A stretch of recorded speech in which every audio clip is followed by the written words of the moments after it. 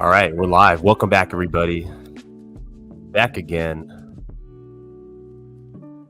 Dipcatcher Radio. Maximus DAO. I'm your host. Dipcatcher, aka Tonto Nomanai. Hit the like button, hit the subscribe button, hit the share button. If you have a friend that's been watching you on the sidelines, wants to get into crypto, now's the perfect time, especially with these Maximus Perpetual pools coming out. It's the best way for new people to stake hex. What better time than now?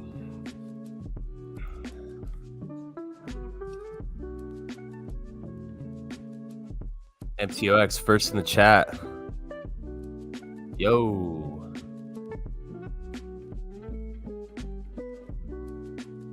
Got an exciting stream today. We're going to be doing the giveaway. We have two giveaways from this past week that we will be sharing, and we will be selecting the winner. And then we're going to take a look at the Twitter bot that I built last night that tracks all of the team and Perpetuals minting. Follow that on Twitter, Maximus Minters. I saw earlier that the account was suspended, but then I had to go and verify ownership of the account. So hopefully that is back live. It's funny, Twitter, there's endless bots trying to scam you, and then we just built this simple bot that just tweets when someone mints, and they flag us. How horse Christ is that?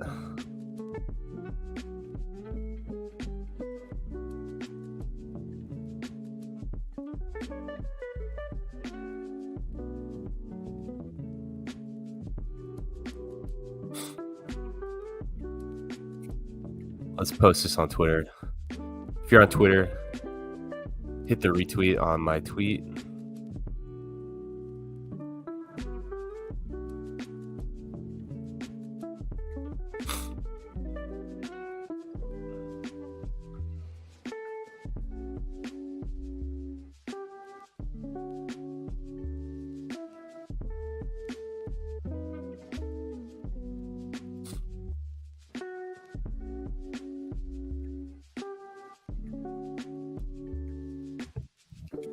Cool Saturday morning. Great day to be alive, as is every other day. Let's take a look at the numbers.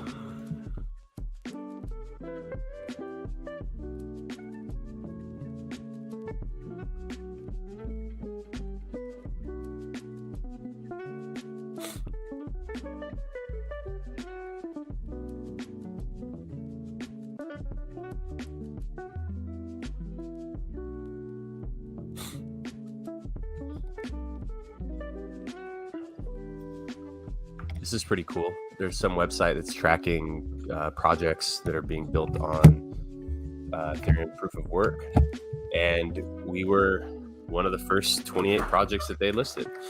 And also, I think that if you go to see if this actually works, epow-perpetuals.maximus.cash. I think our links are working now. Prior, we had those temporary links. Yep. So our proof of work Ethereum links are working. You can get those at epow-perpetuals.maximus.cash or epow-team.maximus.cash. So that's pretty exciting right there. I think that this whole ETH POW thing, it really gives us kind of an opportunity to kind of introduce hex to new people, because people are looking for what DeFi applications are actually coming to. Because a lot of these DeFi cornballs that just the regular garden variety DeFi crowd, that basically just do whatever Vitalik says. It's they are anti the POW chain because they just, you can't just copy the coins, or just whatever dumb shit they have to say. And so whereas the Hexicans, we're fully mentally prepared for this event. And I even said it, I replied to what's his bucket Eric Wall. He's talking. He says, "Want to know what the winning merge trade was? Buying Hex on ETH POW fork up 2,700% the last 24 hours. Why? Almost all ERC20s are broken on the Ethereum POW fork, but not Hex. Hex is just a self-inflating coin, no external dependencies, no oracles, governance, multi-sig, nothing." And so I was like, people building on Hex, like myself, with Maximus DAO and synergy with Hedger Crypto, were quick to add support because everyone in Hex was already mentally prepared for system state fork, and we all have hundreds of hours of practice on post-chain testnet. This was nothing new, and I think that's like a pretty that's like a pretty powerful thing for all of us, is that like the hexagons really are the counterculture of DeFi, and so we find opportunity where other people don't, and things like this event, they just happen to benefit us. And especially because we're already prepared for this type of thing. I just feel like we're just a lot more resilient, and that's why we perform better than everyone else. Everyone else is just like, just kind of got their head up their ass, but then the hexagons, like, we take, we are willing to challenge ideas and do things differently. And I think that's a really powerful quality that we all have.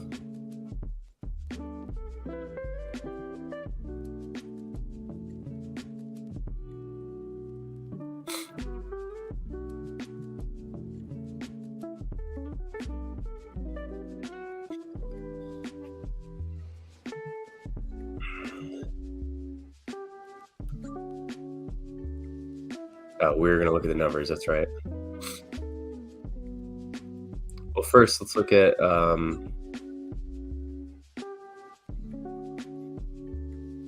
let's pull up the Maximus minters. So here's the bot that we made last night. It simply tweets out whenever someone mints. So 6 minutes ago, someone minted 9,000 DECI. 6 minutes ago, someone minted 26,898 team, 3,000 DECI, 70,000 trio, 5.229 base, 25,000 team. So it's pretty cool. It just shows you, this breakdown. And let's look at the total numbers. If we go to team, dashboard, then enable that app.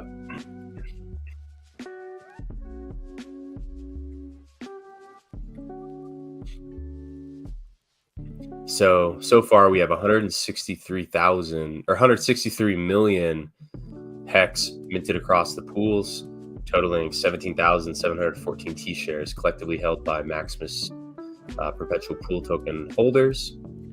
DECI far in the lead, almost about to break 100 million hex, followed by base, and then Lucky looks like it's almost going to catch trio. So maybe, but it has, because it's over twice as long, it has more T-shares than trio. So there's more Lucky T-shares.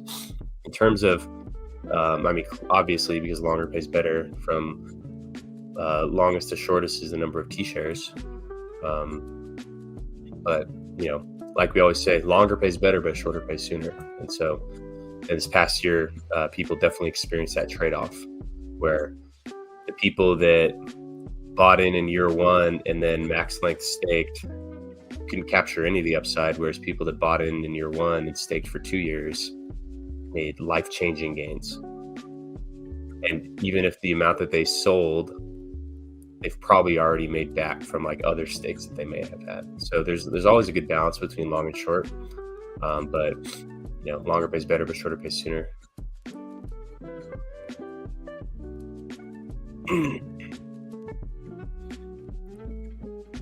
41,590,000 team has been minted. A lot of demand for team. That will result in 8.32 million MAXI burnt, 12.48 million MAXI redistributed to the team stakers across years 3, 6, and 9. So those are going to be big payout years. And then 20.8 million in the MAXI mystery box. See if we have any shakeups in the leaderboard. Nope. Still, we only have 5 people that have minted or 5 unique addresses. Who knows if people have spread them across addresses, but we have 5 unique million team minters. These are the oligarchs. We have, let's see how many in like the hundreds of thousands. So, probably, so if there are 5 and there's 100 per page, so 1, 2, 3, 4, 5, 6, 7, 8, 9, 10. So we have 5 team millionaires. And then that means that there are 5 plus, so, and then there's what, 80? No, 85 6-figure team minters. And it kind of goes down from there. But what's pretty interesting is that a lot of people have a lot of dry powder on the sideline. Like even right here, like this person, just this random person we just see right here on the screen. They only minted 90,000 team, and they still have 3 million team on the sideline. So this is one of our largest MAXI holders, and they're just kind of dabbling. See if we have other people with big remaining MAXI bags. I mean, this person here, 1.3 million remaining. This person, 2.1 million remaining. This is another one of our largest people, where they only minted 580K, and so that's pretty powerful. And we see right here, well, that's crazy. Just like yesterday evening, it was 1369, and now it's 1396. So just under 1,400 team minters, and which this means that there's 1,400 unique addresses that ran the mint function, and of those addresses, they still have 41 million MAXI on the sideline. So what's pretty interesting is that the average team minter just put in half their bag. So it's kind of pretty interesting. It's a wonderful balance, and it kind of speaks to just the difficulty of the decision of, how do you allocate between team and MAXI, and what we're seeing there is that it's basically 50-50. So that's pretty exciting to see. X-Love, what's up, brother? Good to have you back. You've got to be one of my most consistent live stream viewers, and for that, I am very grateful for you. I love the questions you ask. I love the ideas you have. Dude, you're awesome. Thanks for rocking with us. Al Merlos says, does anyone know I can end a native stake on ETHPW? Yeah, so let me show you. I'll show you one way to do it.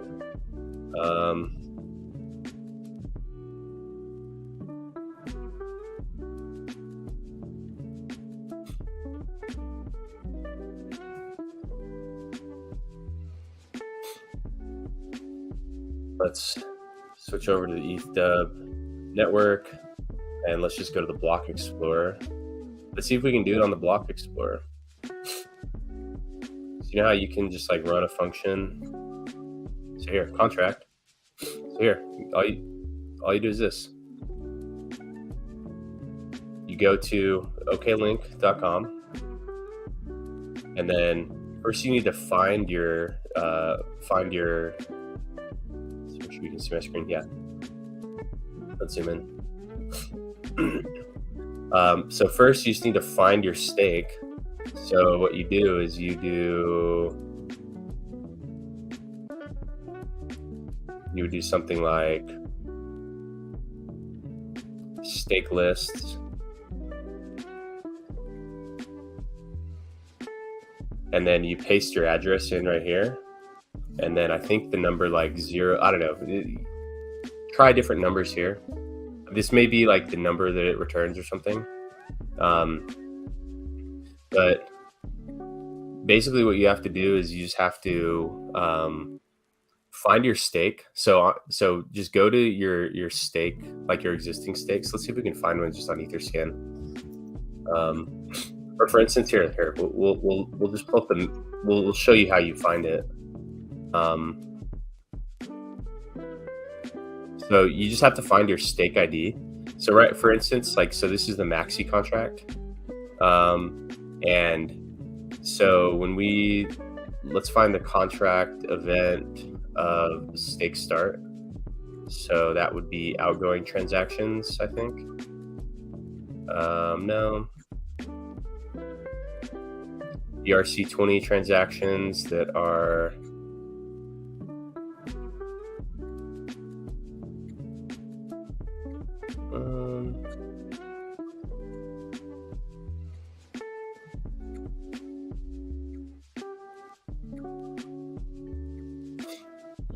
someone minting. Let's see. Okay, right here. Yeah, this is the stake start. So you just find, so here, this is like the example of our stake that started.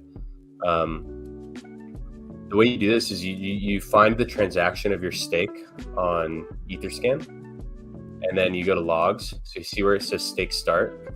It gives you this number. And so that is your,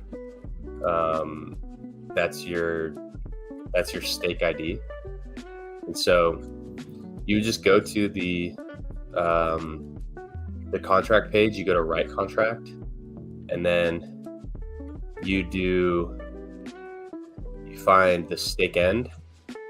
So that ID that we found right here, this is your stake ID parameter. You would just paste that into here.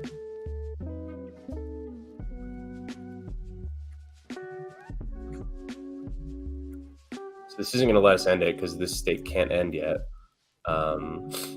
So you would paste it in there, and then you would do the stake index. So this is just like a number based on your stakes. I think it's your active stakes, if I'm correct. So that you may just have to find. I'm not exactly sure how you would find it. Let's see if we can deduce how you might do that. Let's see if it's probably related to the stake list thing. Wait, wrong one. It's probably related to stake list.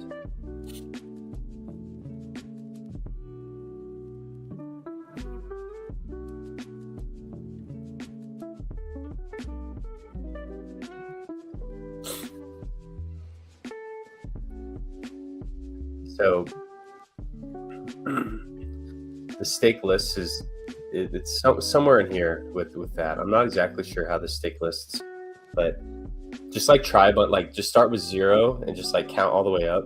So like you would do, so for instance, like we know that the MAXI address is this. So, and then to find it, you just like, I'll have to look at the code to see exactly how, like what this other one is, but so for instance, right there, like we know that MAXI only has one stake, and so it's like the first stake, whereas if we did like one, it would be something else, like there's nothing there. So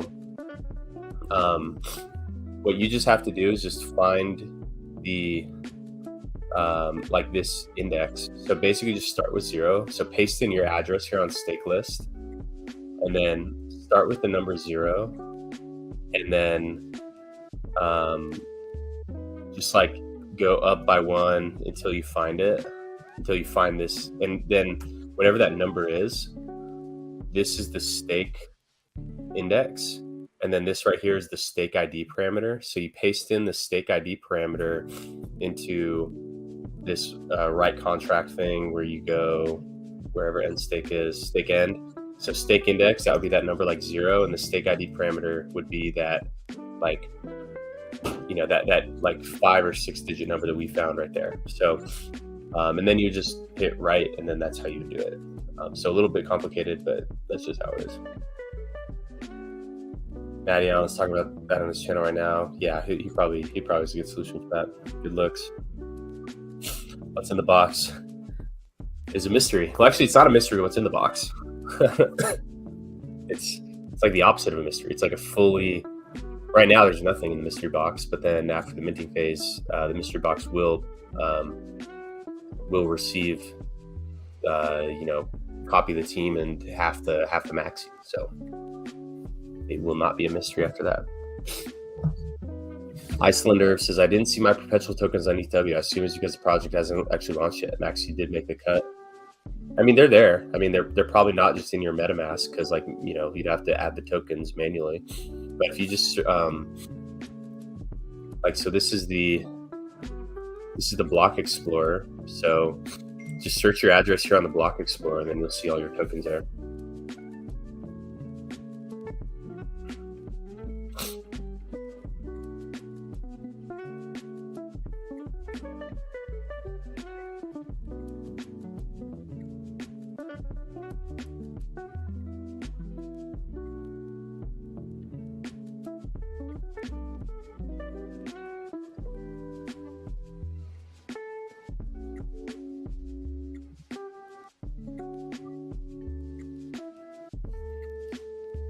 I just have to reply, don't fall for scammers in these replies.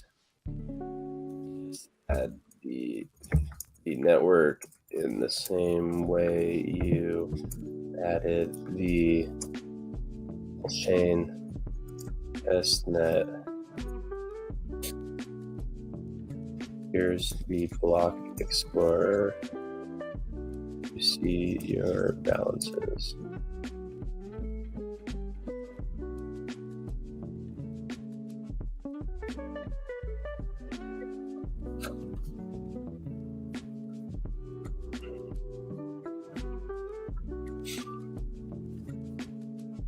Edwin says, Hex may seem down and gas, but it's a good sign indeed. Yeah, I mean, it's part of it just like, because it's hard to get out.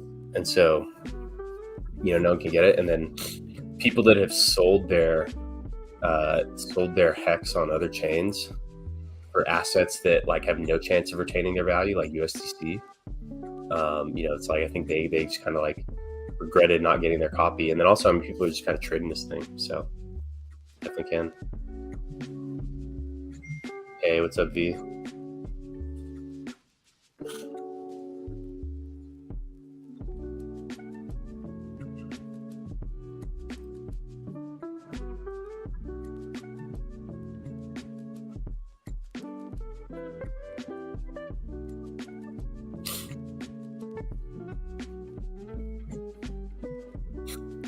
When team prediction airdrop giveaway. So we're going to do that very soon. So here, we'll do the topic of the video first, and then we'll do the giveaway stuff after that.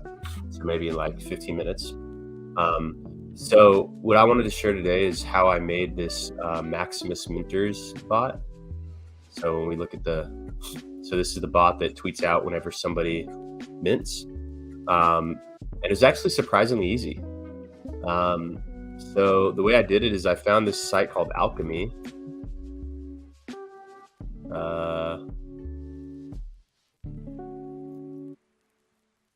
Dashboard.alchemy.com.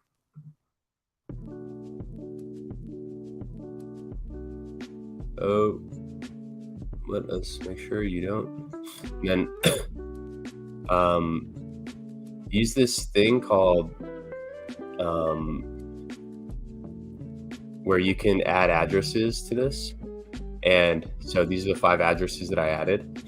And so this is base, trio, lucky, DECI, and team. So anytime these receive a transaction, like an incoming deposit of any ERC20, it hits an endpoint that I plugged into this tool that I use for my Twitter bots that I already use. So MaxLink Stake Bot, that's the one that, so this one actually reads, like every so often it reads it reads from the blockchain and then sees if there are any new MaxLink stakes, then sends those out. But with this one, this is actually like a direct response to those, where we just made it all happen on Zapier. So Zapier is a nice no-code tool that's useful for just like quickly like integrating across different platforms online.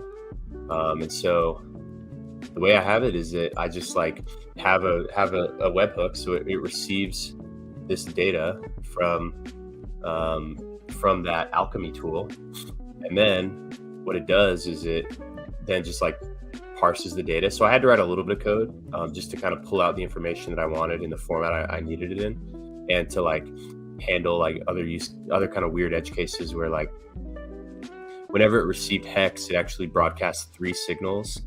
One of them was the hex deposit, and then 2 of them were like just like these internal transaction things that had to do with the actual like minting. So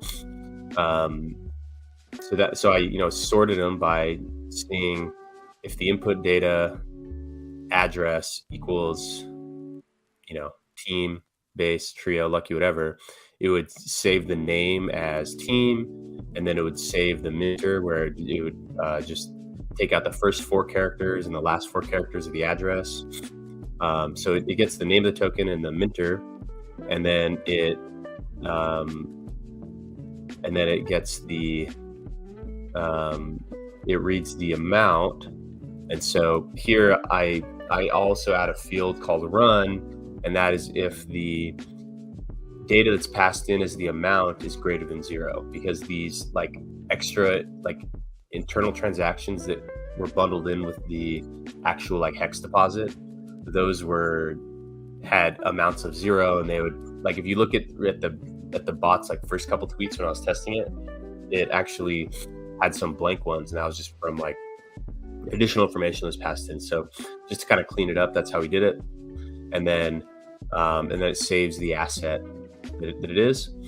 And then I just have it do this thing where it only continues if run is true, and if the asset is hex, or if run is true and the asset is MAXI. So that's how I, because these other ones, the asset would be ETH if it was just like an internal transaction. So that's like how I just kind of block out and make sure it's only for minting events and not just like spurious transactions. And then what I did is I actually just made it so it created the tweet.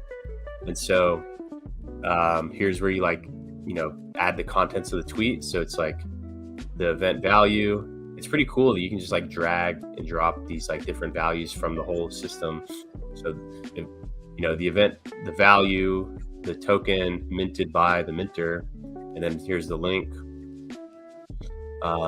So that was like trivial to do. And then this one, the app is Twitter, the event is create tweets. And so I'm also broadcasting to the MaxLink stake bot because that has a lot more followers. And so we wanted to share this information there as well. So yeah, that's literally all it took. I did it on this like no code tool called Zapier that I use for my other stuff. It is quite expensive, and I'm probably going to hit my my limit soon. I'll probably pay to keep my account going for the next couple weeks, but then I may phase out the MaxLink stake bot because I really don't want to be encouraging more people to be doing MaxLink staking on their own. Like it's horribly destructive behavior for people to be doing small MaxLink stakes, and so I do not want to encourage that anymore. And it's just so expensive. It's so like this account is really expensive. The convenience is amazing because it's like you can just build these like Twitter bots in minutes, but then you pay for it for sure. But yeah, that's how this Twitter bot works.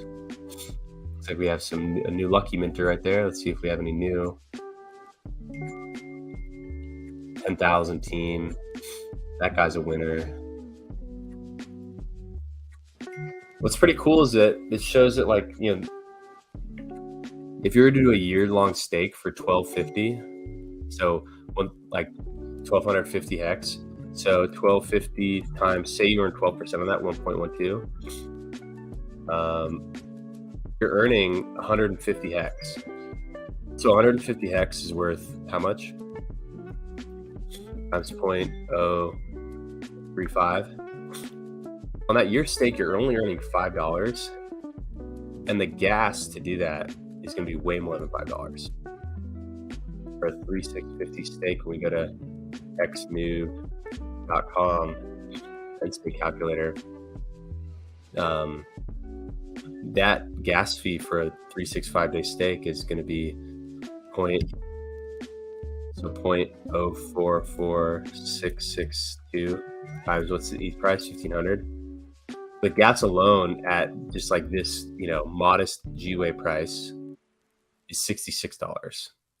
So even if that's like, say 5 GWay, like what it is right now, then you set a 0 basically. So that brings it down to 6 right there. And so even then, the gas for doing this is completely infeasible. But now that person has their base, they don't even have to touch it. So they can, they can sell, they don't have to pay the gas for ending the stake. The gas already was quite low for them to mint. Like 6 GWay right now, 5 GWay.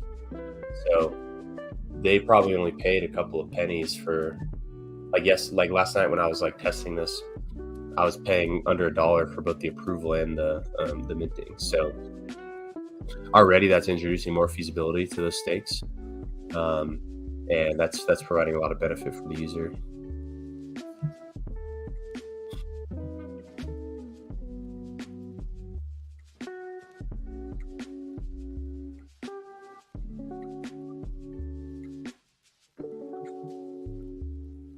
Nope. Waste of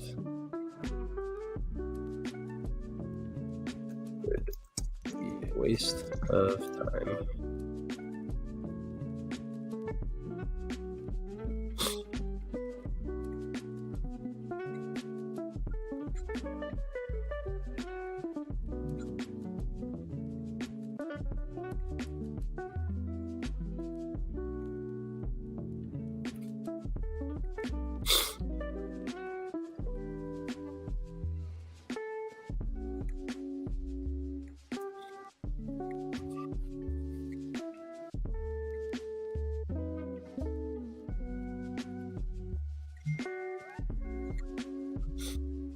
Should we just giveaway now? I think we should. So let's go to our giveaway app. Let's first prepare it. So what are the 2 giveaways we have? Quanto Nomini giveaway.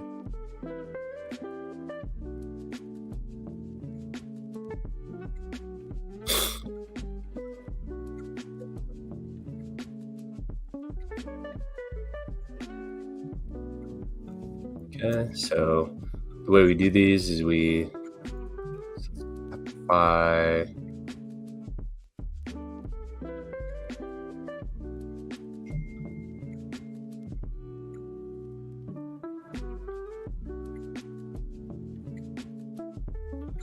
is a new account in MetaMask as secure as creating a new MetaMask with 12 words. Well, when you add new account, it is your same 12 seed words back that one as well. So as long as that original seed phrase is properly secured, then it's just as secure. Some people do like to make new ones, just because those are completely separate private keys, and so it's kind of your choice there. But if your first 12 are secure, then that any new account you add is going to be secure.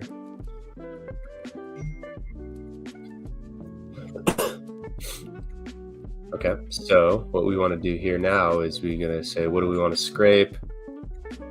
So we don't need that. So scrape by URL. So let's paste this one in. And then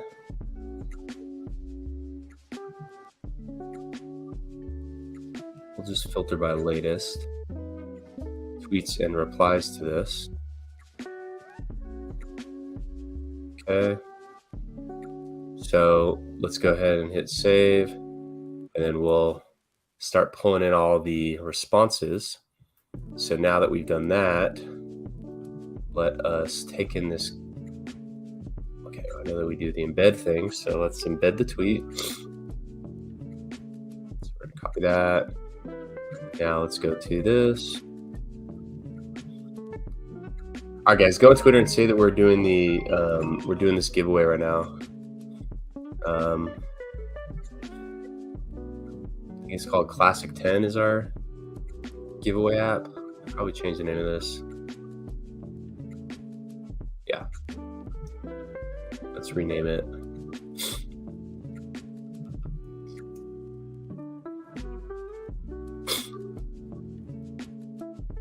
Okay, so let us paste this in.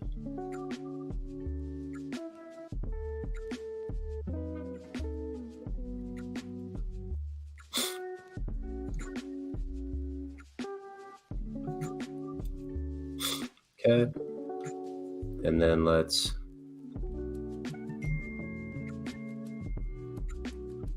we need this conversation ID.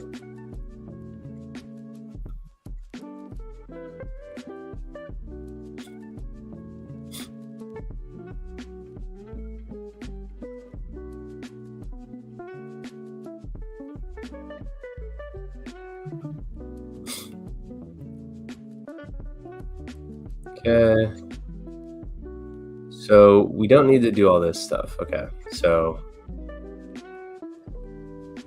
all this here, let's just break this out.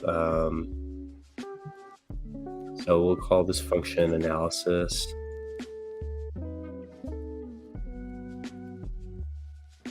That was all that stuff that we did when we were trying to like break down the number of people that did the that actually let's see. Yeah, so that was when we had the ones where people were like ranking stuff and we were actually doing all that stuff. But so now looks like we got that. It's still running, so we'll do that. All right, while we wait for that, let's say we're gonna retweet this. Doing the giveaway drawing now. YouTube link.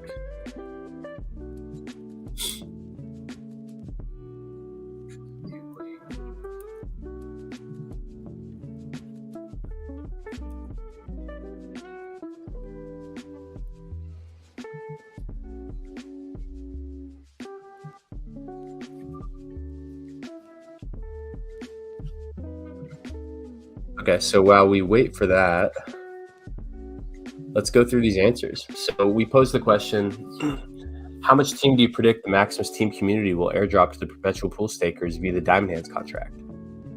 So what this is about is that the Diamond Hands contract that is currently under audit and is scheduled to launch on the 22nd, so 4 days before the end of the minting phase. It's set up to be able to support any type of like open-ended airdrop. So if people want to incentivize the perpetual pool stakers, they can just send team, MAXI, any token they want really to this contract, and then that's distributed amongst the people that successfully diamond hand their perpetual pool tokens throughout the whole period. So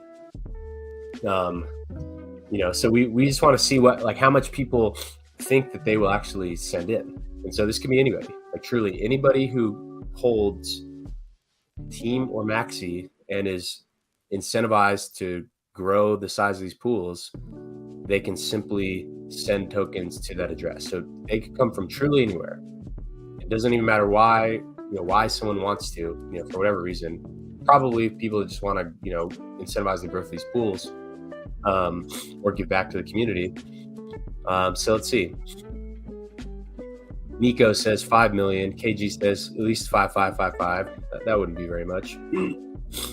1 million, 10 million, 100 million. Haven't researched yet. Just about to. Also, what is this Diamond Hands contract? Sounds pretty interesting. It's like a lockup for your perpetual pool tokens. Derek says I'd guess 15 million team.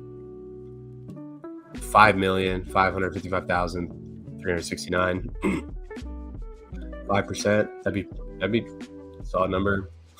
1 million to 10 million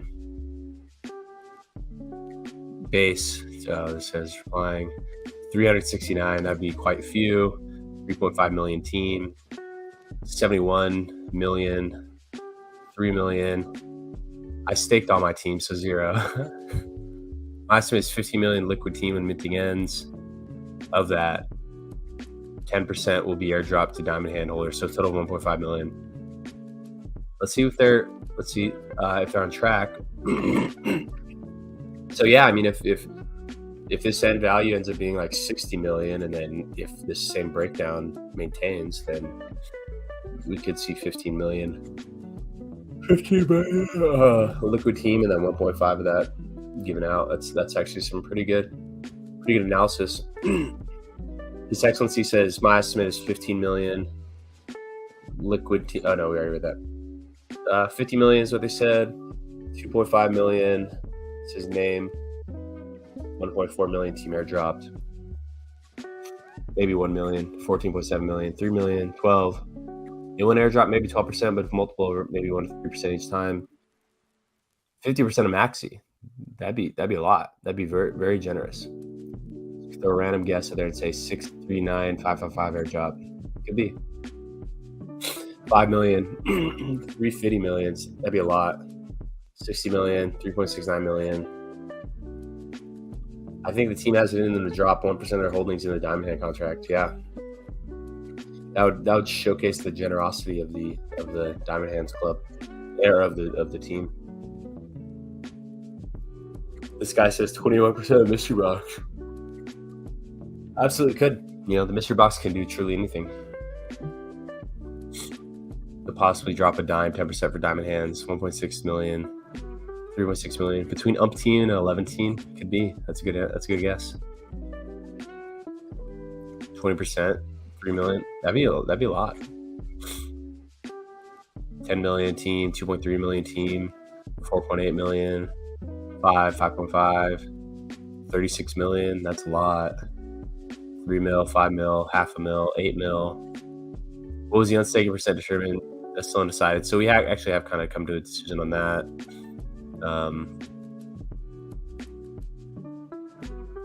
Dog Days says 3.69 million. A lot of 3.69 millions. 25 million, that's pretty big. If you know more than 1% per 369 rebate, yeah, I mean that's kind of a good way to think about it. 42 million. 55 million. Guys, I'm tired. This launch phase, 8 hours of streaming a day has been taken out of me. 7 million. What is it all about Diamond Hands? It's a lockup system for the perpetual pool tokens. Side effects is 13.69. Exographer says 2.55.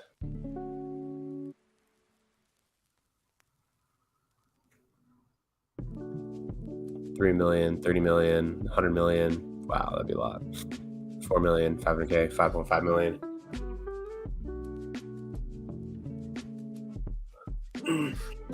Can MAXI holders participate in the Diamond Hand contract and stick MAXI? Not yet, but we may roll out a version for MAXI later. Shitloads. I like that. See if this is complete. Okay, so this is complete. So now we're ready to do this. So what we do is we do view as JSON, no, export JSON, copy the link.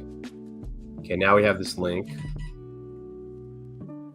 And so all we do is we just paste it in right here.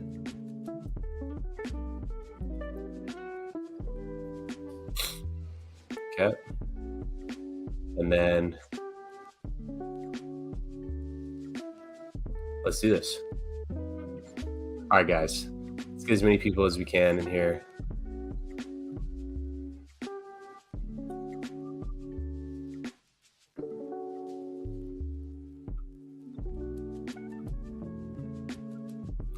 Selecting winner in 1 minute.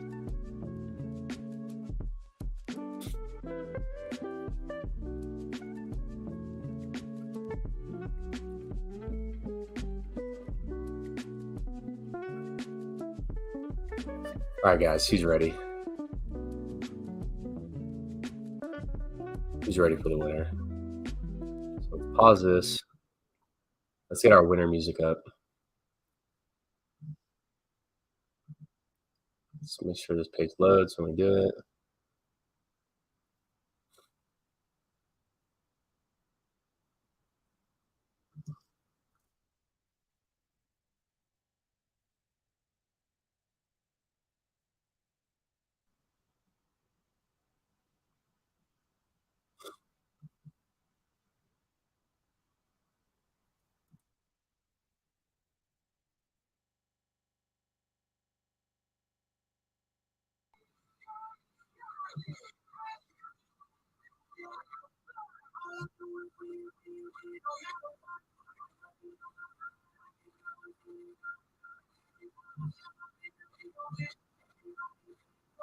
Hey, name you want, dude?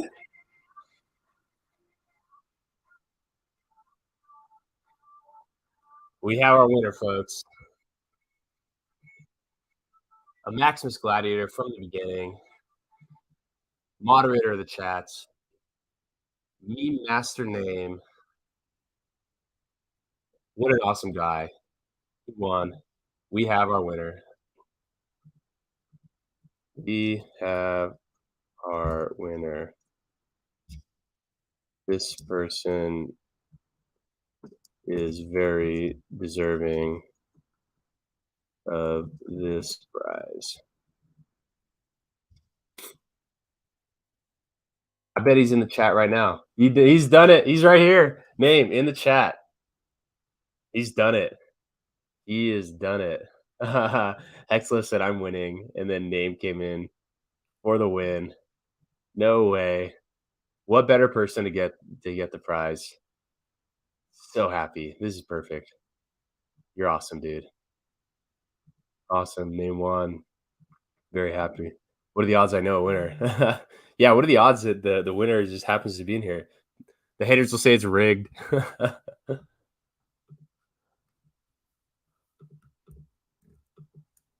Staked. We have our winner. He's done it. Name, you know where to contact me. We'll get you that.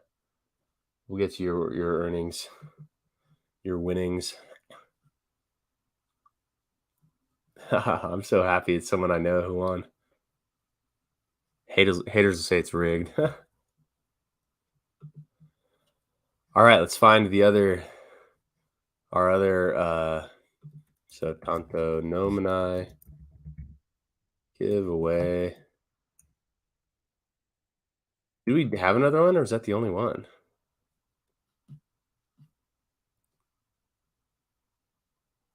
Oh yeah, this one. Okay, this one's more important, I think.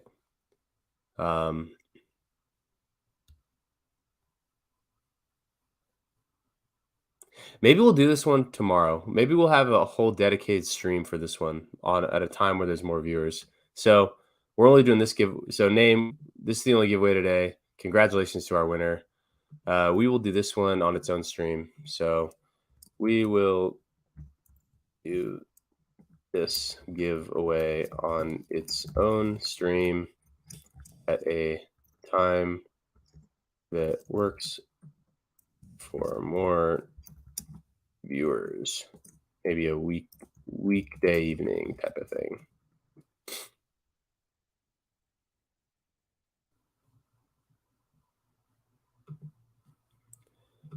Congratulations, Name. You've done it. 1,000 team to Name.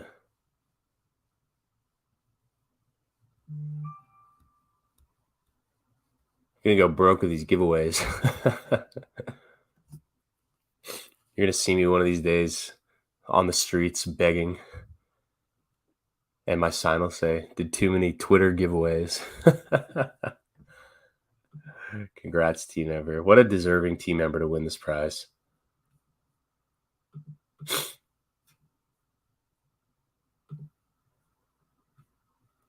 Come on, Tanto. That's funny.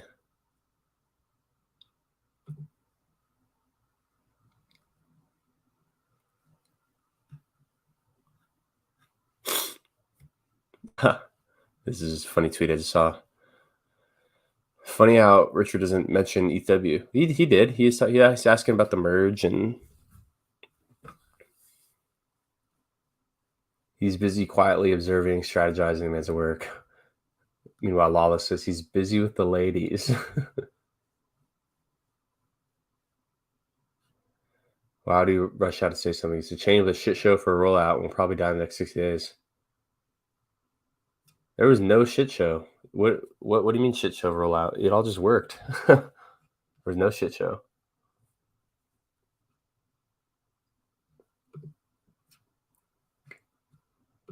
Congratulations, name.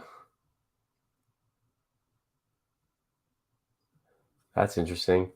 Here's something interesting on ETH-POW, MAXI's dumping versus Hex. This tells me people don't believe ETH-POW will be relevant in 15 years.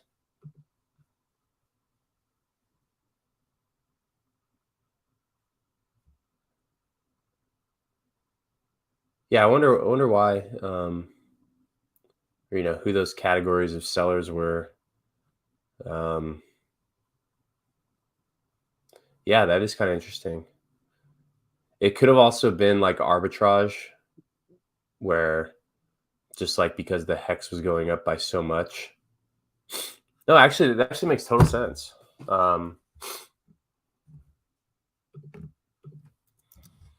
It actually makes sense. Makes sense. We've discussed this phenomena at length before. Since MAXI holders experience amplified ROI on their hex, when hex price rises, their ROI is higher, and so when hex price rises, MAXI holders hit their blank X ROI targets first, so they are willing to sell for less hex than what it may otherwise be worth. Yeah, I notice I get more engagement when I reply. I love retweeting, but I guess Twitter prefers replies than retweets. So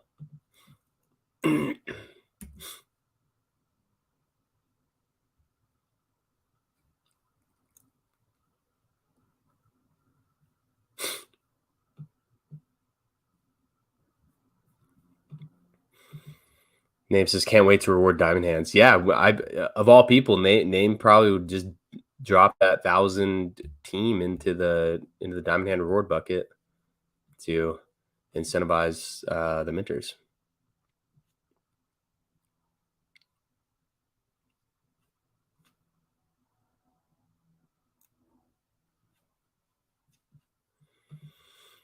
It's pretty funny how this whole ETHPOW has really kind of put up a divide in the community. Like some people feel it threatens Pulse Chain, but I welcome competition. Like if you want low fees, then it's like low fees are right here. Like what are the effective fees on ePow? Let's go see right now. I mean, we're already plugged in, so let's see right here. So let's go to perpetuals.maximus.cash.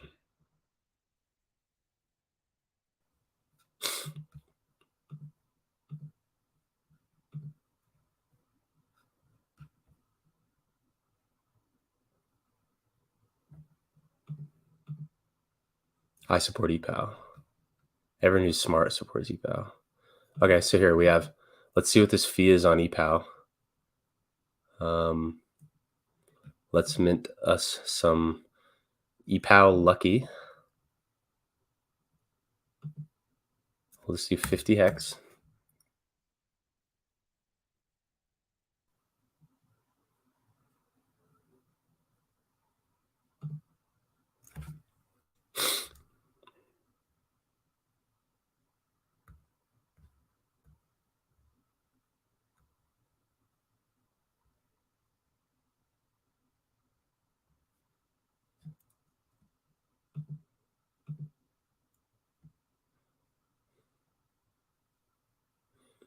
So the total fee is this much ePow, so let's copy that.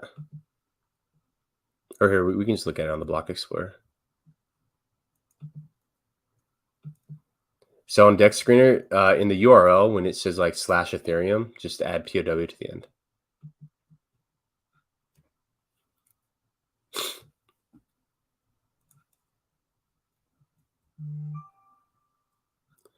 All right, so here's our. Oh my God! Look at that. That's cool. Our block height. So the block that we were on in this sample one was 155555277. I guess anyone minting right now. That's kind of cool. Let's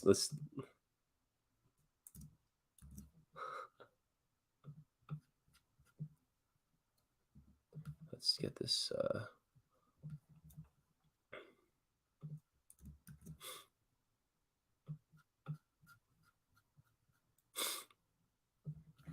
Let's tweet that out. Let's say if you mint perpetuals or team on ePow right now, you will have 5555 in the block number of your transaction status.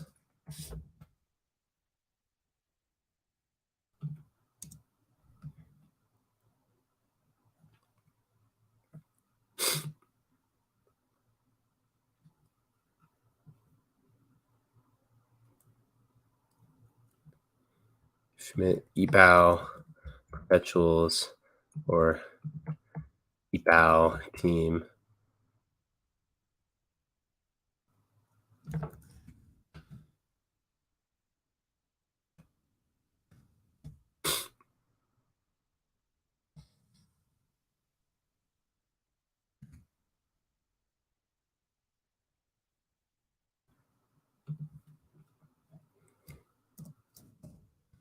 Gas fee is, let's see, what is the ePow price?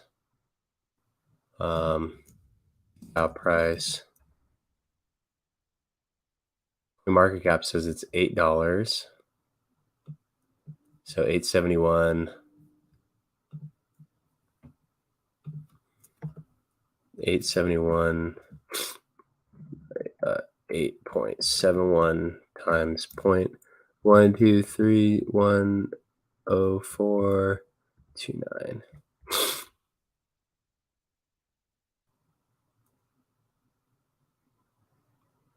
0.1239.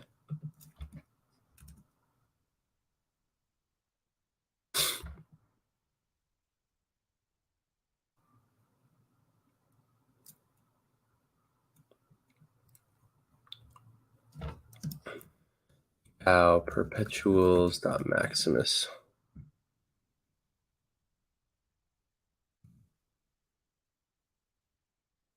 ePow team.maximus.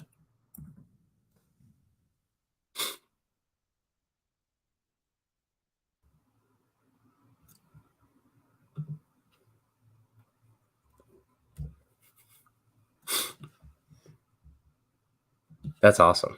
That's super cool.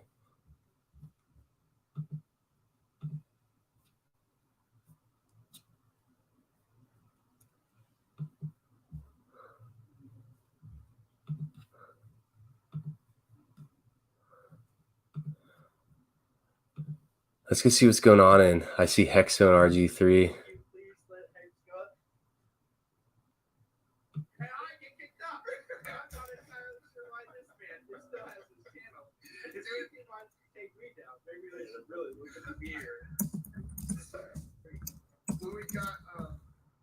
When we got the ex-Asians on, dude, like every show I was getting not just one, not just two, but like strikes on every show that they put out. I was like, whatever, we'll see what happens. And they never gave us a yeah, he did get me with the pencil that night we stayed together over in Georgia. Hexlove asks, is Hearthlog going to really make ePow ETH 875 going to be worth the same as ETH on POS 16? Is Heartslog going to really make ePow ETH 875?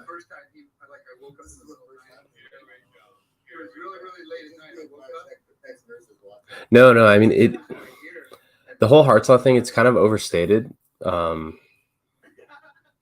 because there's always other ways to trade. Like it talks about how like if the main liquidity between like say Hex, say like the main liquidity pool is like Hex and ETH, as the ETH price goes up. I mean that's part of why we're seeing, you know, like the US dollar price of like the new coins are so much lower, is because they're all tied to either ETH or USDC, and so the USDC is basically worthless and the ETH is down like, you know, what's 1500 divided by 8, that many X, and so that like causes the like quoted price to go down. But as you know, people just like trade and there's more liquidity pools and it's kind of balanced out, it kind of spreads. But the hard slot thing is kind of why the why like that marked price is less.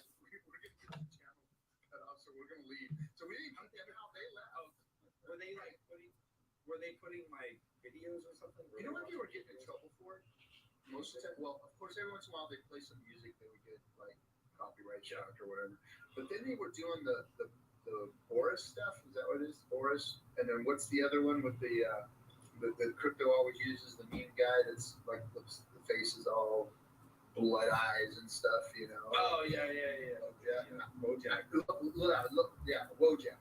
So they were putting Wojak on, and the Wojak guy got pissed at them, and it was like he was copyright striking on every time that they put something on, because the Wojak stuff was funny, man. It was the guy that made the Wojak. Oh, okay. It's probably a video. It wasn't the guy that created Wojak. There's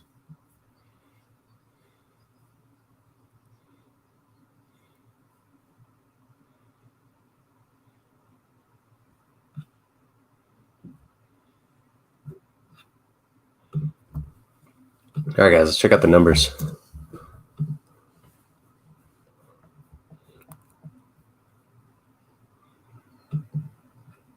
$163,460,000 hex pooled, 41.61 million team minted. It's pretty wild. Let's see if anyone.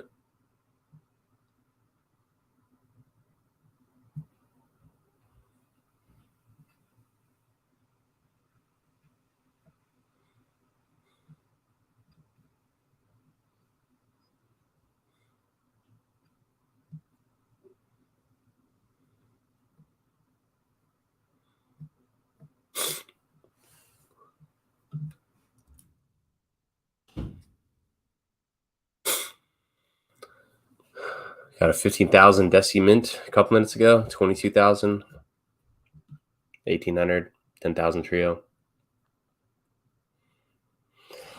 It's cool to see people bouncing out between trio. You see the same address there, OXF3. Bouncing out between. So that person, OXF3, they did 8,200 in DECI, 10,000 in Lucky, 10,000 in Trio, and 1,800 in base. So that person just minted all four. That's pretty cool to see.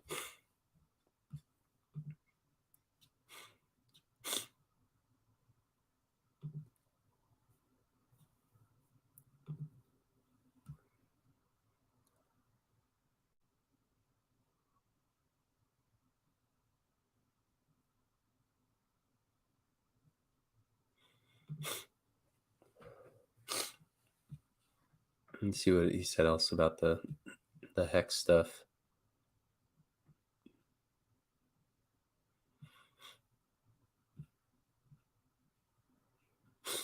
Wow, he's using my word solo stake. If you prefer to solo stake, you actually can. I can solo stake my 32 ETH and generate a yield without being part of any pool. To solo mine your own blocks in Bitcoin without a pool is entirely infeasible for me. Impossible to generate consistent returns without a pool. Wow, look at that. He's using our buzzwords. Feasible, solo stake, pool.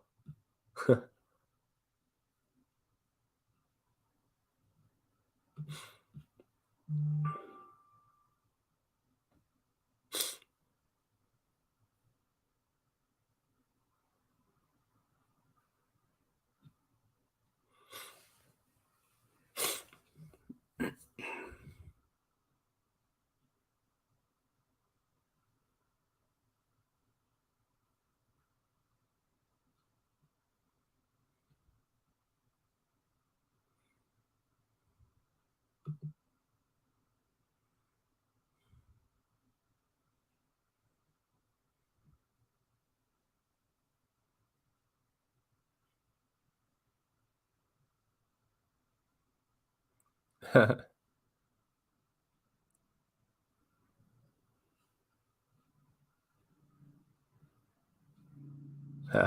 says you're obsessed with Hex. Check the liquidity though, small account edge. Did everything outperform ETH, pal?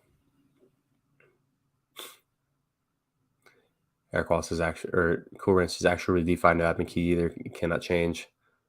Some people will hear Eric's words criticism, others may want to own Hex for these exact reasons.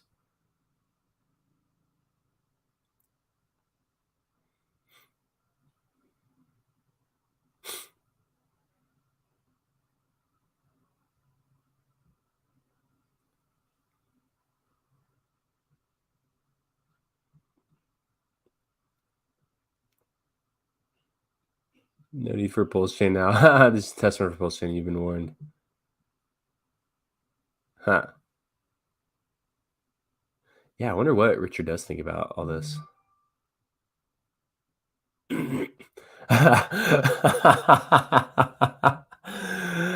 This guy says a scam so pure it could pump in the vacuum of space.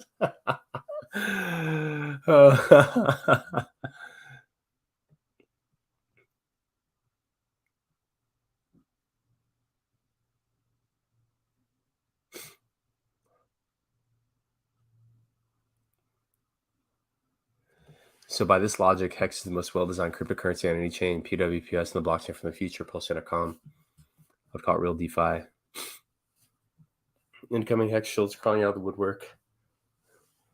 Welcome to the team, sir. Now stay with us for 5 days. Thanks for supporting Hex, boy.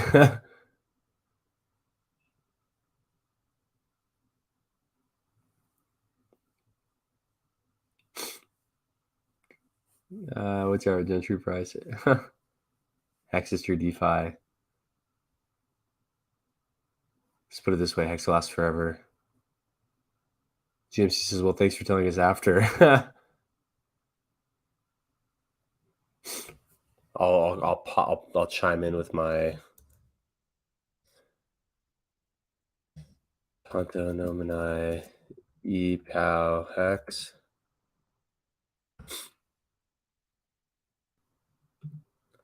Let's copy the link to the tweet.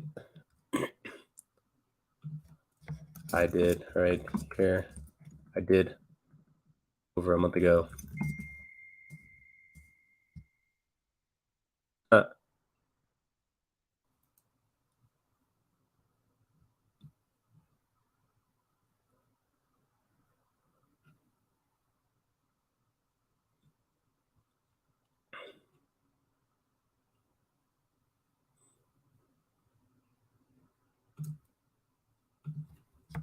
The Hex yield comes from the constant 3.69% supply inflation. And how the Bitcoin miner yield comes from the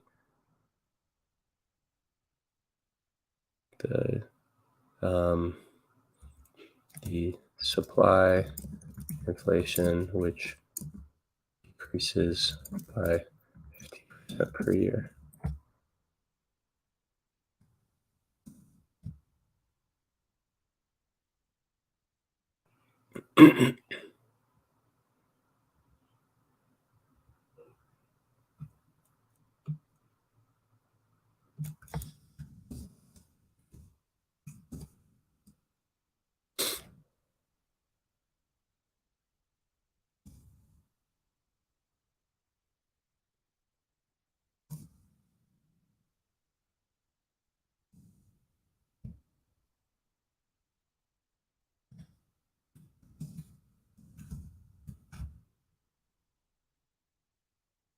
It's actually pretty interesting, and I haven't. This is one of my first YouTube videos on this topic, but but it is actually pretty like comparing like the inflation rates of different coins.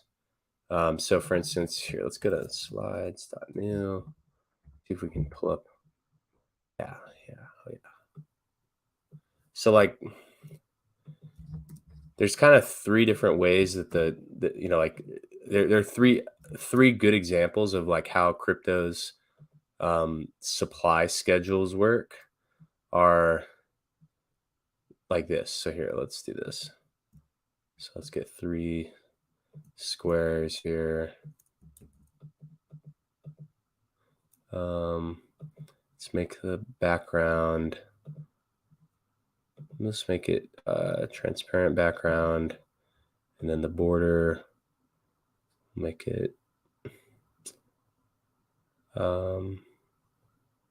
black, and we'll make them a little bit thicker. Okay. So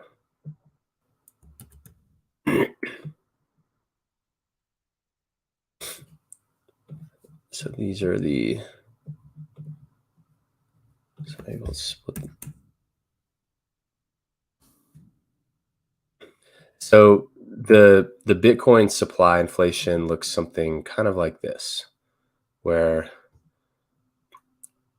it, or like the total supply looks like,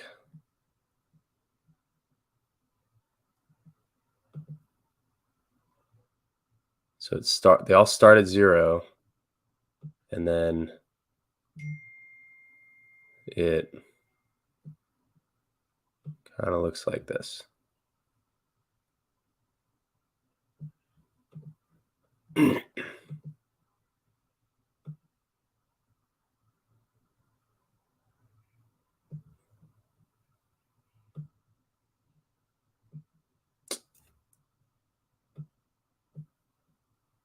So like that's kind of what the Bitcoin supply looks like. The Dogecoin supply looks like this.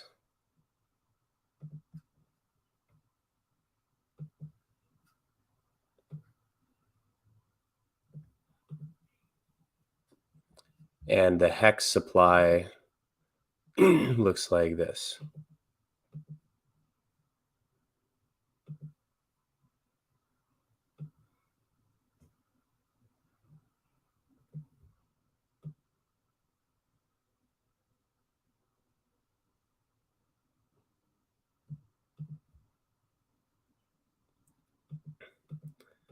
Where it grows it like this, you know, so it's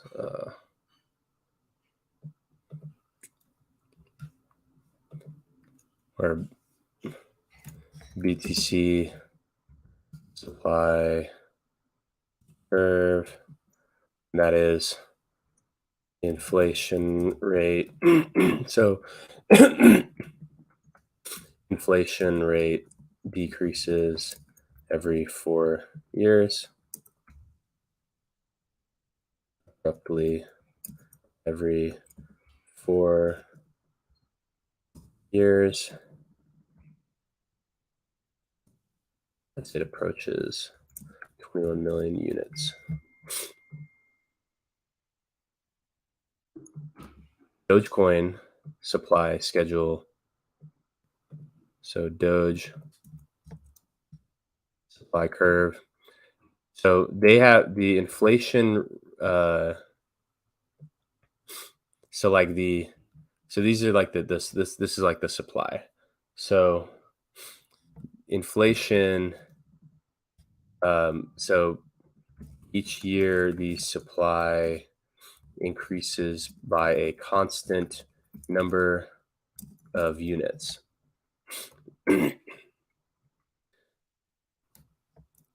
So each year the percent supply increase goes down.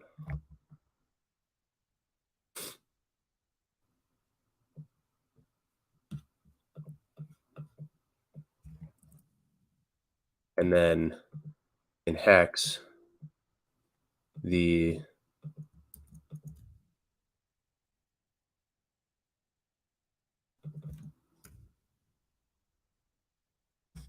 so each year the supply increases by a constant 3.69%. That's the maximum. It's actually less than that due to the structure of how the supply actually hits the market. But the maximum is 3.69% by a constant 3.69% rate. So these are so black is the token supply, and then let's do another line for red, like the inflation. Let's see if we can here. Let's just get like so Bitcoin inflation chart.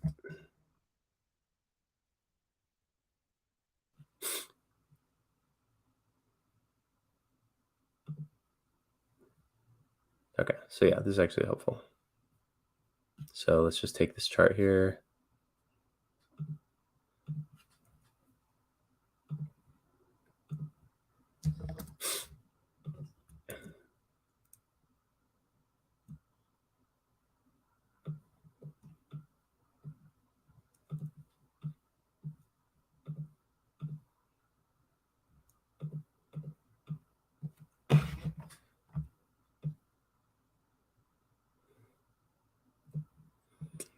So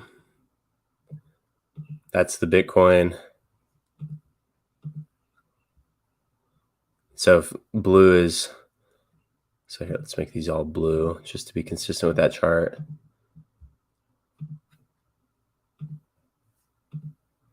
Blue and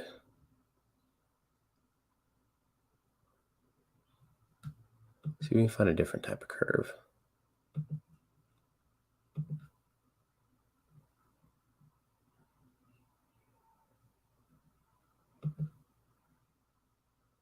Yeah, that's probably a better kind of curve.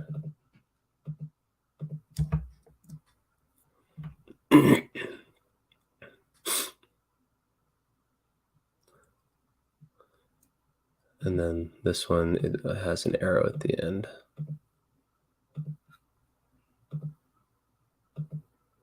Okay, and then let's make this one blue. So, so Doge, if the blue line is the supply, the unit supply, and then let's make an orange line that shows the so what the percent inflation rate is. It actually goes down over time as it approaches zero, because as the total supply grows. So for instance, say it grows by however many units per day, when there was 1 unit per day and there was only 100 total, that was 1%. But when there is 100,000 units, then that percent is only 0.0001%. So for this one, it actually has a similar shape here where it's maybe like that.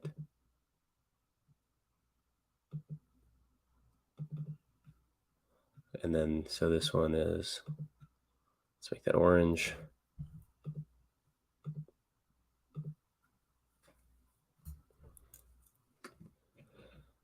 And so let's add some text.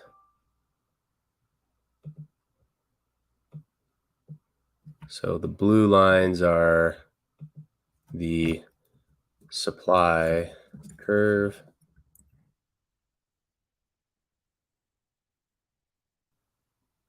So if it's a blue line,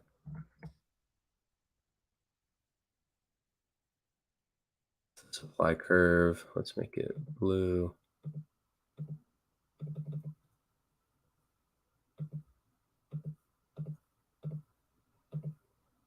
And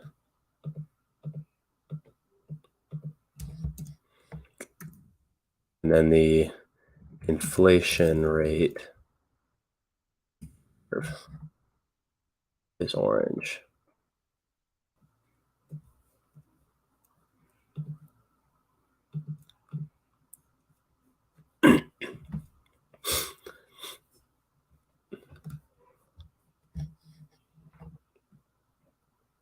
And so in hex, the inflation rate is constant, right?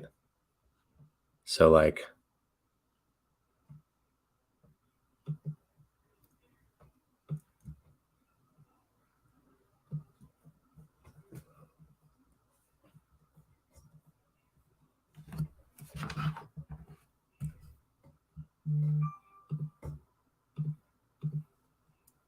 so like that's just kind of, you know, how different coins have different monetary policies.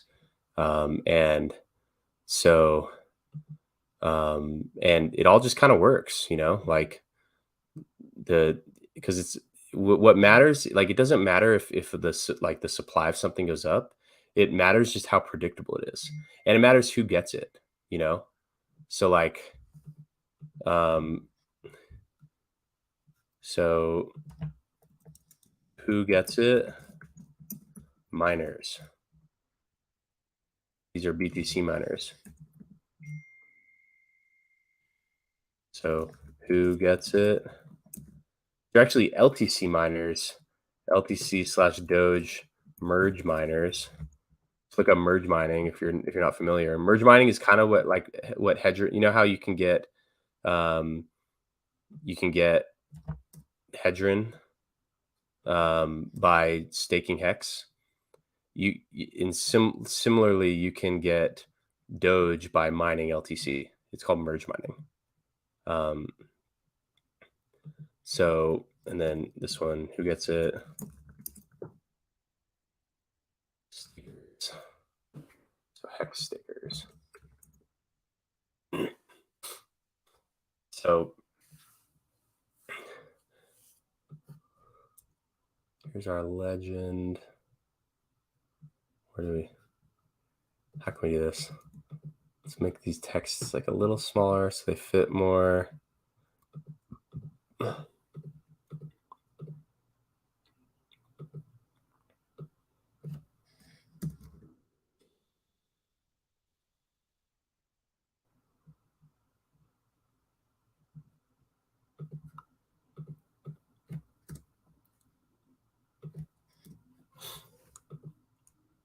So let's add a title here. We're going to say comparing BTC, Doge, and X monetary policy. Supply curves and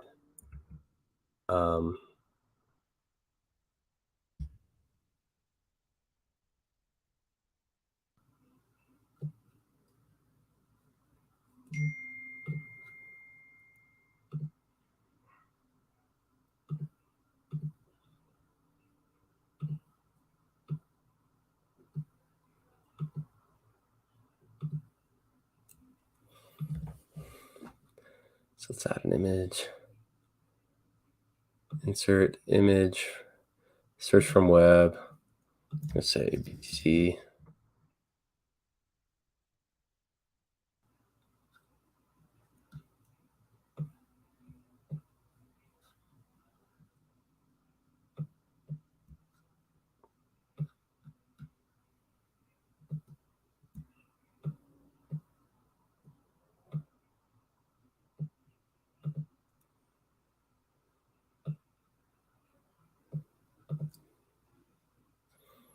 BTC, Doge.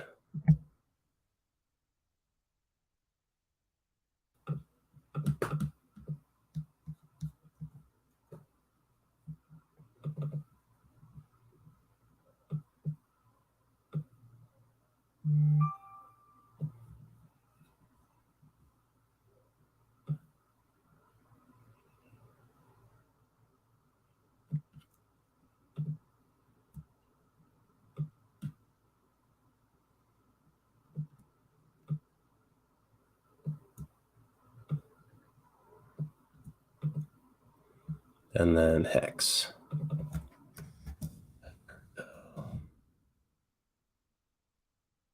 Why is hex not in here?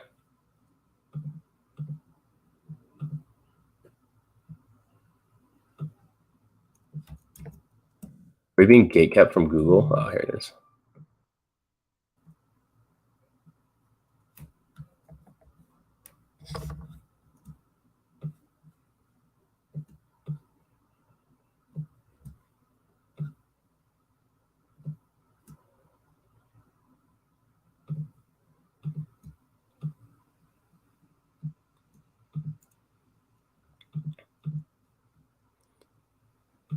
color no border.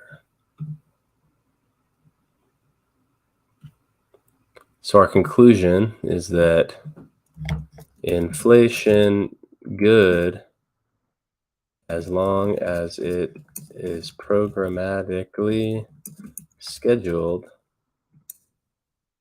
Inflation great if you are the one earning it.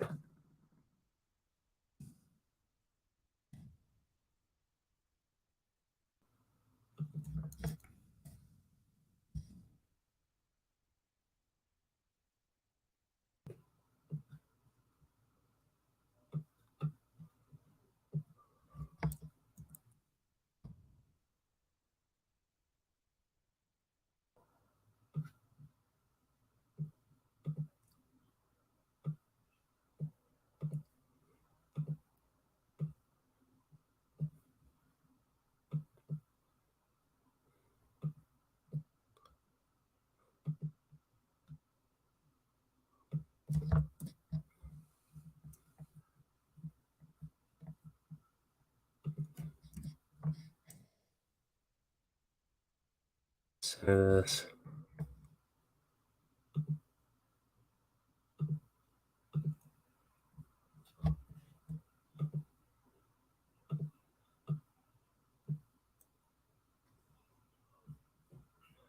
Make it bold. Get it wider.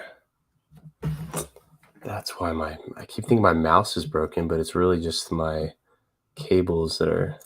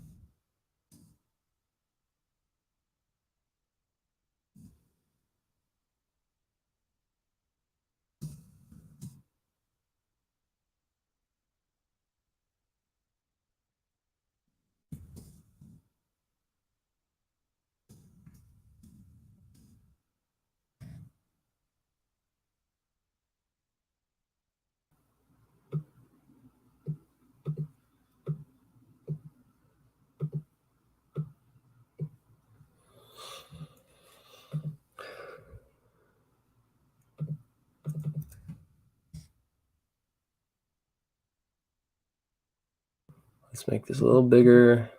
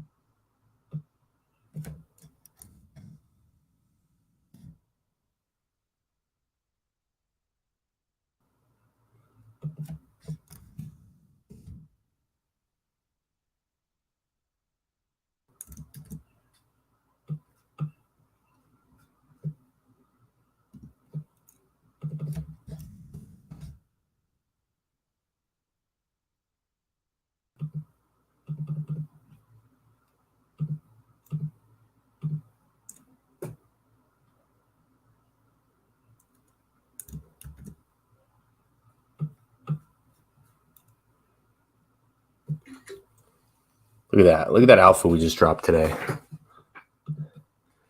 We just did a full, this is like PhD level stuff. Like if you went to like Stanford or Harvard and then did a crypto course, now that they're doing these, you would not learn such good. This is literally all you need to know. Like that's actually all you need to know about crypto is just like understanding the supply schedule of coins. You just got to ask yourself simple questions like how many are there?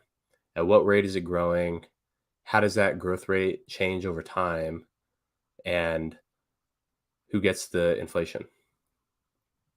And so it's literally that simple. So glad we got distracted there on this topic.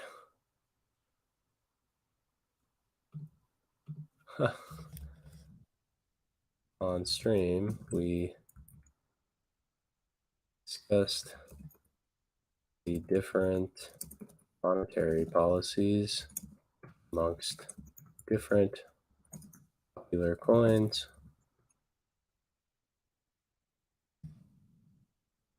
and made this nice little chart. Don't go to university, go to youtube.com/c/dipcatcher.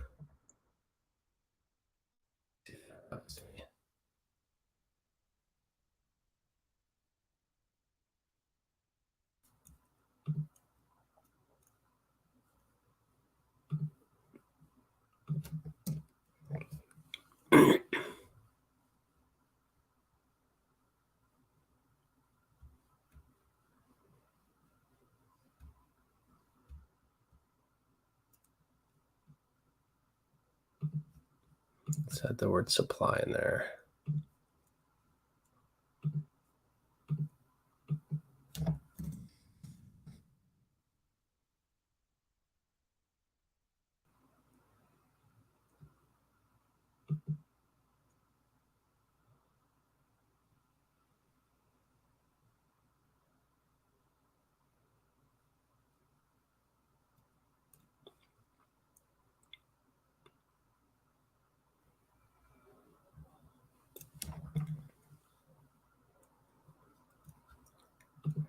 Let's make the font better. These fonts suck. Format. Is there like a master slide?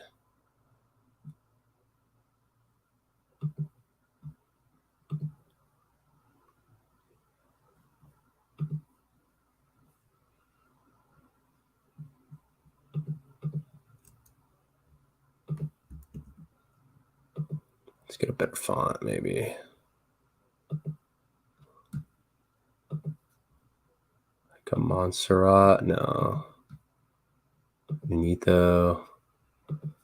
Too soft.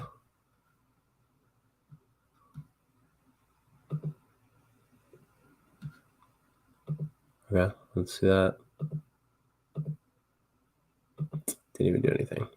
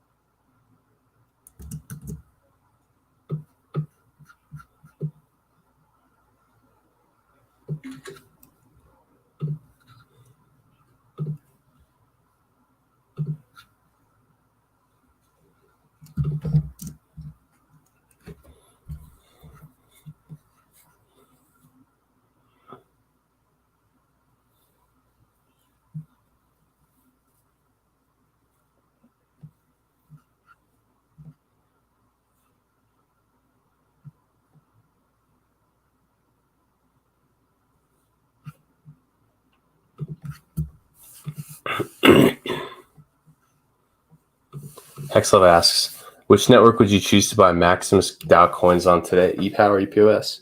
I mean, with new money coming in, I mean, it's like there's absolutely risk on the ePow. You know, so and he follows up if the prices are the same.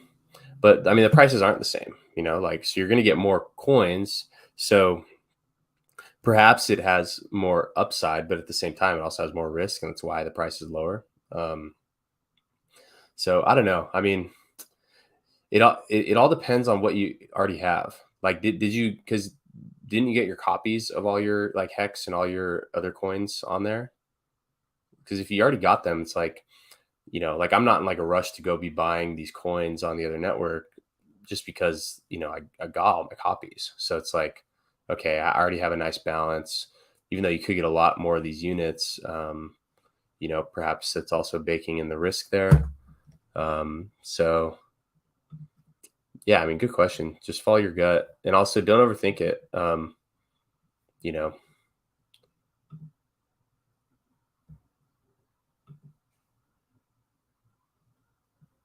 like we're doing a Twitter space. I said I was down the other day.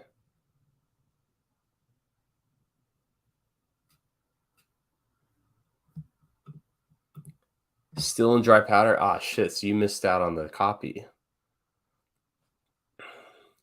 I mean, shit. You gotta get in the game, dude. I mean, it's gonna be a lot harder to buy on the other network.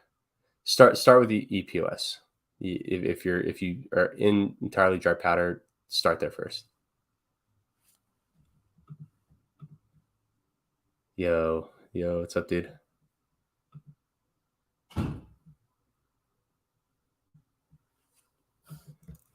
Use epow.perpetuals Maximus.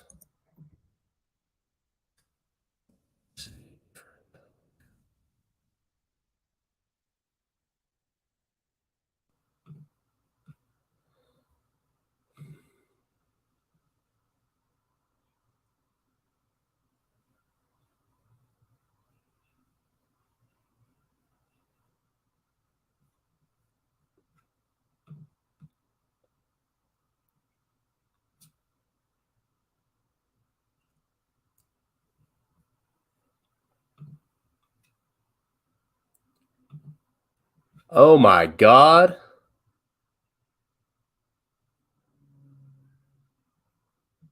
We have our new largest team minter, 5.555 million team minted. Let's see if that's real. We got to see if that's someone, maybe if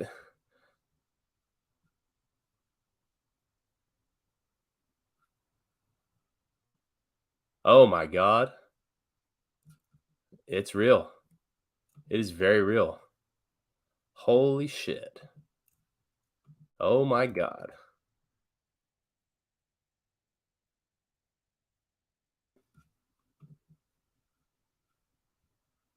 Wow, look at all these pending mints.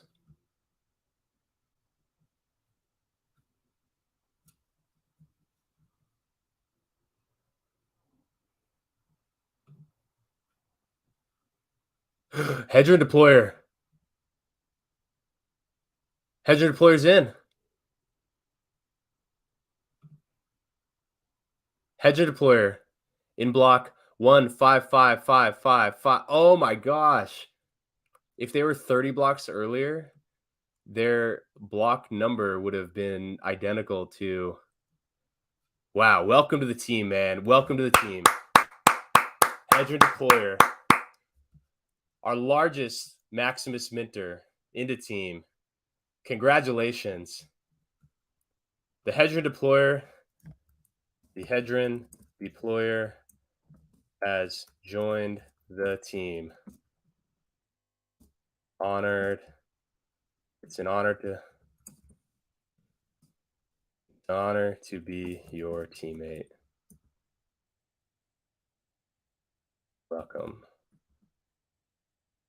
Welcome to Maximus. Wow, we saw that live on the air, you guys.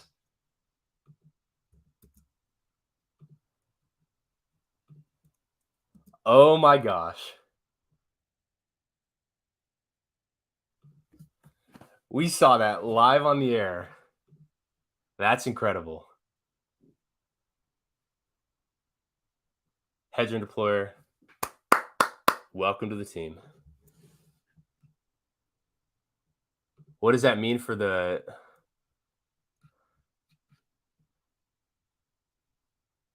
Wow. What does it mean for the holders chart now?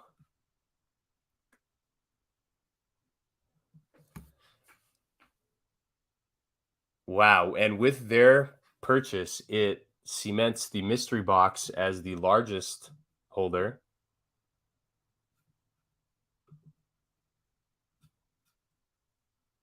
Wow, that's incredible, you guys. We have our largest. Let's go to the team dashboard.amble.app. What an amazing development. Why hasn't it showed up in our, okay, it hasn't, oh, because this happens every hour. So let's go manually give it a little boot here. Let's go to team dashboard. We're gonna click run, pull up our console here. We're gonna go import anvil.server. We're gonna say anvil.server.call launch. Record Minter's task. Should take a couple minutes. Wow, welcome to the team.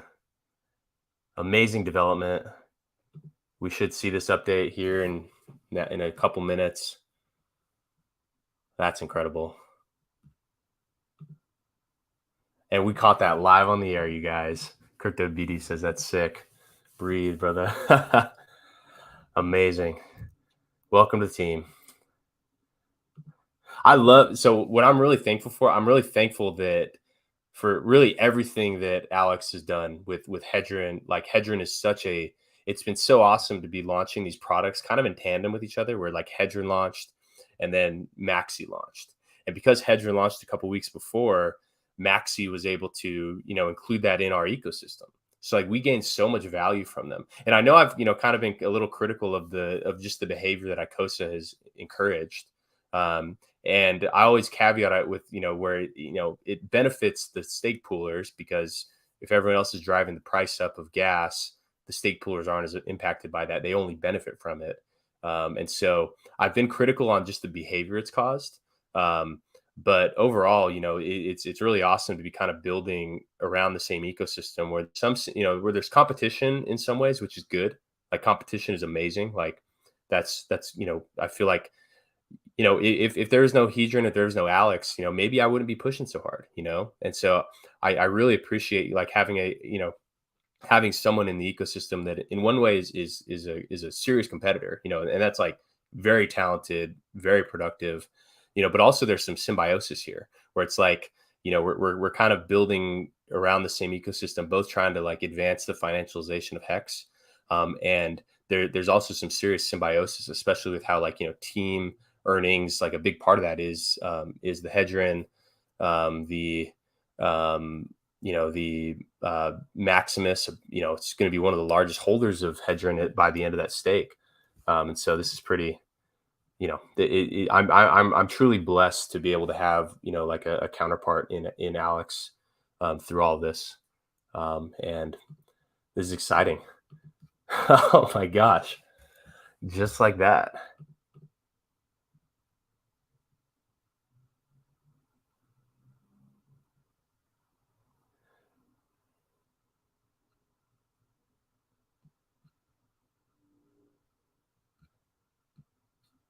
Wow. So when did that tweet go out? So 24 minutes ago is when that tweet went out, and then the Hedron deployer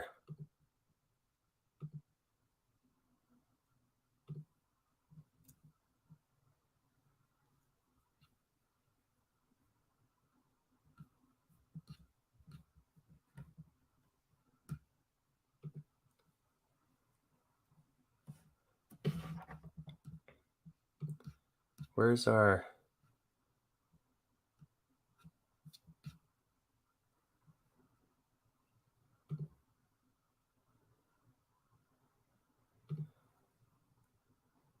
and then this was how many minutes ago? 15 minutes ago. So the tweet goes out that we're going to be talking in 30 minutes. Hedron deployer mints their team. And let's see if this is updated yet.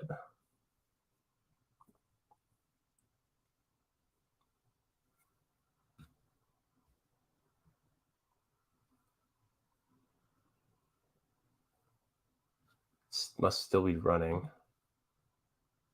Oh, we didn't even start the task. How stupid are we? All right, so this should appear on the dashboard. Give a little boost. What an honor.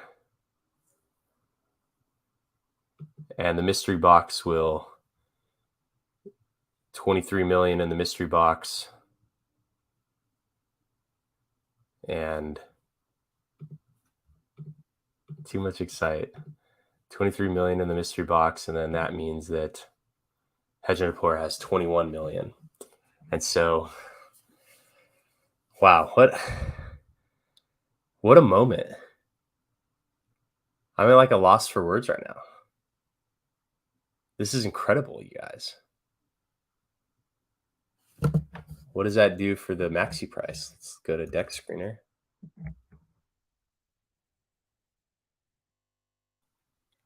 So since that has happened, hasn't really, let's look at the price in Hex.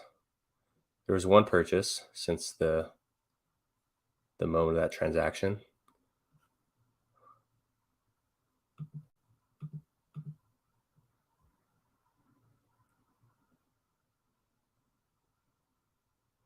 That's amazing. I love the symbolism in his in the transactions. Bane name asks, what just happened? I missed it. So well, we're just literally talking about this whole complete other topic. Right when we go back to Twitter, I see on the bot that why isn't this in our? I see right here. I see this tweet. 5555555 team minted by OX F4, and I was like, F4, is that the Asian deployer? And so I go straight to the recent mintings of team. Look at ERC20 transactions. Boom, I see from Hedge and Deployer in. So that's pretty incredible. And this is our largest minting, as we are waiting for the background task to complete to update this. Yeah, so that we're still waiting on this, guys.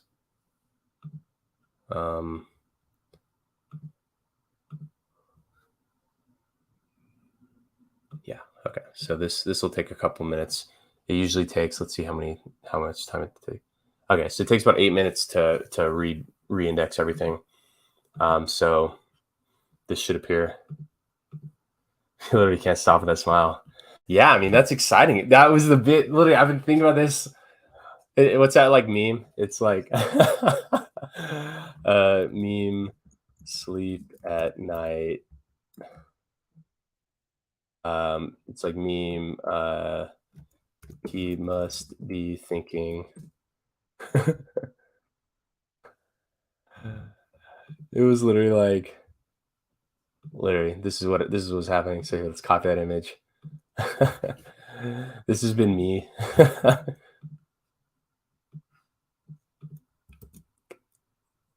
This is me and my wife. Let's get my Twitter picture.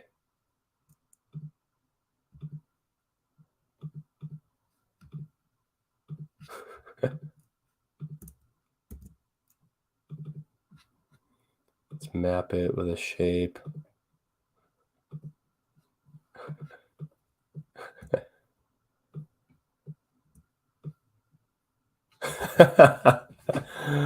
Let's rotate it.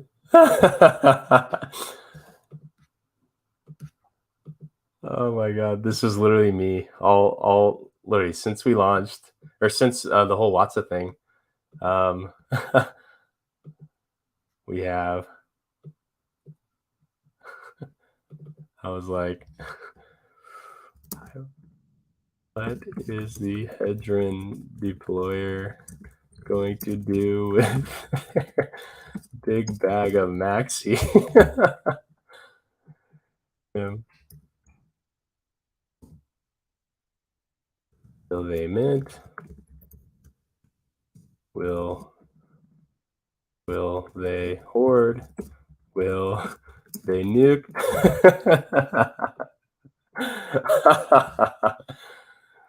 Literally, this is us. Oh my god.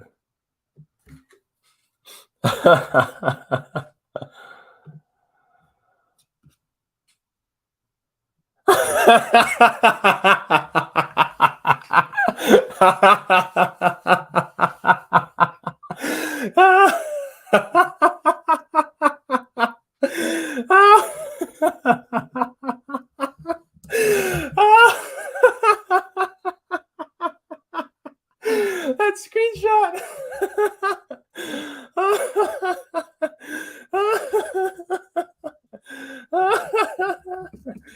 Now I can finally sleep at night. Oh my gosh. Oh my god, J Plush.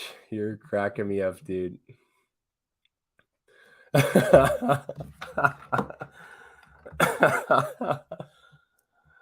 Oh my god. That is hysterical, you guys.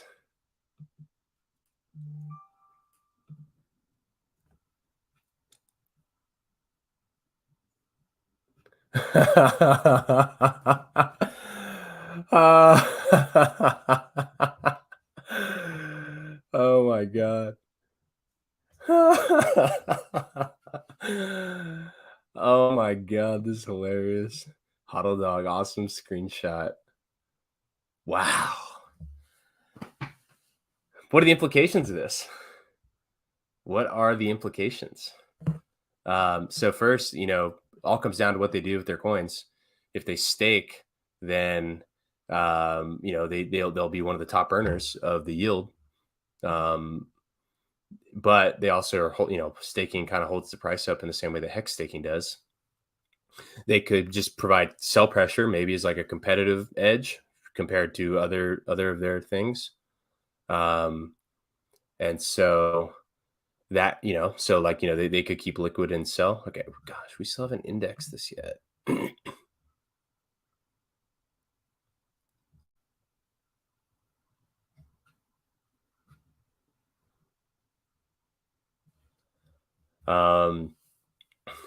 Maybe now they aim to promote the growth of the perpetual pools.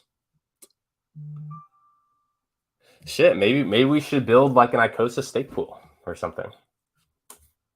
Little hat tip, now we have some, more team members with skin in the game in their ecosystem. Perhaps we decide to build things that, hey, there, I'm a lot can happen.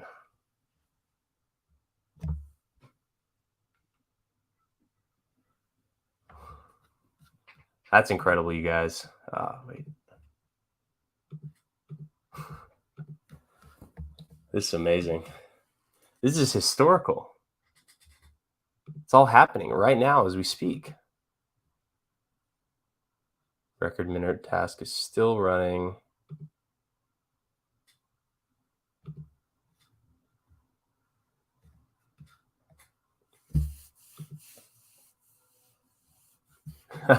Now I can finally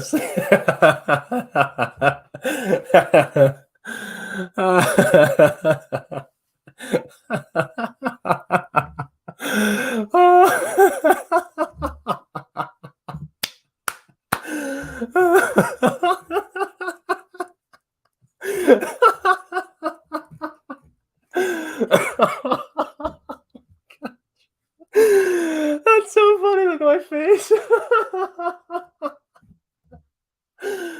Oh my gosh. Name says I have a great idea for both ecosystems to benefit. What is that? Tell us.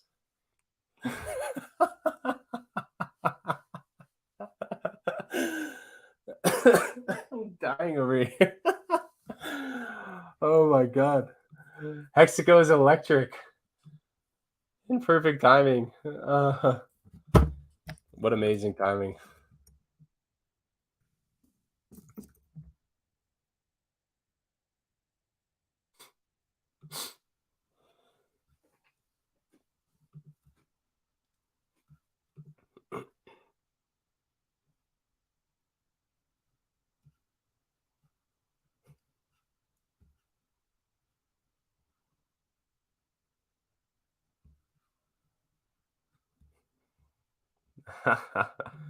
Wow.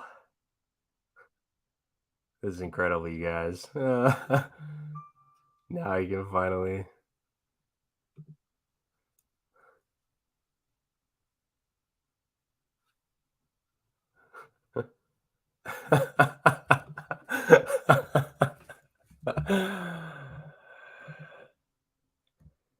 Maybe send some team back to contract. That would be fun. Yeah, can Hedron Stakers redeem team? He could absolutely do that. Wow.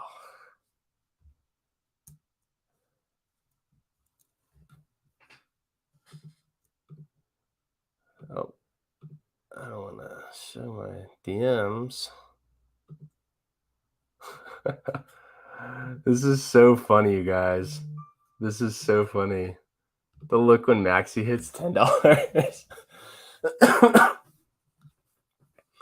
All right, let's see if our task is run so we can see the new leaderboard. God, it's still running. I mean, it has to loop through. I'm sure I could find a more efficient way to do it, but also I don't really care that much because it only runs every hour and it can be off. It doesn't really matter. Have they staked? Let's track the address. Let's see what they're. So the hedge employer has a $13 million bag, which doesn't, I don't think, includes their MAXI. So add another couple million there. Bunch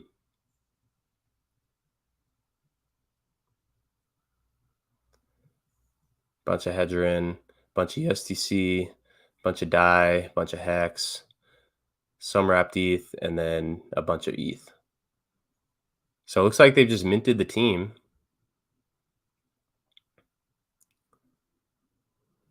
Wow, imagine if they'd gotten in like a couple blocks earlier.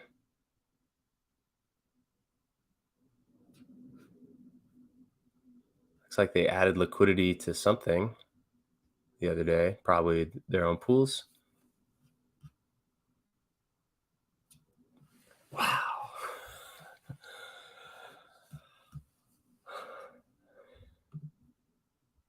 We caught that live on the air, you guys. Right here on Dipcatcher Radio. All right, I'm getting all these emails from Zapier. I bet I'm reaching my limits or something.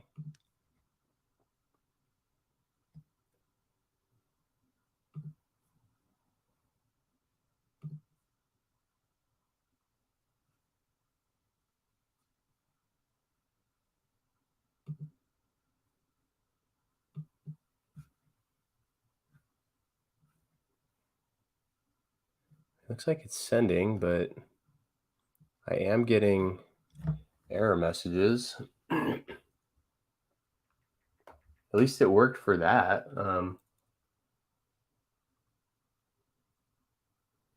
Code had an error. Okay, well, looks like it's still working. So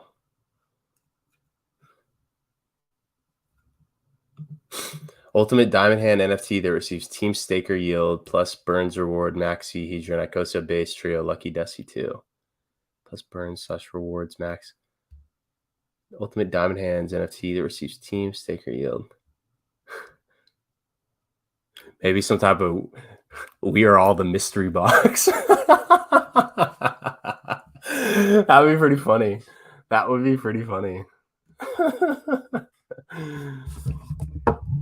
We are all the mystery box. Wouldn't that be hilarious, you guys? Riveting, driving.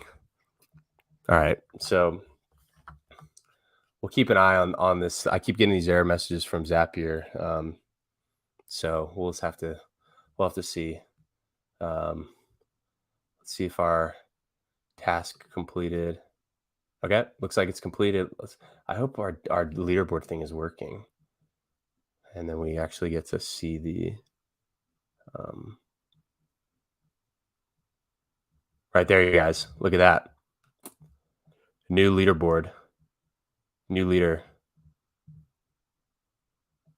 With 5.555, 5.555, 555.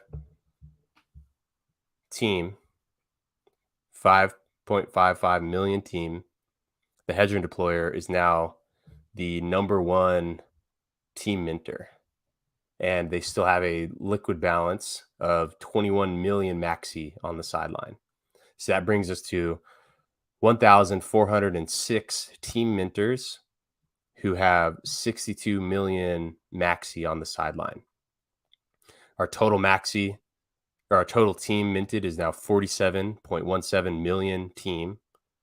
And of that, 31.89 million is staked, and liquid team is 15.28 million. So the them holding liquid, that increased our or decreased our stake rate. So that's, that's good. This brings us to 9.43 million 9.43 million MAXI burnt, 14.15 million MAXI held in escrow until years 3, 6, and 9, and 23.59 million MAXI in the mystery box. That puts the mystery box, once the minting is all complete, that puts the mystery box at the #1 MAXI holder. Hedron deployer with their minting goes into #2. And then beyond then, let's see. Let's go to the MAXI. It's probably ERC20, the Hedron.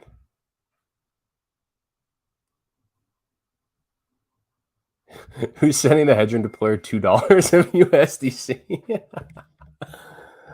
That's funny.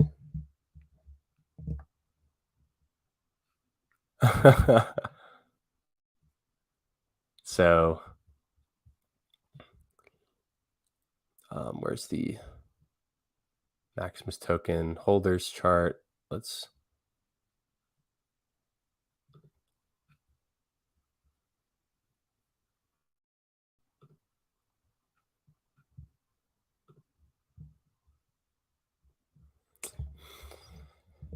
So this puts so when it's all said and done, this will be the largest one.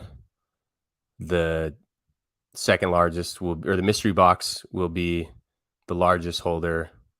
The Hedron deployer will be second largest, followed by the 369 escrow contract,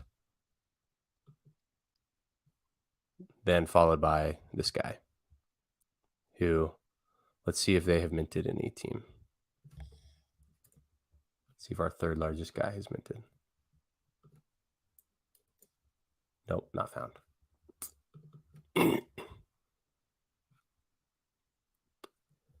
It's an incredible moment in history, you guys.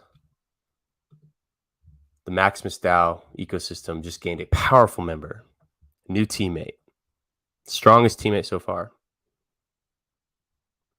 And I'm honored to be in this Hexagon DeFi ecosystem with the Hedron deployer.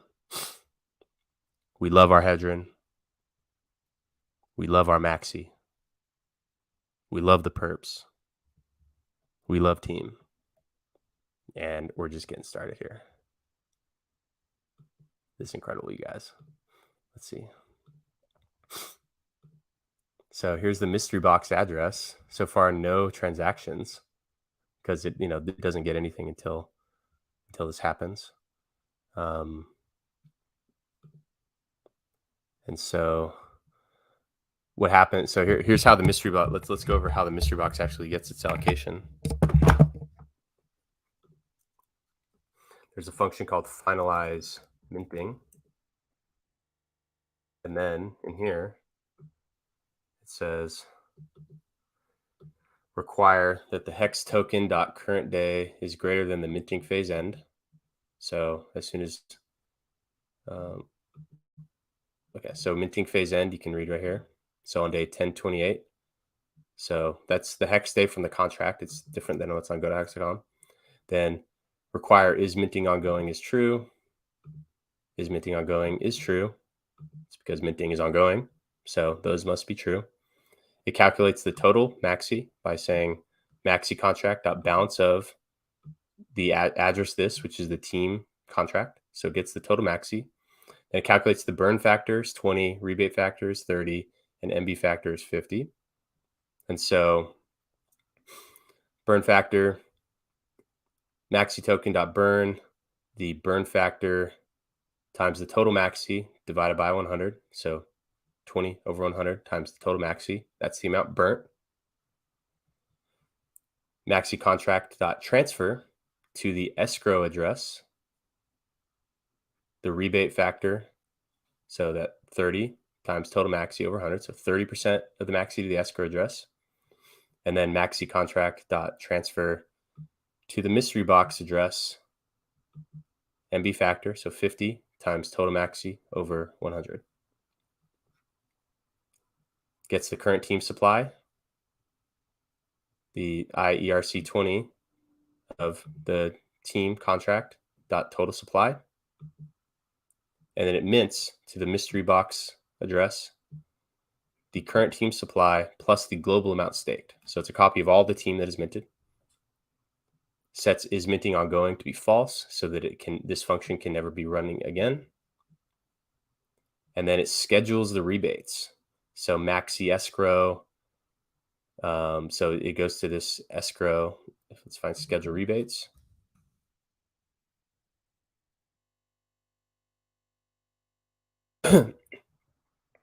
So is scheduled is set to false at the start. So it makes sure that it is scheduled as false. Require team token.get current period is greater than 0. So the team minting must be complete in order to schedule the rebates. Total MAXI equals MAXI contract.balance of this address. So that's like all the MAXI that has been sent here. Because remember, we sent that transfer function. It sent it in here. We have the scalar. So scaled rebate 3 is total MAXI times 3 times the scalar. And then the scaled rebate. So for rebate schedule in year 3 is scaled rebate 3. So that number divided by 18. Because remember, it's 3/18, 6/18, and then 9/18. So 3/18 for year 3, 6/18 for year 6. And then remaining is total MAXI, which we got up here, minus the sum of the rebate schedules that we had right there. So the remaining, which is half, or is half, 9/18 is remaining. Then rebate schedule 9 equals remaining. And then is scheduled equals true. And then all it does is releases the MAXI. So once it's scheduled, you can run this. So it requires, is it year period 5? So period 5 means year 3, because year is period plus 1 divided by 2. So in years 3, 6, and 9, that's when this is eligible to run. And it requires that it hasn't already been run that year, because it sets it to 0 after it's been run. So require that rebate schedule of that year is greater than 0, meaning rebate can't be 0. And a MAXI contract dot transfer to the team address. So MAXI contract is just normal IERC20 of the MAXI address.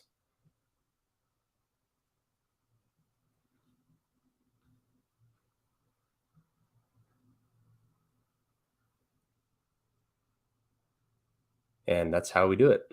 We just simply send it back to the team address during that year. The rebate schedule year is the amount. And so there we go. That's how it all go down.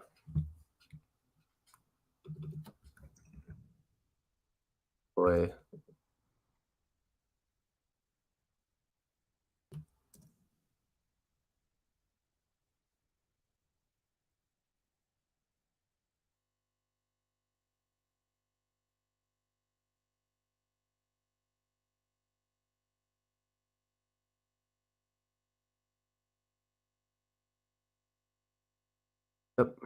Yep. What an exciting moment, you guys. So epic. Hedron joined the team. Just saw that. Way to go, Maximus. Yeah, and way to go, Hedron. You know, we're We're in this together.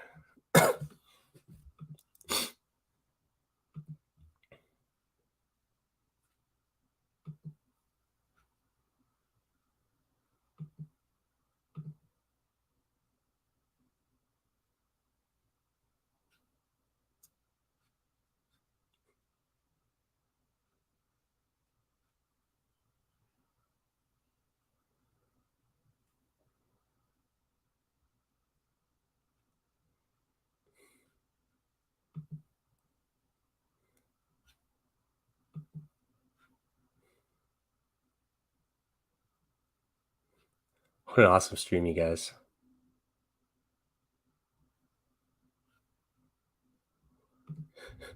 Watching you crack up on stream when you saw the screenshot tweet was hilarious. Dude, it really was. Liquid Hex and PAL, you can get a better rate of MAXI and use them at team before 927. Yeah, you can get, if you have Liquid Hex, you can get more MAXI and you can mint team with it on. Did they also mint on ePal? Let's see.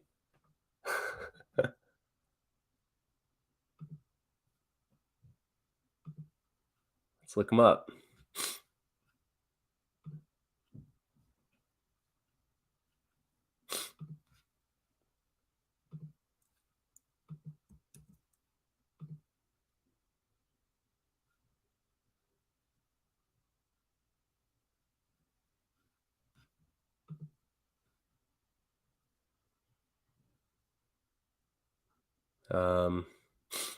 No, so it doesn't look like they have.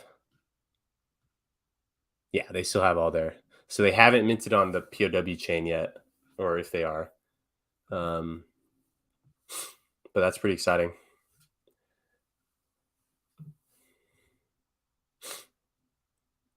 So this is in a couple minutes, right?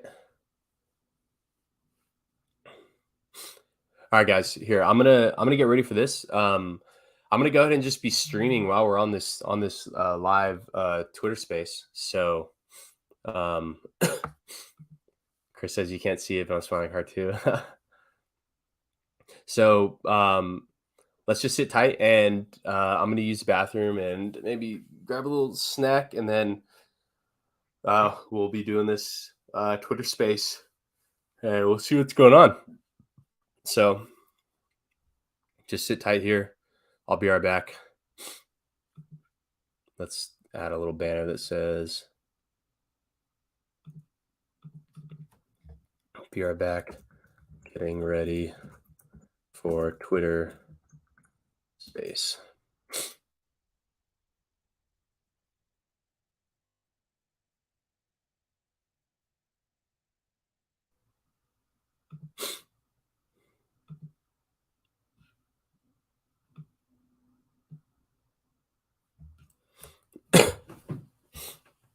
All right, guys.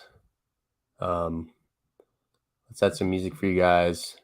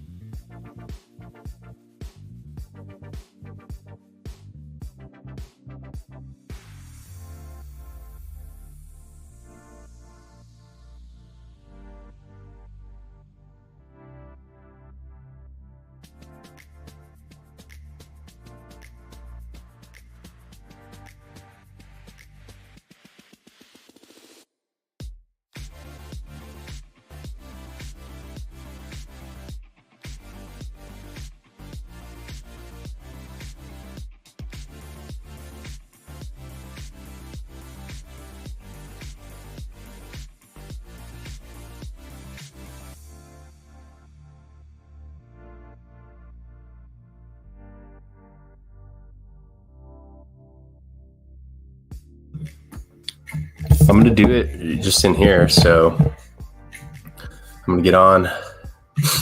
Crypto BD says, just bought me another small bag of MAXI so I can add more to the team stake.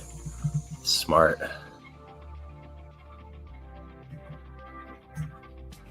All right.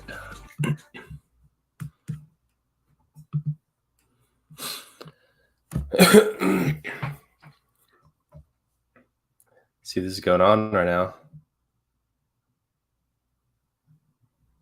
What's up, everybody?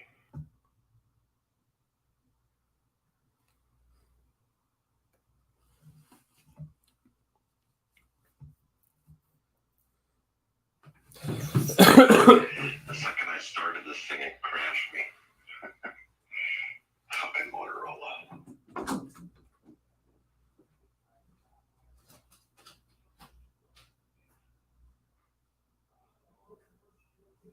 Hey, what's up, everybody?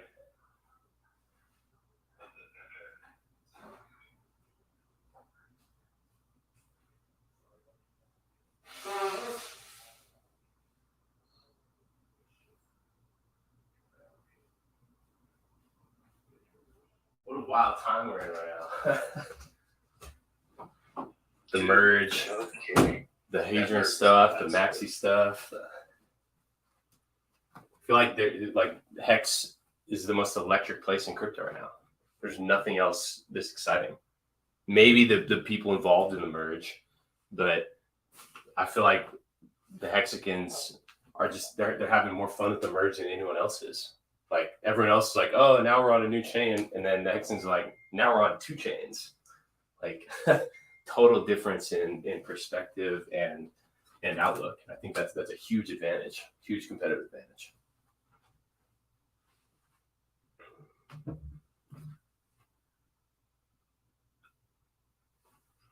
Yeah, I think seeing the prices of everything kind of go nuts as far as the Richard Hart community tokens that are on there is kind of amazing. It's like, geez, you hope the Pulse chain kind of does something similar, says what's going on, because it's crazy. There's very little liquidity that's there. So volatility is just insane. Yeah, and it makes sense that we would be the ones that are like the most active. Like everyone else, like you read all these other threads of all these people, they're like, oh, all these coins are going to collapse. They won't be supported anymore. They won't work. And like, meanwhile, we're over here with hundreds of hours of practice on Pulse Chain Testnet. We've been preparing for this for over a year now. And then now it's like kind of have like a dry run, like a live mainnet environment where we can, kind of experience this like dual chain ecosystem before Pulse Chain goes up. Like, it's like, yeah, it's incredible how much of a different level we're on. Do you guys have your RPC settings directed towards the ETH proof of work chain on MAXI? Yeah. So if you go to epow.perpetuals or epow-perpetuals.maximus.cash or epow-team.maximus.cash, they're there. We may have to add these sites up and then remind people to make sure that they are paying attention to what fucking network that they are on before they do anything. So yeah, making mistakes and do something stupid. Yeah, that's why we added it in the instead of just adding like a button to the normal site, we made them fully separate, and it's like clear. It's like epow dash, and so yeah, for that exact reason, just so people know what one they're on. Well, I mean, that's nice. That's very nice to have that. Alex opened up his dApps to be able to connect to them. So I mean, as far as how Pulse Chain is going to be for you to actually change your RPC settings back and forth and legitimately pay attention to those things how you normally would have to, sets a precedent, in my opinion, to make sure that you're being responsible with how this is all going to actually work when Pulse Chain comes out, to a certain respect, of course. Right? Yeah. And the way that we do the way that it works is that if you open up the ePow one and you're on the ETH, like if your MetaMask is on the ETH RPCs, it prompts you to switch. And then if you open up and if you're on ETH POW, and then you go to your like the normal like team.maximus.cash site, it prompts you to switch. So it's kind of clear like which one you're on, and it prompts you to be on, and the site it like you can't even broadcast to the ETH POS site from the epow -mac or perpetuals.maximus.cash site at all. Like it's, and so we try to make it like as clear as possible there, and like have it like automatically prompt them to switch if they're on the wrong network. But yeah, I mean, I could see people like, you know, the minting phase ends and they're like, oh, I thought I minted, I went through the steps, and then I look at their address and I'm like, oh, you did that on the other network. So I think people do need to just kind of be a little bit careful. You know, it's nice that we had you guys in the community, like answering everybody's questions and like around for all of these things, right? Like, so it's nice. I don't think a lot of people even really understood the value of having guys like you around to ask like a lot of these erroneous questions, because most people have no idea what's really going on, and the questions they have sometimes seem like they're a little off the wall. But in the end result, have some pretty damn good conversations about what's really going on in the end result with you guys, right? So yeah, and it's an important way. That's like a good way to learn. Like, you know, who else are you going to learn from? You know, it's like, and I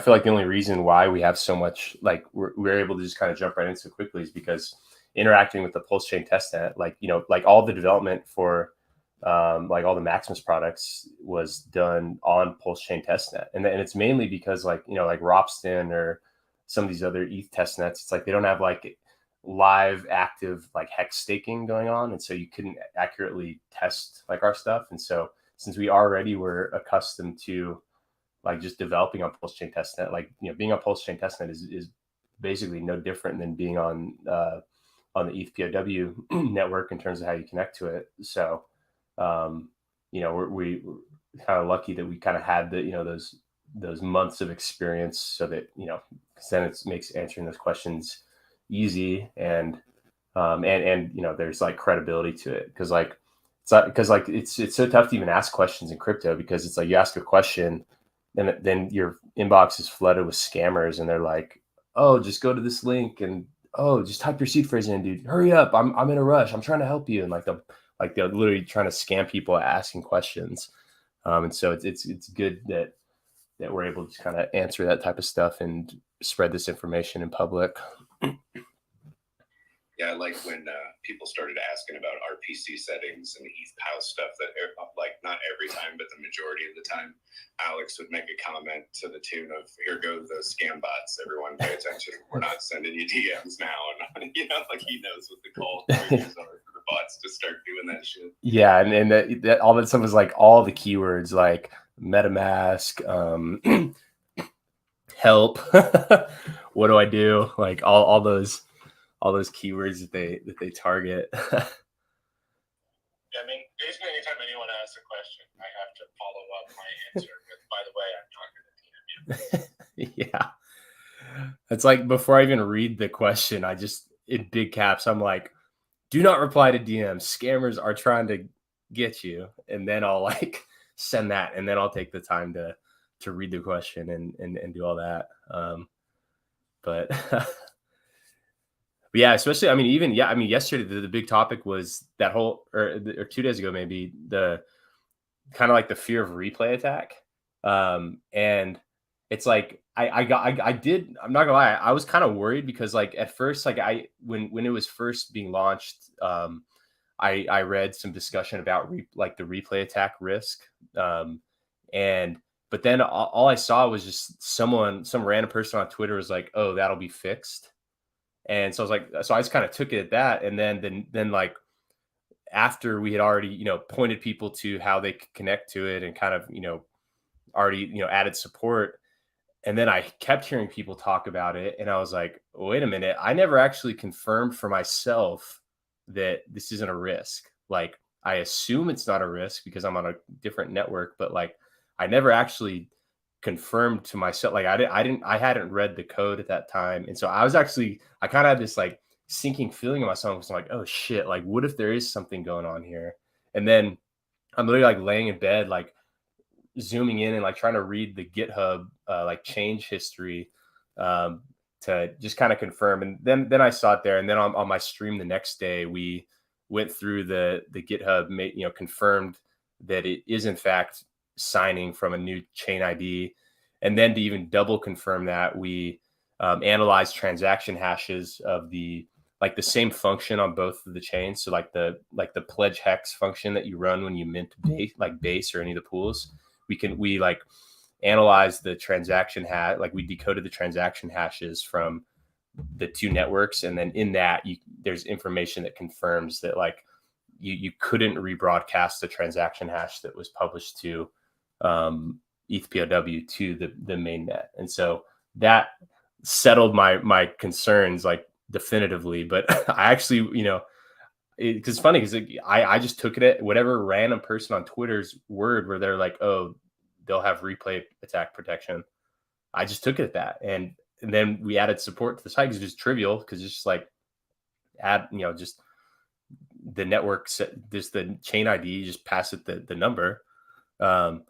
But I never confirmed it. So I was actually worried. I was like, oh shit, did I just lead people down the wrong path? And then luckily it was all in the clear, but I kind of had a little fearful moment there. Alex, were you worried about that? Like, or did you know like beforehand or about the replay text stuff? And what did you like? Did you do similar like confirmation before you added support? Like, I did another sort, right? So I didn't do the confirmation. I was kind of with you on this, where I saw they changed the chain ID to 10,001, which they should have picked a different number, but whatever. Either way, I saw they did that, and I'm like, okay, well, that should basically kill replay to most of people. And also, replay attacks are kind of overblown. Like, all they let you do is rebroadcast the same transaction on another chain. And so, like, there's two things with that. One is, like, if you send someone some tokens, yeah, that's a problem, right? Because they could just replay it on the other chain. You would have sent them tokens on both chains. But with like contract interactions, like it might be an annoyance, right? Like if someone staked ICOS on one chain and someone replayed it on another chain, you would just have staked ICOS on both chains.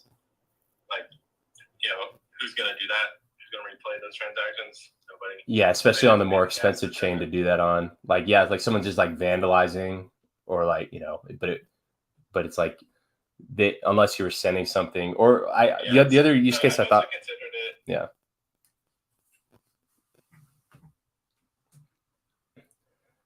I mostly just considered it like not that big of a deal because, like, at least for interacting on the contract, it's like no one's gonna replay that stuff.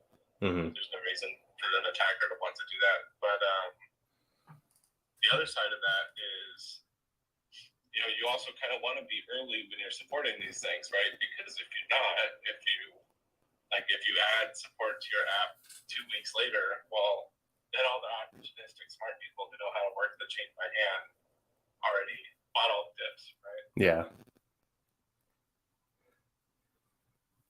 Yeah, but yeah, I mean, it is pretty exciting that just like the copy and just how the coins. I mean, now because from some people's perspective, it's like it's almost like people feel like they have like another chance to run it back. Like, oh, the hex price is $0.001, and some people kind of view that as like a big upside, and then but other people, it's just like they just like getting that copy, and then since I know that like it'd be hard to cash out, so I mean, especially I haven't heard any. I mean, I haven't really looked either, but like as far as like bridges go or like exchange support and stuff, but it's got to be very illiquid, and so it not many, even though on paper your airdrop value could be worth thousands of dollars if you have a ton of hex, the actually extractable value is probably quite small, but I mean, I think it's only kind of like upside. I feel like it's just like any other airdrop. Pulsechain could see some of the same things play out. You could see a liquidity pool that has like $19 million worth of hex paired to a worthless stablecoin or a stablecoin that's bound to go to zero. And it appears like Hex is cheap, so people are FOMOing in, and next thing you know, there's super low liquidity on Pulse Chain, before somebody else steps in and starts adding some. Like the same plays can play out here very soon with Pulse Chain. Yeah, it's kind of like a precursor of or like some type of indicator of what's to come. But maybe what happens is that like like it's almost like when too many people think something's going to happen, it like doesn't happen. What if I wonder if we'll see some type of like opposite effect where like something happened on this, and because everyone expects it and everyone assumes like there's like such a huge consensus that it's going to be that way, that it actually doesn't. So like that I could see, happening also, where like the thing that we think is going to happen doesn't happen because it like already happened, and it kind of like not like jinxed it, but just like, people like too many people had already just like adjusted for it. And then because everyone had adjusted for it, that circumstance isn't the same anymore. And so, yeah, that's a big question of like, how does, the like a later system state fork play out relative to this one? Well, it's going to be interesting because like Pulse is going to launch very differently, right? Like it's going to come out, that AMM bot's going to mostly have fixed the liquidity on most things. And then you're going to have a DEX with liquidity providing support on day one, right? Mm-hmm. So it's going to be super interesting to see how that plays out differently. I think it'll be like less crazy and less like over dramatic, right? Like with ETHW, where you're sitting there, like everyone's kind of doing one thing because it's the only thing they can do.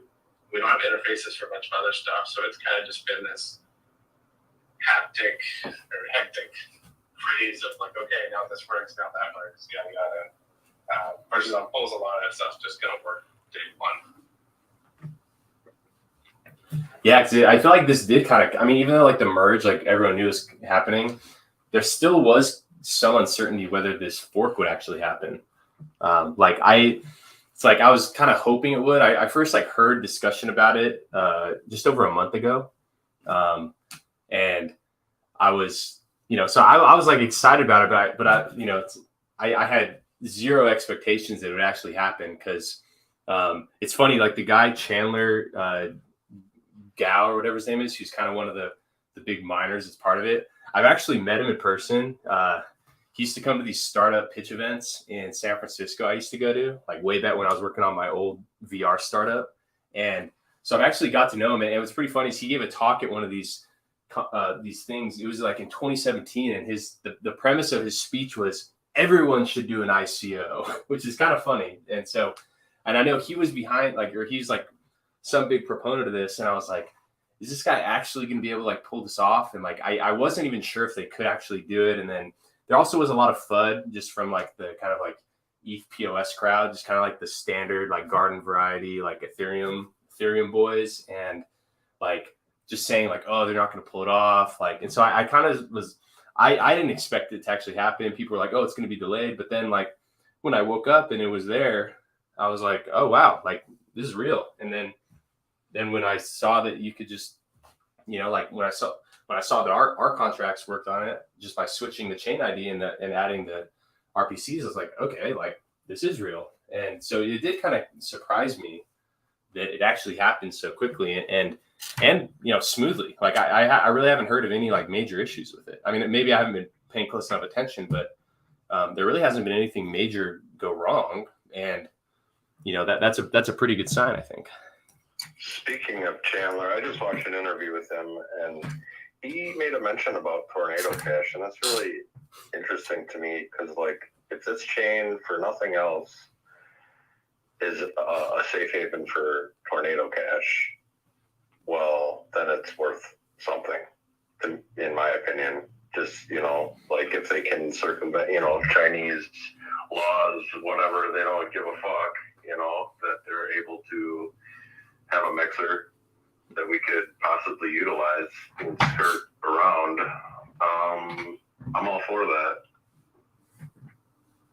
Yeah, I wonder if like if the having a now potential, I mean, because I haven't looked at the actual mining numbers, but I don't know if like now that I'm sure that the number of unique miners is probably smaller, and I wonder if that like it probably makes it easier to, I don't know, like as far as like applying some type of censorship.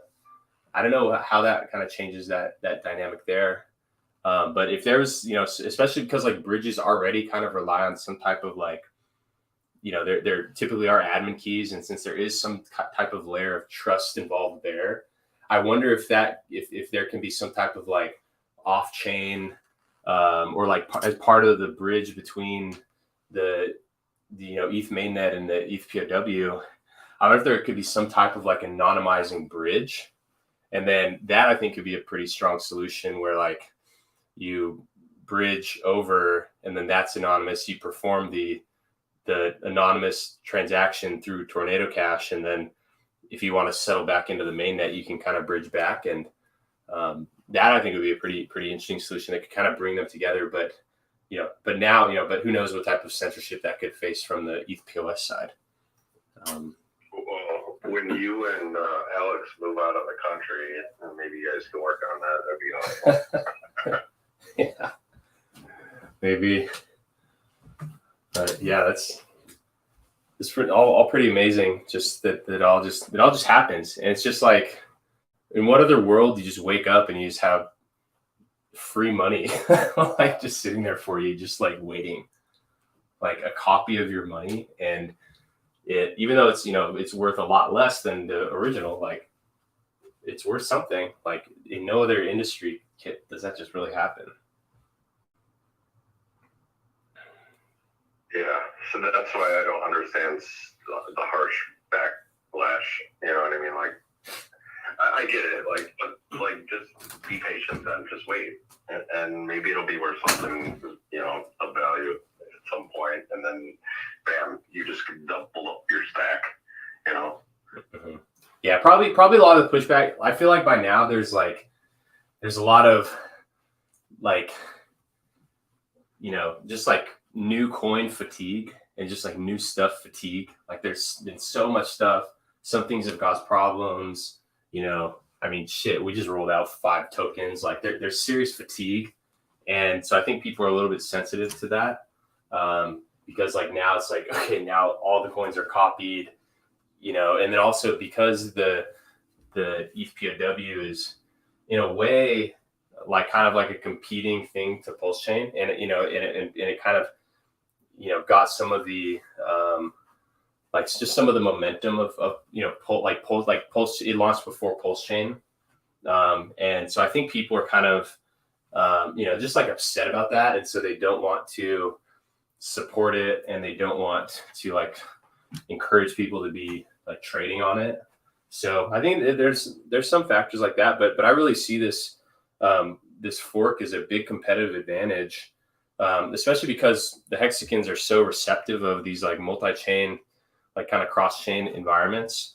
And I think my first tweet about the whole thing was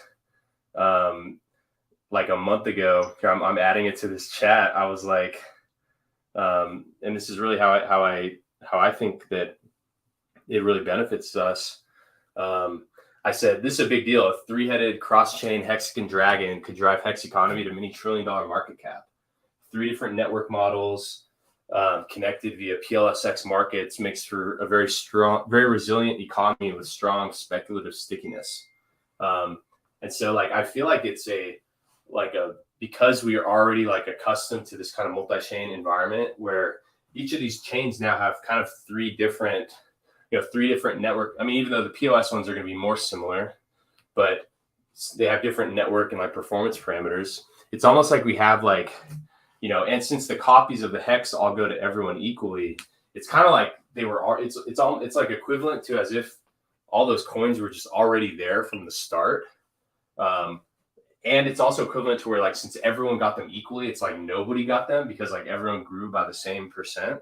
And so it's like a fair start. And then from there, it's like the Hex economy can just kind of operate across those three different networks where like maybe certain use cases or certain users prefer one to the other based on their own like risk tolerance and their own, depending on how large their transactions are, and just, all the things that go into how you measure like the risk and what type of benefits you're willing to, gain to make those trade-offs. I think it really empowers Hex, to that, and that could be like a big growth catalyst for us in this next bull cycle. Like if Pulse Chain launches before like a next bull cycle, and then we have, kind of like our ETH POW Hex, we have our ETH POS Hex, and we have our Pulse Chain Hex. Like that could be a big powerhouse that we, I think are in the best position to really take advantage of. I think the thing that we should want to see as a community is a trustless protocol that, regardless of where it lands, what chain that it exists on, it functions. Now, we can't control if the broader markets decide they don't like that chain or they sell that chain down, and it kind of dies off. But regardless, the entire time the chain exists, and it could be a long time, could be weeks, could be forever, right? Mm-hmm. That if Hex exists on there, Hex functions as intended for what it's for. You can transfer value out of the native coin of the chain into Hex, stake it, earn some yield, and like it. There's no reason why we should ever want as a community to watch the charts go to zero.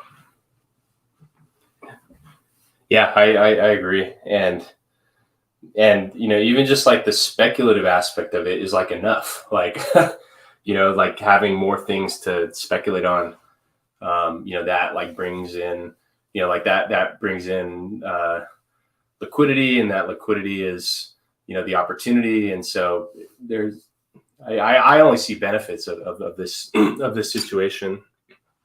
If the only benefit at all is that Hex, with barely any economic energy at all, happened to do a 50 some X last night, by the way, with barely any money put in, and a lot of that was fake, right? It was just swapped stables and stables that were going towards zero that people got copies of. And they said, oh, I realize these are going to zero. Let me swap this into Hex and see what happens. Mm-hmm. And that just made the price of Hex go up and up and up and up and up. And it landed Hex at the top of the chart. If for no other reason than for marketing, anybody who's curious about ETH POW and their free copies and what's going on over there can go to Dex Tools, Dex Screener, PootCoin, any of these other tracking sites, and they see Hex at the top of the chart with ridiculous run up, and then they say, oh, what is that thing? They Google, they find Richard Hart, they find Pulse Chain, and then you at least capture some of that audience where ultimately it will be a superior chain for them to play with, which is Pulse Chain.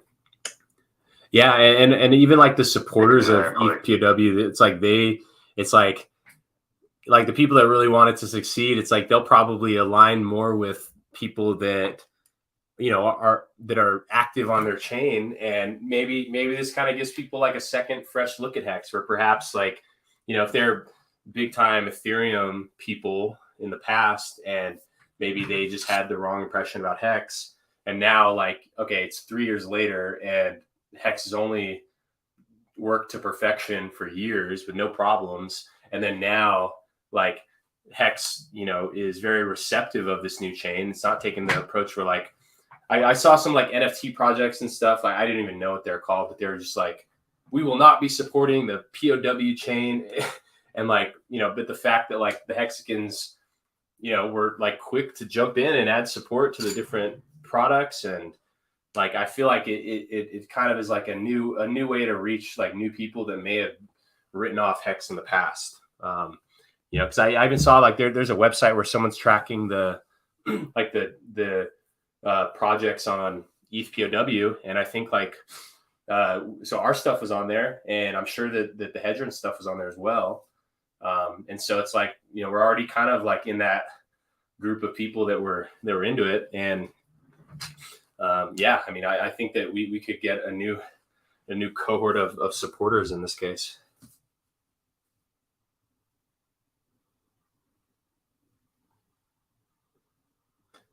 Oh, did Alex drop off? Yeah, he got rugged. Oh, that's too bad. Yeah, I think it sounded like he was driving. So. Oh, yeah.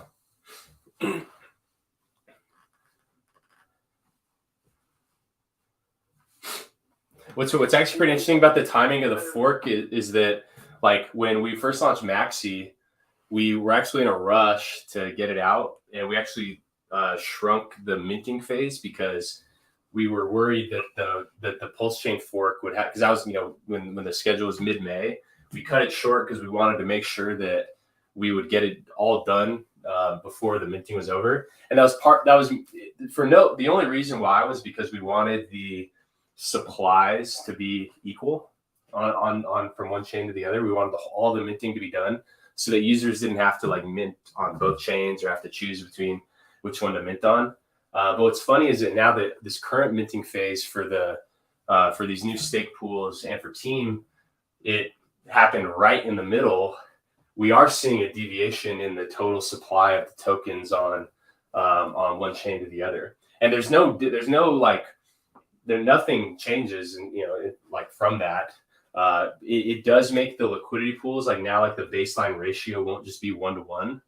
The baseline ratio will be like whatever the supply is on Ethereum versus the supply on whatever ends up being on ETH POW. Because now it's like, you know, people can choose, you know, people are minting on both the chains independently, and so there's some deviation there. So now we're seeing what would have happened had Pulse Chain launched when we thought it was going to, and if it cut into our mid phase. So it's kind of like a little sneak peek into what we were not fearful of, because it doesn't change anything, but just like we really wanted the supplies to be equal so that the trading, like the parity price would be 1-to-1 instead of the parity price being like 1.2-to-1 or whatever it may be. So that's part of the timing. Your MAXI mid phase went perfect because you hit the max, right? The max bonus. So really, like, no harm there. Yeah. The MAXI was 294 million pooled, and then right now we have about 9 days left of minting in the Perpetuals, and we have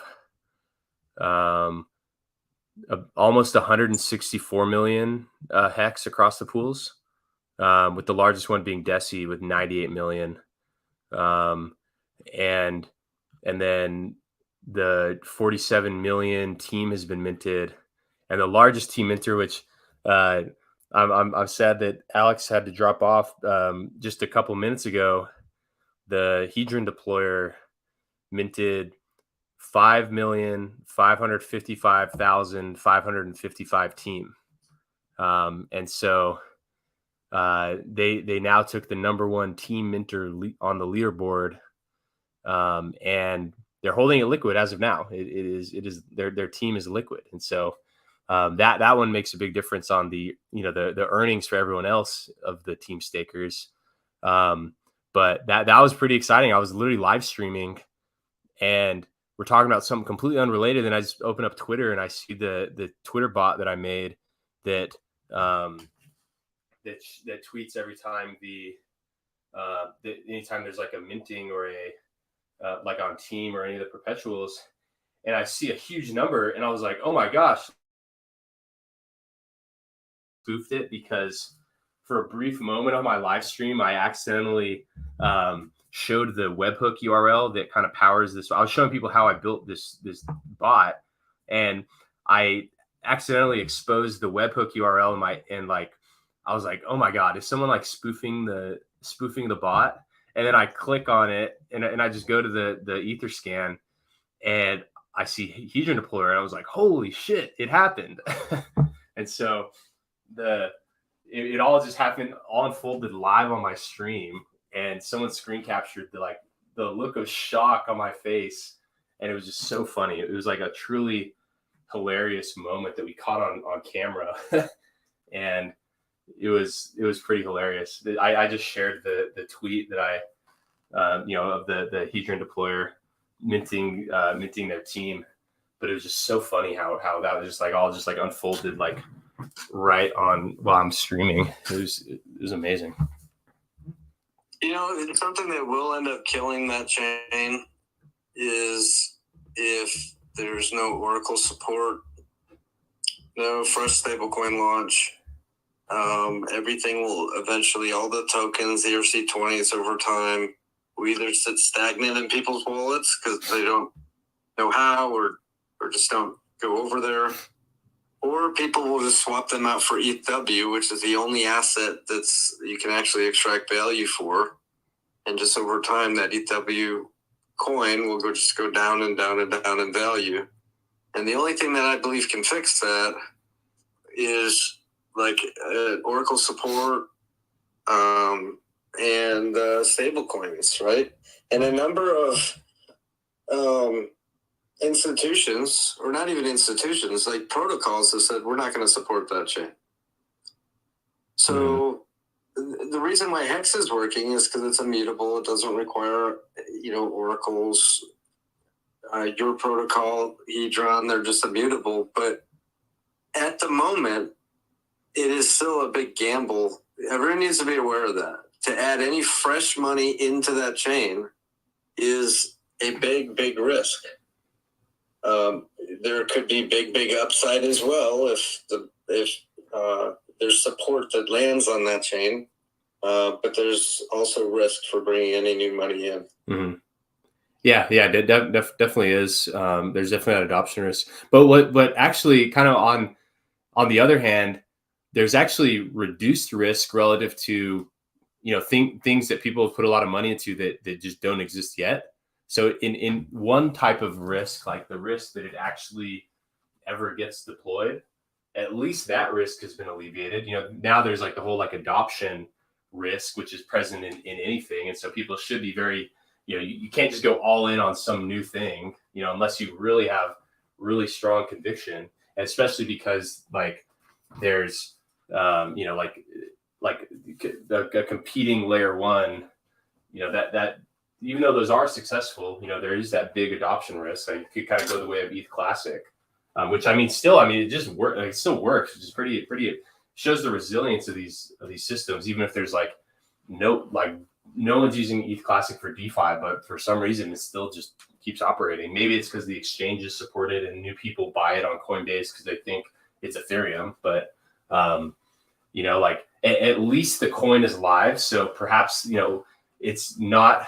It still is like a brand new thing, and so it should be like the risk assessment should factor that in.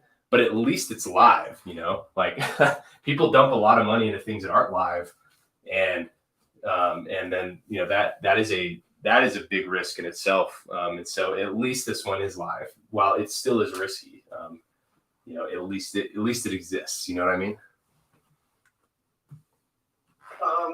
So I read this from somebody else, I won't name them, but this person doesn't see ETH as a competitor.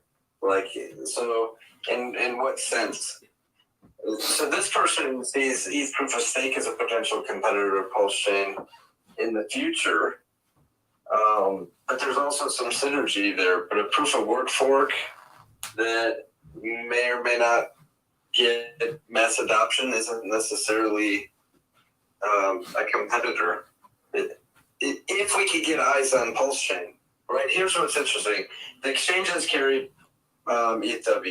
So right away, at least hundreds of thousands of people are aware that chain even exists. Mm-hmm. Do we have that? We don't have that. Richard has 250-some thousand followers on Twitter. Not one single exchange has gone public to say that they're going to carry the coin. none of them are issuing IOUs for the coin or anything like that, right? Mm-hmm. But you are seeing that with ETH POW. Mm-hmm. So, like, could we not the FUD Pulse chain, because it's designed and what Richard's doing, and then PulseX, and then our community and all the native things that are launching on Pulse chain should make it successful. But I've said this before on stream. You can have a protocol that is the most beautiful, trustless, immutable, trustless, awesome protocol in the world. And unless you have a huge community of new people that keep coming in, those things end up dying. If Pulse Chain is only ourselves, and we're just like handing money back and forth between our own protocols, Hex, Hedron, Liquid Loans, Power City, we're just like circling the money around amongst ourselves, that's not the definition of success. The definition of success is to land on exchanges, have more and more users over time see the value proposition of Pulse Chain, and continue to come on in. Mm-hmm. ETH Proof of Work, at least, is on exchanges, and it's got volume right now, and there's weird stuff happening over there because the stablecoins aren't really true price, but they do have an advantage that the exchanges have all recognized it. We don't even have that yet. Yeah, and they have the advantage of where, like, Ethereum is a proof of work network has simply worked for years. Like, of all the problems in Ethereum, I can't, maybe there are things that I'm just not aware of, but I can't think of any issue that Ethereum has had as a result of the proof of work mining system. There's weird stuff like Uncle Blocks and weird like forks and like just weird things that are kind of the weeds, but there's never really been at least in like the modern time where there's like a lot of money at stake. Maybe in the past when there was no money at stake, but all the problems, like when I think of things like the DAO or like some of these, like, where they had to fork it, that wasn't due to the mining, that was due to the EVM layers. Like, most of the problems were not related to the consensus part. And so like the proof of work is just work. There was a DAO, the Maker DAO hack. Like that had nothing to do with mining. Like with mining, when you have tens of thousands of people spread around the entire globe, and it only requires one of them to run the chain, and they all have to reach consensus amongst each other, like that's pretty safe. That's pretty safe. Some people would argue that proof of stake is not as safe as proof of work because of just the broad scope of how spread out the consensus is across the proof of work chain. But I don't. Who talks about that all the time? There's a guy in our own Hex community who loves proof of work and thinks it's just the best model out there. Yeah, I mean, it has a track record, and I do kind of get the heebie-jeebies about the proof of stake on Ethereum. Yeah, Tangent talks about this all the time. Now, I can't say one way or another if one is safer than the other, but you just have to think it literally requires just one single miner, and the chain can continue to live. Yeah, that's what I'm really worried about is just that. I mean, even though it's kind of the same, like the largest mining pools account for most of the ETH transactions, but like the difference between so the largest miners, it's like they'll get more blocks, but like you don't know who's going to get the next block.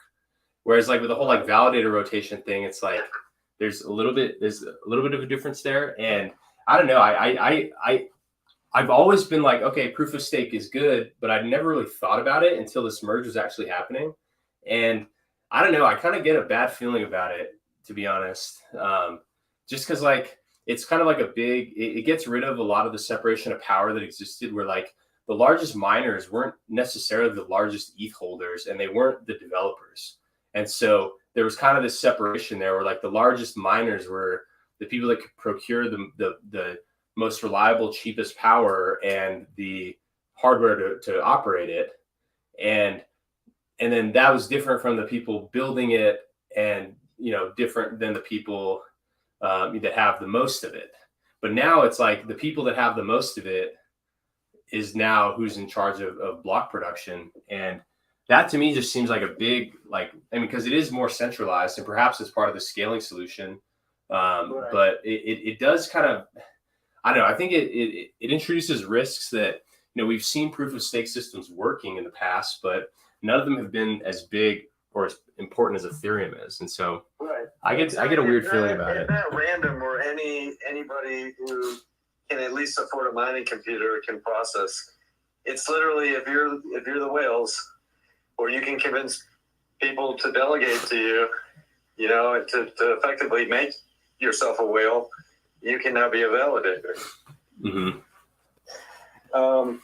It's just two completely different methods. One narrative that I ponder on a lot is, we hear people say, well, miners just dump, right? They get their free coins and they dump. Well, they're not exactly free. They do have expenses. But you know what? Validators have expenses as well. It is not cheap to run a validator with all the backup servers, whether you are hosting it yourself or it's hosted through something like Amazon Web Services. That's not cheap. Mm-hmm. There's expenses there. And those guys are also extracting value through fees Mm-hmm. from the community, and they also might have to dump. Like, the same thing happens with proof of stake validators potentially having to dump some, as miners would also have to. Mm-hmm. Yeah, I agree. It just changes who gets to dump that. It's kind of the only difference.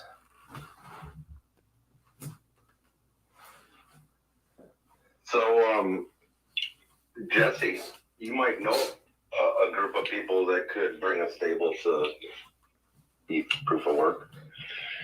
What do you say, man? Yeah, but that's challenging for one reason, right? You need to have solid Oracle support. So Chainlink's already said they're not going to support proof of work. Now there's 3 other major oracles that actually tweet about it, or have tweeted about it a bit. I think Teller mentioned it. Liquidity themselves were interested in potentially, Teller having some sort of support. It requires the node operators really to kind of vote and say, hey, we want to run our nodes over there. And then, Teller, Band, or API 3 can spool up, what they need to pull price feeds from the exchanges, and then DeFi protocols would be able to use the money proof of work. Until any of that happens, you won't see a stable coin that's natively launched on the chain. You may see, if a bridge ever opens, you might see bridged in stables or something.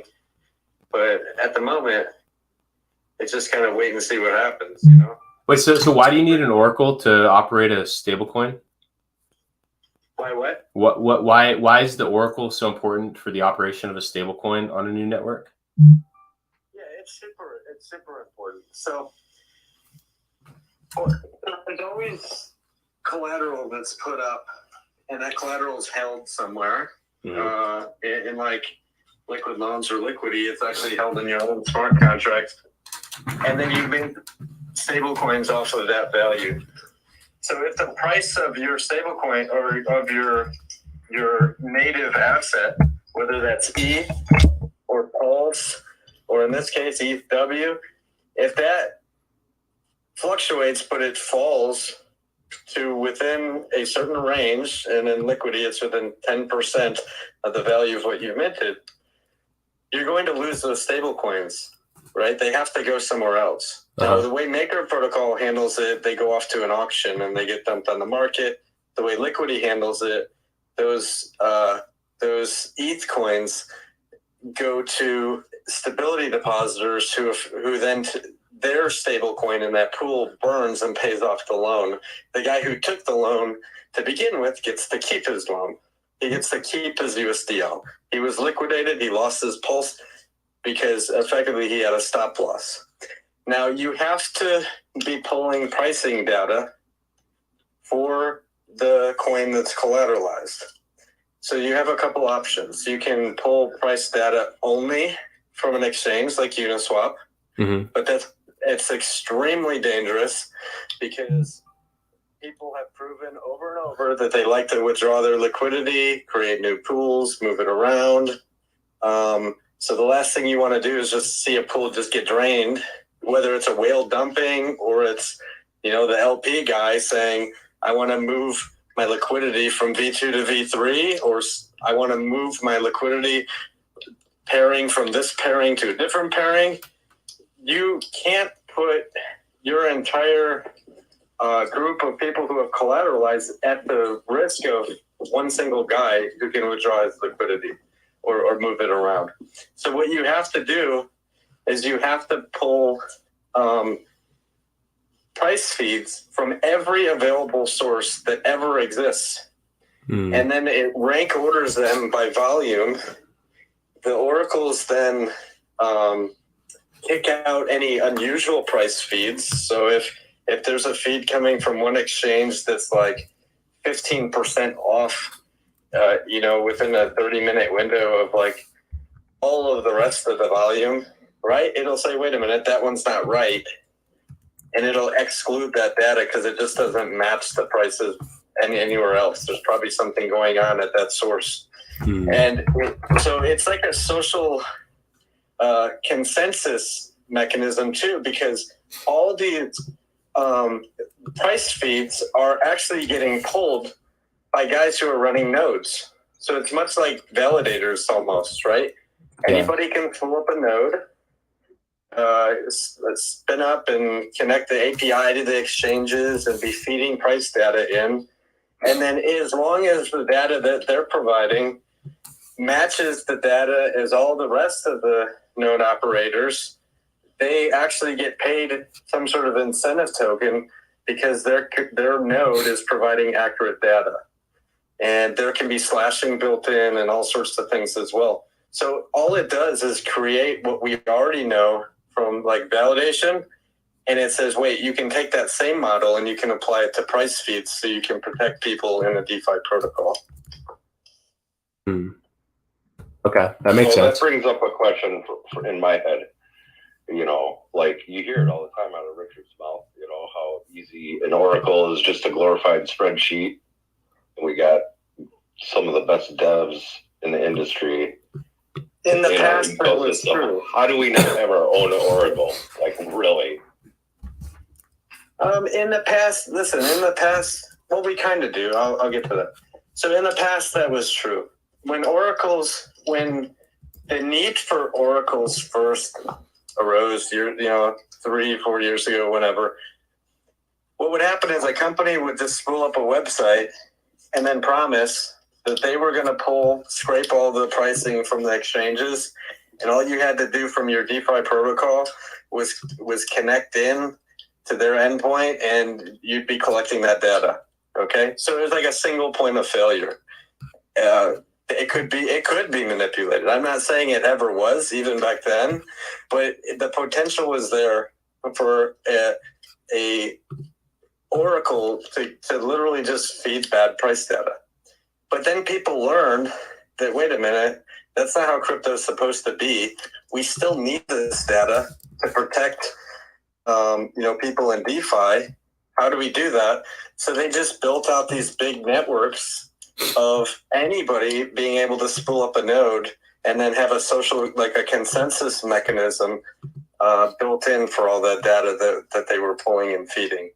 So things have changed in the past 2 years or so in regards to how these oracles have become decentralized. Why do we not have one? Well, we kind of do, because anybody can spool up an oracle. Pulse Chain has an oracle. If you weren't aware, Liquid Loans partnered with Teller, who has spooled up nodes on Pulse Chain In fact, I think people have taken notice to that fact, because you'll see that the Teller token is one of the few tokens that's actually in the bridge. You have USDC, USDT, Hex, ETH, maybe like one other PulseX, and then you have TRB token. Well, that's because somebody's recognized that, oh shit, Teller's actually officially launching on the chain. Now, anybody will be able to spool up their own node and collect node rewards and such for simply having a node that's feeding pricing data that's accurate.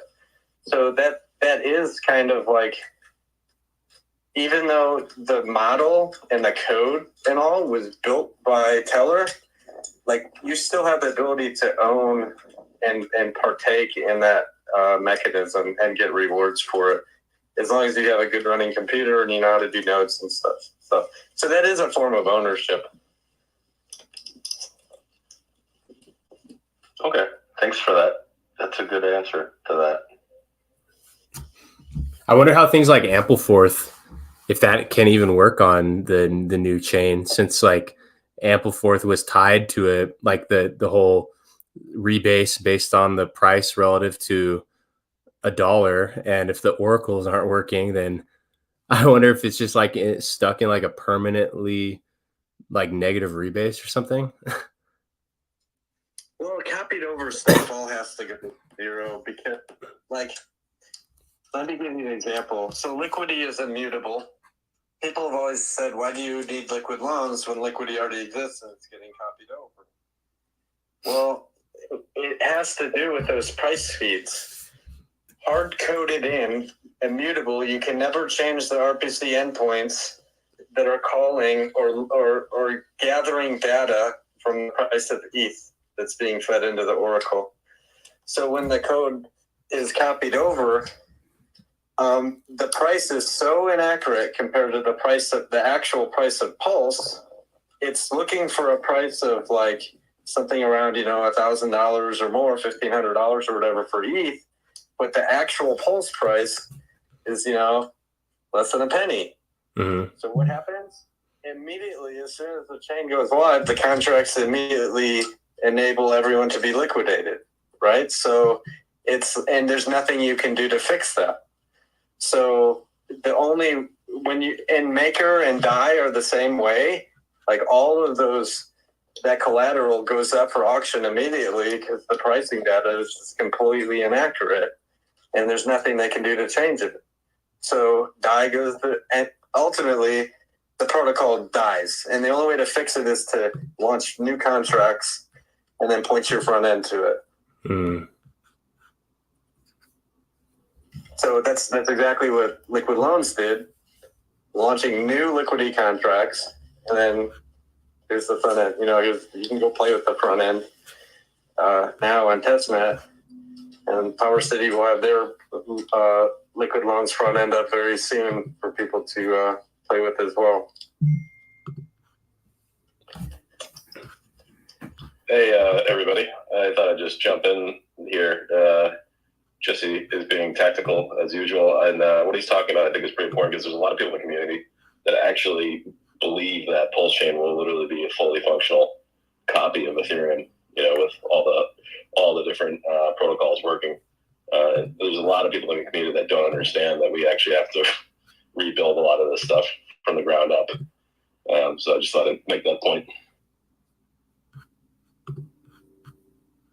Yeah, Aave's in the same boat, right? As Liquidity and Maker.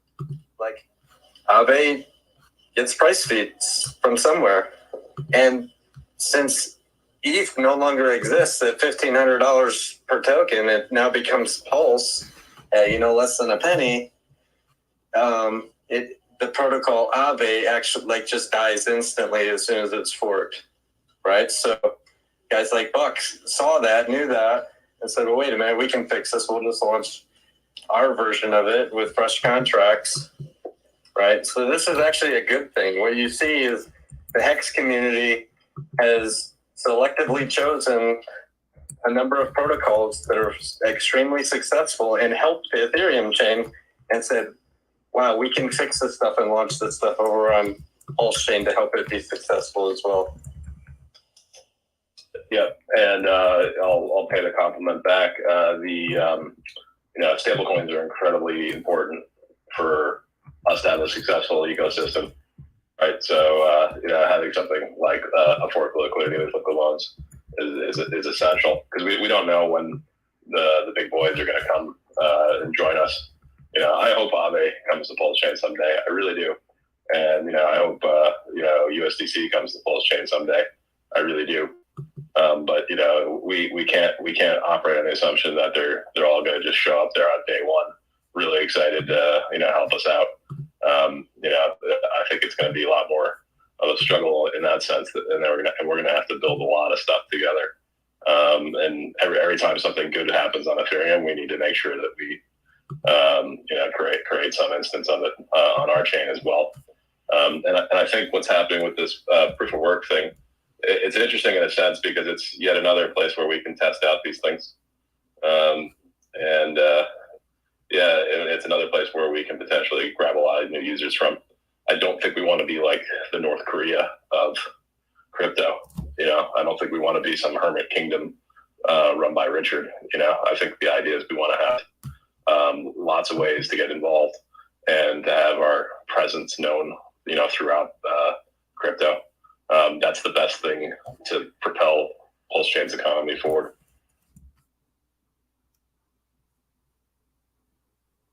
Yeah, I agree. I feel like that we need to be like receptive of new things and part of like a global economy in that sense, instead of like, that was a good way to put it, with like a hermit kingdom.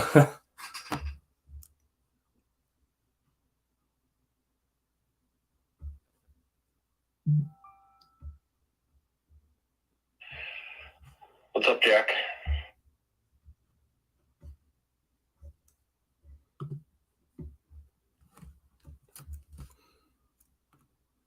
If anybody wants to come up and ask questions, I guess I'll open that up now.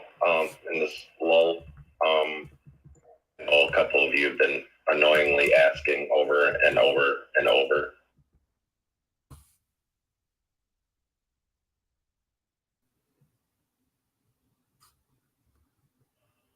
Respectfully asking is what he meant to say. Respectfully asking over and over. I got a question for Jesse in the meantime. Jesse, were you listening the other day when, I think it was Ruth or Fashion Coder who asked Richard, what's Pulse Chain's Oracle going to be? And he just said PulseX. What do you make of that? Was that a bit of a cop-out on his part? Well, so as I said, yes, PulseX, Uniswap, you can get pricing data straight from these places. But if that's the only place that you get the pricing data, a single point of failure is what you just created, right? So you can easily hard code in the price of Pulse as it's paired to the price of, say, USDC. What happens if USDC fails? What happens if Richard decides to withdraw liquidity because he made a V2? And you have hard-coded in immutable code that you can't change, and the act of him doing that makes the liquidity pool so thin for a period of time that it can easily be wicked and everyone gets liquidated.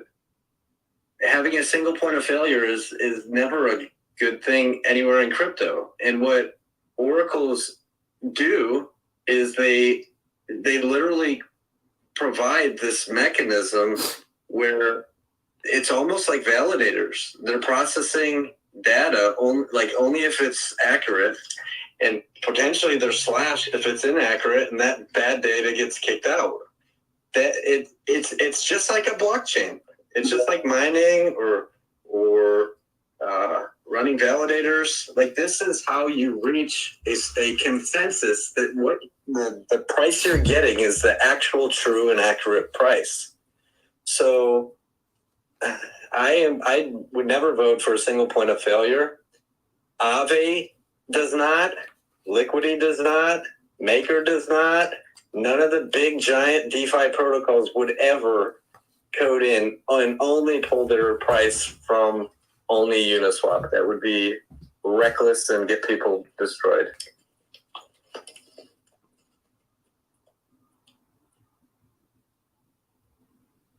So do you think who would be a good like Oracle solution to try to get it? Like, would that just Chainlink? Is that the? Well, I think Teller is vastly superior to Chainlink. So Chainlink has some weird stuff going on that actually kind of centralizes. They have their own central points of failure inside their Oracle. One being they control the keys to the wallet that has all the distribution, the tokens that get distributed to all the node operators. So what happens if that owned wallet address, regardless if it's behind multi-sig or not, like what happens when the funds just disappear one day? Oops, somebody got a hold of the keys. There's no more tokens, reward incentives for any of the node operators, so they simply turn their computers off, and all the DeFi protocols that are using Chainlink get wrecked. Okay, so like in Oracle, like Teller, they eliminate that, and they say, no, that needs to be a smart contracted thing and no ownership at all. It just needs to be in a smart contract. Also, Chainlink uses like a voting mechanism. They can vote and change and do whatever they want. But like, of course, the biggest whales are the ones that make all the decisions, so they profit the most. Teller used to have that, and they said, you know what? There's no reason why we need that. The protocol works without ever needing to change it in the future. Let's eliminate the voting and just go with a straight immutable code that can never be changed. And that's the direction that they went, and it was just a simple decentralization play. Like, look, Liquidity and Teller are the absolute, and Hex, of course, right, are the absolute most immutable protocols that exist over on ETH. You could argue that Hex is not decentralized just because of some singular ownership of some of the coins, right? So you could even argue that as far as capability of whales manipulating something like Teller, it becomes vastly less than the same possibility with something in Hex. Not to say we don't trust who might own those wallets. It's just they don't even have that capability baked in, Yeah. So, Jesse, I think one of the things that I don't know as much as you do about this, but one of the things that people told me, Alex and others, is you have to be very careful as well with oracles. There's risk with them as well. How can they go bad? How can they go wrong? Well, if there's not a broad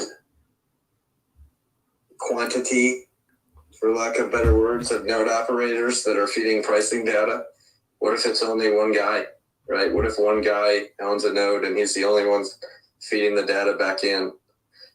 Could he manipulate that data? Possibly. So you want to see probably a minimum of 10 unique nodes, and then over time, 30, 40, 50, 100 different nodes, all feeding pricing data, all aggregating against each other. Like, just the bigger the network, the more safe it becomes, over time. The same holds true for like Ethereum and mining, right? If there was one single miner, well, he could do whatever he wants, and say any transaction is valid when it's actually not. But the broader, the network on a proof of work chain, and the more validations have to be received before something is actually confirmed on the chain, like the safer and safer it becomes over time. So it's really the exact same model with an oracle. You want it to be broad. You want lots of people running nodes. How do you even confirm that they're actually independent people doing it? Because if it's like one person acting as if he is a lot of people, or if it's a lot of people that are acting together, like say that they all can benefit like more than what they would lose by adding or like confirming improper data, like they could then profit from that. The same way as we do with Pulse Chain, right? So there's 33 validators. Probably at least half of them, we have no idea who those people are, right? They could all be the same person. They could all be Richard for all we know. We just don't know. Some of the teams have chosen to go public on Twitter or YouTube and say, yep, I'm a validator. Here's how to, here's my address if you want to delegate, But, I mean, you could see people go public as node operators on an Oracle, or they could all choose to be, quiet. You never know who they are. It's the same problem we have with Pulse Chain. I have a couple of questions. Can you guys hear me? So I heard Jesse saying earlier in that my curiosity is, what are the thoughts when Richard had said about Pulse Chain being the largest liquidity of PRC20s, Pulse X, whenever that launches. And then I heard Jesse saying about, the risk of center point of failure versus having price feeds from oracles or different platforms where the price is being set out there. Is that the same argument about if you're talking about the gold and silver market and you're saying here is spot, and when you do a Google search for spot, some mini oracles are feeding in, or if you say what is the BTC price onto Google and it goes to an exchange between $1 equals this amount of Bitcoin or $1 equals this amount of Ethereum, the normalized location that you get your price information, is that an aggregate? Is that what you're advocating, is saying that because it's not centralized liquidity, that it's in multiple locations, that an oracle of price feed from servers is better than a single point of sale? Well, it gets it from both. So Liquidity actually obtains it from both. It pulls both a price feed from on-chain and from oracles, and then it has a backup oracle as well. So you can certainly pull from a USDC Pulse pool. You can even pull from you can't really pull directly from a PulseX Pulse pool because all that is a ratio. You don't know what the price is, and then you'd still have to have an oracle to know what that price is anyway. So you can't really use the PulseX Pulse pool without outside support. You could use a USDC pool, but then there's some risks there. There's no way for us ever to know if the USDC Pulse pool on Uniswap, or on PulseX rather, will end up being the more volume than having 10 or 20 exchanges that also carry Pulse in their order books. Regardless, there's always going to be arbitrage. It's not really a derivative. It's not really like it's simply if the price is different on PulseX than it is on an exchange, that's going to get arbed. Initially manually, but over time people write arb bots for these things, and the prices tend to start balancing out. But the risk of only pulling from PulseX is a simple liquidity provider withdrawing their liquidity or having a V2 upgrade. So you need to have it pulled from other places and aggregated back in. You just have to. I tend to disagree, and I'm not just trying to play devil's advocate. What I found when Hex first launched was maybe the first ARB as far as Hex was AA would be available, and then you would see it on Uniswap when that had launched as far as liquidity. And of course, there's going to be price chart movement because people can move the price up or down on the Uniswap platform within minutes of the rollover, I think, from the AA releasing coin. So I did see arbitrage, and arbitrage movement is part of a lot of the launch history, people that like yourself that were there. And what I also know is that when liquidity started to show up for Hex on other platforms, Yobit might have been an example, or something. It wasn't Bybit. It was like BitMEX, or I don't know, something. I can't remember the name of it. There was effectively, here's the spot, and people think that the spot for Hex is lower at that location. So then they go either to the KYC or they go through the anonymized way to get into the platform, and they don't realize that they have an exit cost that's far higher than their spot would have been. Okay, let me explain it a little differently. If you only pull from one single pool in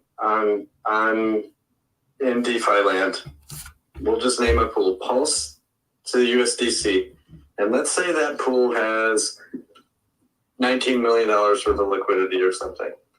Okay, somebody then goes and they look at the liquidity code, and they see, oh, it's going to time weight average that over a period of 15 minutes or 30 minutes or something. There are ways, now you don't have to even do it all at once. There are ways to slowly withdraw that, get some of that liquidity out there so it's actually less than 19 mil, and then do an attack. And sometimes the lead up to these attacks takes months. But then what you do is you literally dump on everybody's head. You hold the price down for as long as you need to. Everyone gets liquidated, and then you buy back. And then you have the gains from, you may have lost a little bit by trying to hold the price down, but you've already done the math and you were able to make those gains back through liquidations. What oracles do is make that impossible, because now for you to manipulate the price, you have to manipulate the price across 10 or 20 different exchanges. The consensus model sees those, any wicks if somebody was to ever attempt that on one of those pairings. There's no way you could hold the price down across all those different pairings, and then also get through that consensus model to liquidate people on purpose.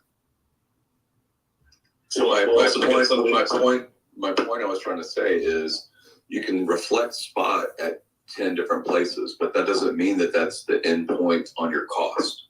So your cost, as maybe it's an entrance cost in order to participate on the exchange, maybe it's an exit cost or a withdrawal cost. And that's the same game that's been played out inside of silver and metal markets or other markets as well, is there's attraction to arbitrage, and people that can arbitrage and they do know the cost and they do know the risk curve, which are, high volume participants, of course, they're going to profit. And some other ways that they can do things, I'm not saying everyone's malicious, but they can place liquidity, know that there's going to be an exit cost. Like I remember whether it was a 1 inch or MAXI or something like that, I had liquidity on those platforms for Hex. And I remember that when the gas costs got expensive for Ethereum, that was just basically, you can't even pull it out because it would cost more to pull it out than it's worth. I think it was like $50 worth of Hex just to try and get an airdrop or some shit that was going on 2 years ago. So then that liquidity gets pulled and it effectively becomes sell pressure. Whenever the Hex price goes up, the liquidity got pulled. It's no longer there anyway. So I'm just careful about marketing. I'm careful about marketing or de-educating people about the potential of the most liquidity in Pulse Chain being on Pulse X. Yeah, like the whole reason the major players like Aave, Baker, Liquidity, and a bunch of others that operate off of like you have to have a known price for a token or a coin. The whole reason they use things like Chainlink or API 3, Band, or Teller is for exactly as we're almost agreeing here. Like, if somebody was to pull liquidity in one location, you don't want all those platforms with a mutable code that's searching for the price at that single location. You want it pulled from multiple places, aggregated by the most volume, where it's most volume traded, and then any bad, weird stuff where one of those pools may get manipulated, that data is removed from being fed back into the protocol. If we're open with our communication inside of groups like this or these kinds of Twitter spaces, eventually the information disseminates out, because I do remember different places where Hex was available, centralized and decentralized pools, and go across to Matic, and there it's a challenge or it's a risk about a bridge. And it ends up being social consensus. People that want to be further out on the risk curve, they can do so, and sometimes they can win in the arbitrage, but they do take the risk. I mean, again, so as long as we're transparent in our education formats, especially when we're public figures like Jesse and myself, that's what I care about as far as the community growth.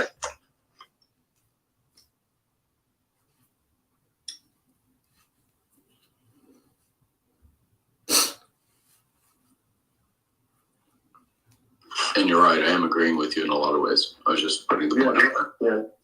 I mean, all I can say is, liquid loans are going to be all right. And the way that pricing data is fed is the most trustless and most, the best way to protect everybody inside of that protocol. And there will be other DeFi protocols, perhaps fiat, for example, that need Oracle support for them to function. Like it's just, it has to happen. And if Richard doesn't like oracles, he likes only a single, hey, I want all of it under my control in PulseX. Well, that's a whole nother conversation for a different day. Yeah. So just on that. What about not needing oracles and, like what the layer 0 is doing? Basically, its price is what it is on every chain. I wouldn't be like, I don't know anything about it to comment on it. Stargate. You never heard of Stargate? Only the TV show. How much value does this give to a lot of those ERC-20s that, Chainlink, a lot of these things, a lot of random guys hold for the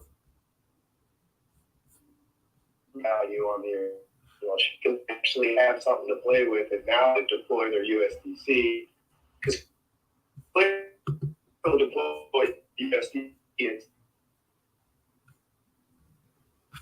Some people weren't gonna. Yeah, I'm muting you for now, Jim Rat. You're gonna have to fix your connection, man. Your mic is wrecked.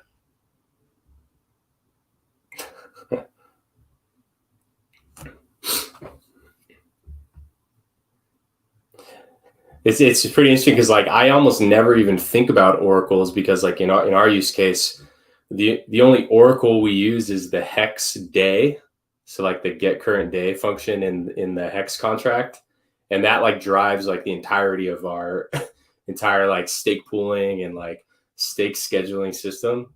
And so a lot of these things that you're talking about, I truly hadn't even considered, because with our coins, even though the stake pools are in some ways, they're kind of like hex-backed stablecoins that grow in their treasury reserves over time.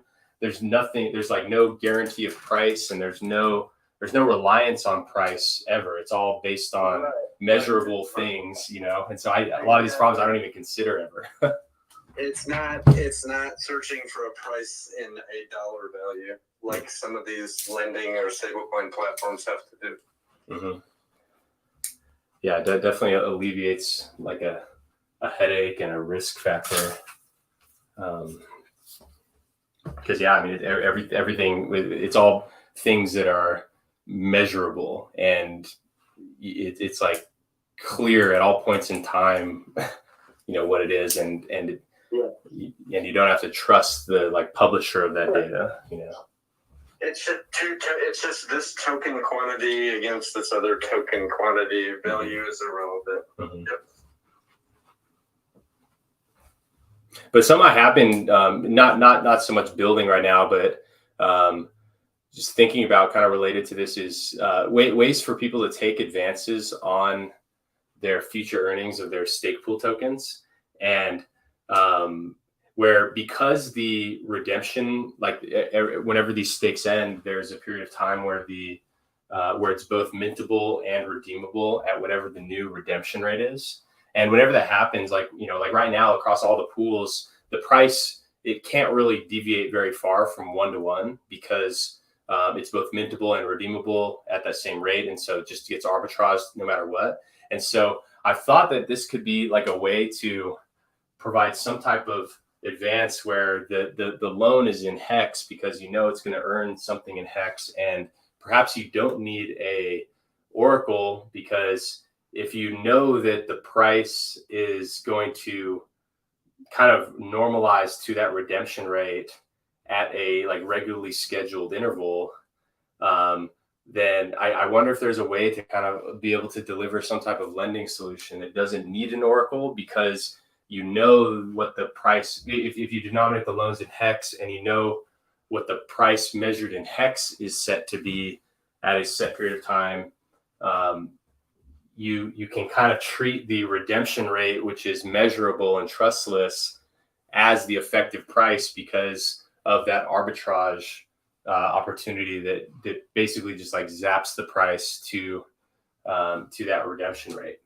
So that's something I've been exploring a little bit. Not, I mean, obviously, because we've been doing this launch, but I feel like maybe there's something there with like alleviating that need for the oracle because you can, with high certainty, predict some range that the price is going to be at a point in time. And so if the like structure of the line of credit is based around that, maybe you wouldn't even, and it's all like hex in and hex out type of credit.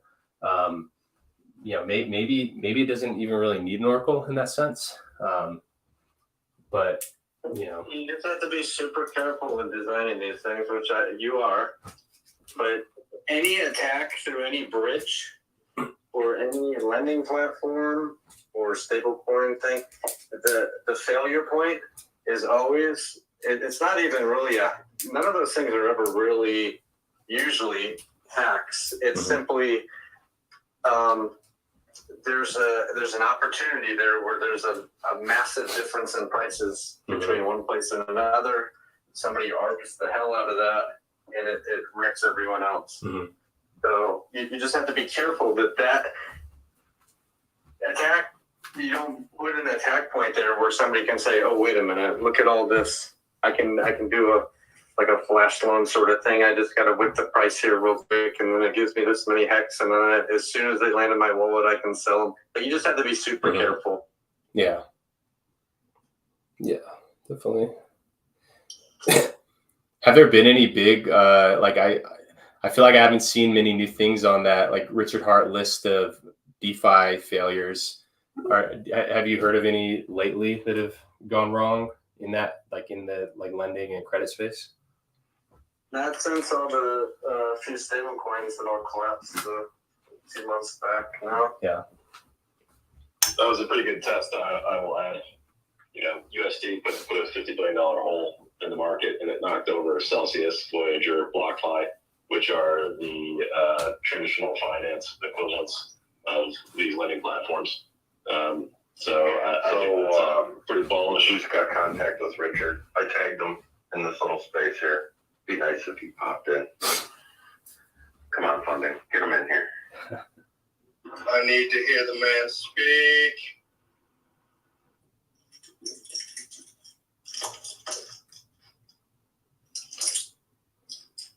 Where does USDC not being,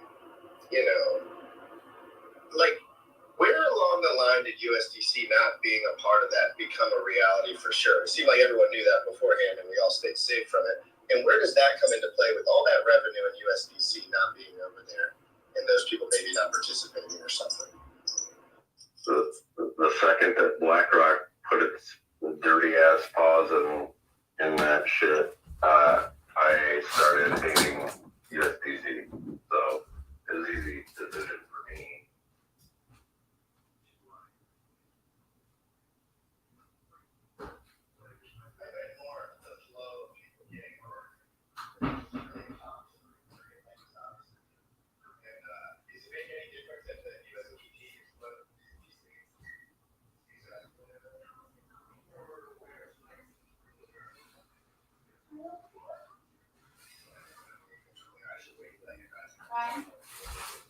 Yeah. No.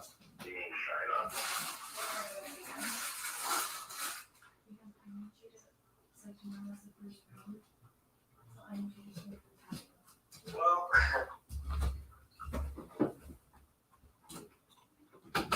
it's interesting the narrative we give about China sometimes, I think. Bitcoin was primarily mined by the Chinese for like probably about 10 years until they pulled out of, they banned Bitcoin mining, right? And people love Bitcoin, and the price of Bitcoin is, 6.5 million X. And it was primarily mined by the Chinese. Yet, whenever we hear the word China, and in relation to miners or anything else, like we have this weird, like racial bias or something, like they're gonna wreck us, even though that didn't happen with Bitcoin. No, but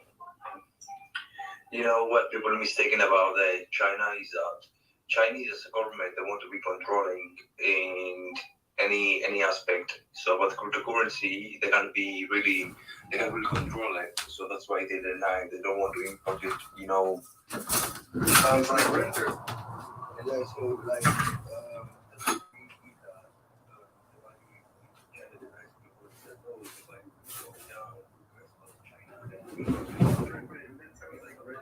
It sounds like any founder of any major protocol that wants to grow and grow and grow, like it's. But we have even though anywhere that the quote Chinese people have ever like attacked the cryptocurrency markets in America, like stolen money, and then any of these attacks. Actually, you have seen some hacker groups come out of like Russia and stuff. But it's never out of China. I mean, isn't it just like mainly beneficial for China to have a currency that's digital that they can track all of their own people's financial exchanges because of the structure which that area utilizes that. So I think that China's a little bit more advanced because they do utilize technology for that strength to keep their people in line, which makes them incredibly efficient in some ways. But it kind of puts the United States like on the back burner with not being capable, I guess, to do the things that it wants to do to the government because it relies on, I guess, legacy finance type of entities to come around and support lobbyist groups to get the mouthpiece that is the legislative, Republican or Democrat in some respect, to then cause for regulation to be enforced when they're making up stupid shit that's going to hurt the industry in crypto and do it kind of a little bit more smart, I guess, because they have so many legacy finance entities that want to get moved in, then they can take control of the stable tokens. But I think that on the downturn of the bear market, that as you gain ownership and control, like Coinbase and BlackRock, right? That they may want to have more of that USDC actually in their coffers, not in your wallets. So, I mean, it kind of makes sense to me how the narrative changes where people should be nervous about their USDC, even on how it can possibly lose its own peg because of all sorts of destabilized things. Your DAO was offered by Coinbase a pretty good deal recently to take 1.6 billion worth of its USDC and pretty much put it into Coinbase at a 1.5% interest rate on it, where now Coinbase has just garnered a hell of a lot more USDC under its control, essentially. My point about China is that China's government is very controlling. In order to implement the cryptocurrency, there has to be a private company that's going to implement, but China doesn't want it because China itself as a government can't really promote it because it's very risky. Cryptocurrency is very risky. So in China, as we see, as we see the cryptocurrency moves along without China, it has to be that way. And trust me, the decision of China, if they ban Bitcoin, if they ban cryptocurrency, won't have any effect whatsoever because there is a limited supply, there is high adoption by different countries and countries that have millions of people supporting that currency. Yeah. Because there is a limited supply. Well, see, like cryptocurrency or Bitcoin gives the Chinese people a way of actual freedom. So that's why they banned it. Yeah, they exactly. Yes. So, they still are capable of having their own availability of mining, even though their people don't, because the government does whatever they want anyway. But it's risky. They don't want to take that responsibility. Mm-hmm. And you know what? Here's the most important thing for at least China, right? Is to have complete control over the digital financial space so they can track all that stuff actually solves a problem for them. The problem was cryptocurrency. They banned it. And now they have complete control through a digital thing that they have, right? The digital yuan, to be able to track all their people through their finances and force them to use this thing, which actually solves that problem, right? Now their people don't have the availability of the freedom anymore. And now they've garnered control, problem solved. The United States, right, doesn't, when you ask that question to be able to have like a CBDC, you have to ask, does it solve a problem? To make that, do you need to have control over the people's finances in a way where you need to know exactly what they're doing at all times in that respect? In the digital space, no, it doesn't solve a problem at all. As a matter of fact, it makes a lot of issues, a lot of problems for that. So I don't know. My point, like my what I believe the most is that cryptocurrencies, they have such great economics that Richard Hart has built with the deflation that even if China bans it, if there is millions of people using the pool chain, let's talk about pool chain and pool sex, because they're deflationary token, doesn't matter if China bans it, there is gonna be every day limited supply. So the economic itself, the coding itself, the price gonna keep push up and gonna go high in value. The economics in crypto is that gonna be stable. Is the economics that doesn't have deflation. But if we are talking about, because the projects they're evolving, they're getting better and better and better. No country, no government can defeat it because I think in the upcoming months and upcoming years, everything's gonna be deflation. If you are very early and if you hold, the price is gonna go up because people are trading it, holding it. So I don't think that like China, it's a major part. It's a major part only about the users, but after that, it's not something that we really have to worry. Fuck China and fuck if they think that cryptocurrency won't change the world. But as they stay back and the world is keep evolving and more and good coding is going forward in the market that has a very good market fit, the price of the cryptocurrency will go up. And people are going to get millionaires of that. We don't care about China. We care about the economics. If the economics of the crypto was very bad, then we have to be concerned about China because we need more users. But the economics of the crypto is deflationary. It's simple coding. I would have to agree, because then you inadvertently absorb the inflation.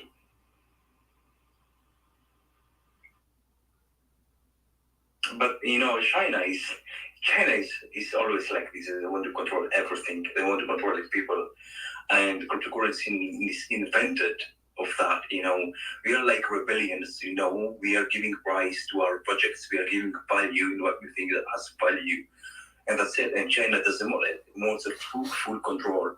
They're treating people literally like animals, and cryptocurrency and sex. Blockchain is freedom of speech, freedom of movement.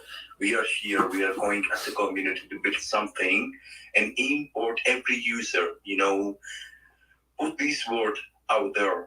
We are here, we are taking part, we are bigger than China. might just try to shift the conversation to something else.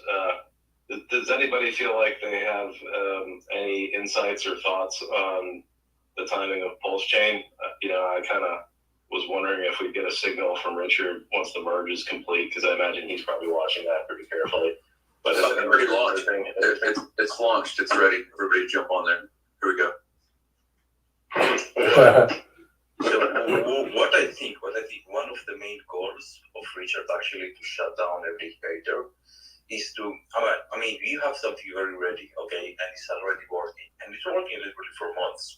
So your next goal is to build up a strategy, even if it's gonna be the legal certification or the tokenomic itself, that to hit like thousands of X. And how you did this, because you are deep in the coding, everything is very good, flawless operation, all right. So now what's the next goal? The next goal is how fast you can hit that X. Because it's different if you hit something, let's say 10,000X in 10 years, and it's different if you hit it in a year. So I think the next strategy for Richard Hart is to prove himself and prove to the community and to the world that he can hit it very fast. And I think he's waiting. Now it's only the security, but trust me, if we already hit the bottom and we are going for high, and and the movie, the documentary is ready, I think now we are getting closer and closer and closer to that, because the next goal of Richard Hart is how to hit these thousands of X. And now he's working on that. And I think his timing, he's gonna say launch it, I think he has to say reasons why he's not ready yet, so people won't get pissed. But I think he does it for a reason, because he knows that people now, with the current bear market, people are losing money. What's the point of launching the project? Everything's tolerated with Bitcoin, everything goes down. What's the point? People are losing money. Why you want to launch one thing and lose money So it's better to wait a little bit. And the people that are very pissed and angry because Pulse Chain is not live yet, they're gonna be so happy in a couple of months, so happy they're gonna see these green candles going on skyrocketing. See, I don't think that that is the case at all. I think that they found that the changes that they're trying to make and the improvements are harder than what they thought they were going to be. And I think that also some of the stuff that they said about the issues that they found in BSC, I think they're even finding that what they forked from may not have been, as reliable or as resilient as possible. And I think that above all, above the price performance, I think the thing that Richard holds on to the most is the 100% uptime, flawless operation. And so I think that he has a much higher standard for excellence on the production, the production quality, and that's so they're, while other development teams like Solana, they know something's wrong, they're like, okay, we're gonna roll with it and we'll fix it later. I think that they're being just a lot more sensitive to any potential issue. And then also every little thing you unpack, it's that then exposes other things. And then your fix for one issue may create some other issue, or sometimes when you're building stuff, you're okay, well, if we're fixing this, then we should also fix this too, because maybe it aligns with that. And so I think it's mainly about the just it purely not being done yet. And it needing to be perfect, and also being a very difficult thing to test. How do you actually test how it performs in the real world? And also I think that they may even be running into, with the block, the main things that are changing from the operation of the chain are the block frequency and the size of the blocks, and then something with how the validators work. And maybe they're realizing, why it was that Ethereum didn't have 3 blocks or didn't have larger blocks, the combination of the two. And so I think that they're probably running into challenges where they're having to do a lot more invention and innovation than just forking the chain, bringing the system state, and then running with it. So I don't think it's so much on market timing. I think it's more on it needing to be perfect and it just being a tough thing in general. So that's what I think more. Yeah, sorry for so what I was trying to say is that I agree totally. It's not about the market, the timing of the market. It's most about, not because it's not ready, but because they have more time investigate it and develop it more, not because it's not ready. If you're in the bull market now, it's gonna be ready. We're gonna launch it. They can change the code, okay? They can modify the code. So it's not something that you've really done it and you can always fix it. So it's more about, because now they have time, in the bear market, now they're fixing and updating. That's why they put the limit orders. And they are winning, because everything goes down. So they're saying, okay, if everything goes down, we are in the bear market, let's fix these things, let's make the market more good, let's give more reasons to the people, not because, it's not ready, but because we have more time to do more better. That's it. They are winning time. But the bull chain itself, the bull chain itself and the bull section itself is ready. But now that we are actually developing more because we have more time to develop, because the market asked for that. We're going to be now at the bottom. So guys, you have more time to develop more projects, do more better coding. And we are actually taking advantage of it. Not because it's not ready, it's ready as fuck. Mm-hmm. Yeah. And I'm looking at, and this probably isn't the private GitLab. I'm looking at it. The most recent updates were a week ago to the Pulse Chain testnet repository. The Go Pulse, which is like the implementation of the Pulse Chain node, that was a month ago. So obviously, there's probably private repositories that are being worked on more frequently, but there haven't been too many big sweeping changes in the very short term, but obviously this is the public one. But that's the thing. The things that are changing is not like the limit orders. It's what happening with the coding. The coding itself is down. Now they're adding like more custom things to make it like more reasonable to buy it. Mm-hmm. Yeah, but overall, it's, I think even a lot of like not just Richard, but even like a lot of these other sacrifice projects that, where you're taking a fork of something and then just like going to launch it, but even that's difficult, and like especially when there's like a lot of innovation that has to take place, this is a big undertaking, and so. And I think that through that whole experience, they, because early on, what were the early estimations of when Pulse Chain was going to launch? Like people thought it was going to be like November of last year. Yeah, like because when did the sacrifices happen? Like August or so? June. June. It was June, July. Why? Ask me. Okay, answer. Why we didn't launch? We didn't launch because the bear market, was going on, and we all notice that everything goes down. That's the reason.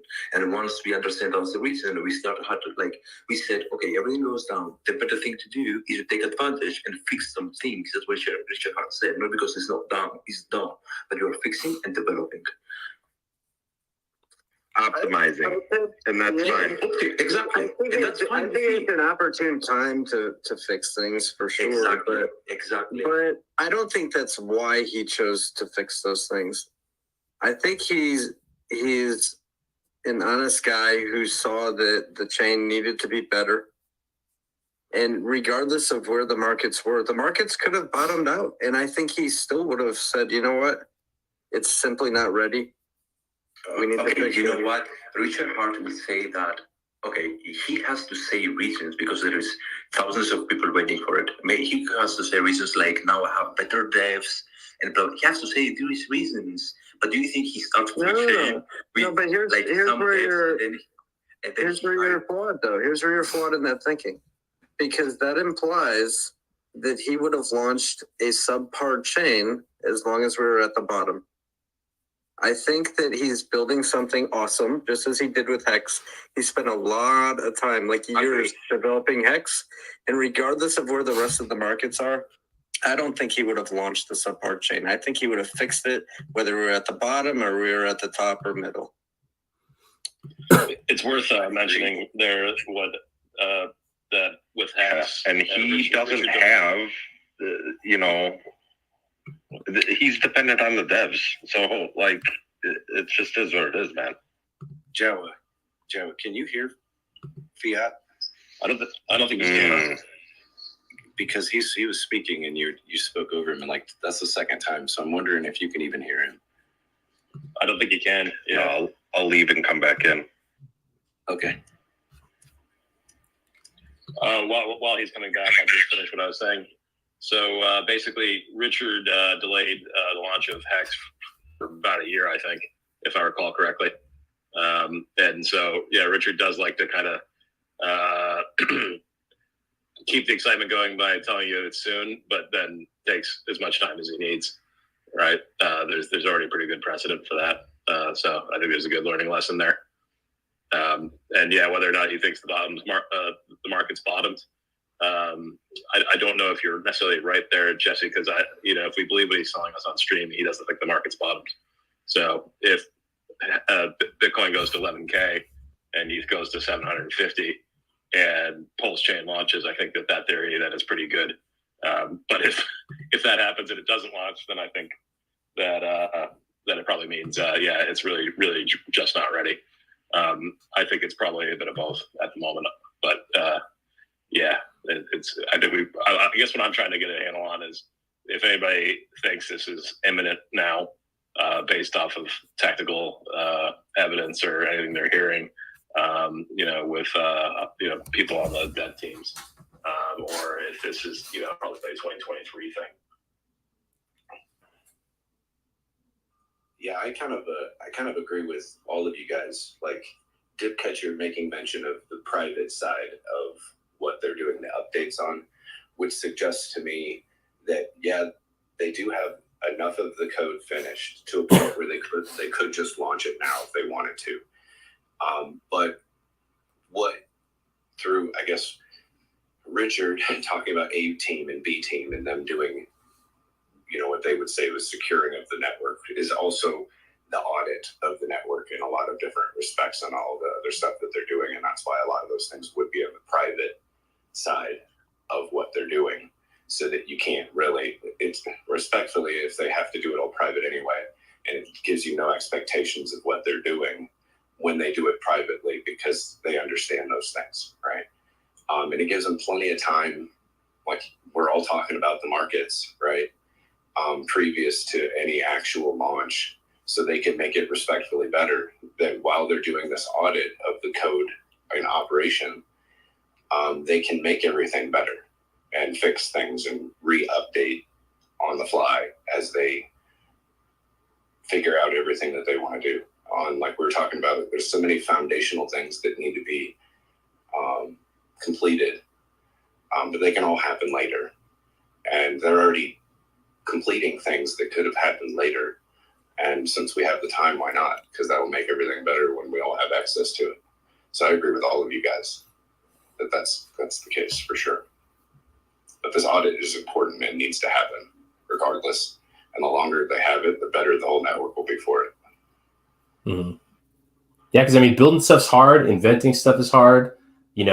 Sometimes developers goof off, or they just can't get it done, or it takes longer, or then they get distracted, and it's like it's definitely like a tough thing, and especially when it's like so critical, because like it's not like had Richard's next idea just been like another token like on Ethereum, just like the simplicity of that undertaking is very different than actually building like an entire new layer one.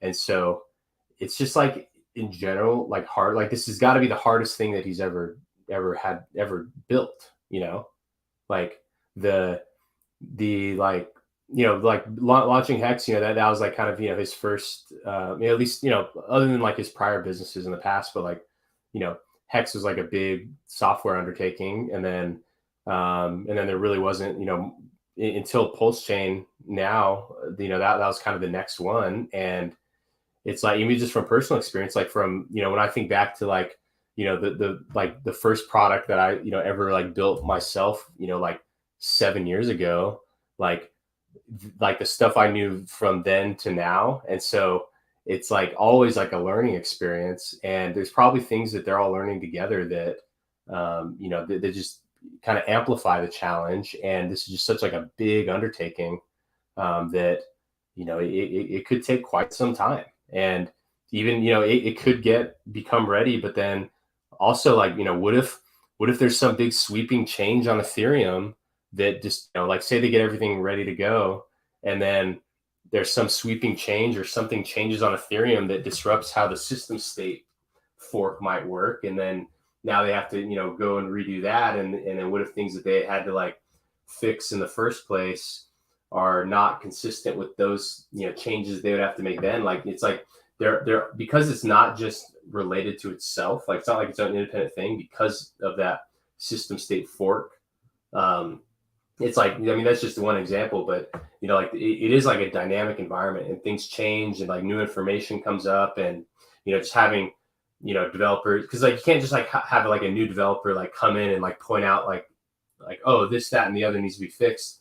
Like that stuff comes with like familiarity with the whole entire system. And so as his developers get more accustomed to everything, and as they get their like really dig their teeth in and they're working on stuff, they may be constantly discovering new things that need to be fixed. And so the prior laundry list of issues that they have to resolve, that could always be growing over time. And so and that's why, like I never ever would like ever pressure them to just like get it done, or like, have any type of like negative response to it taking longer, because like I personally know that sometimes things just take more time, and you can't predict what you can't predict, and you can't solve problems you don't know about yet. And so it absolutely could take a lot of time, and it's not something that's easy to just like say, okay, go time. Like it's like a big thing. Like this isn't like how many people total like we're part of the Ethereum merge, right? And like that's a lot of people. And his team, what has he said? He has like 14 developers that are employed or so. And there's probably other contributors as well, but it's like a big task, and there's kind of no easy just solution to it. You can't just like throw more people at it. It's like you need the right subject matter expert with the right motivation in that moment, that has like the right energy at that time, and just catches momentum and gets it done. And that's what it sounds like with the Hex launch. When you listen back to kind of his experience with that, there were like numerous versions of Hex from numerous different developers, and then finally one guy came in at the end, and he really pushed it over the finish line and really made Hex what it is today. And a similar thing may happen with that, where it's like he could be working with developers that just can't get it done, and then they need new people in, and then it takes time to onboard, and then once everything just kind of aligns and just hits, that's when it'll be done, and it's impossible to predict when that'll be. Strategic thing here with this delay, and that it allows him to sort of look at what's happening with ETH 2.0 and kind of see if there's any strategic reason to do things a little bit differently in a post-merge world. So I think that's good. I'm actually quite happy that we're going to be forking Ethereum after the merge.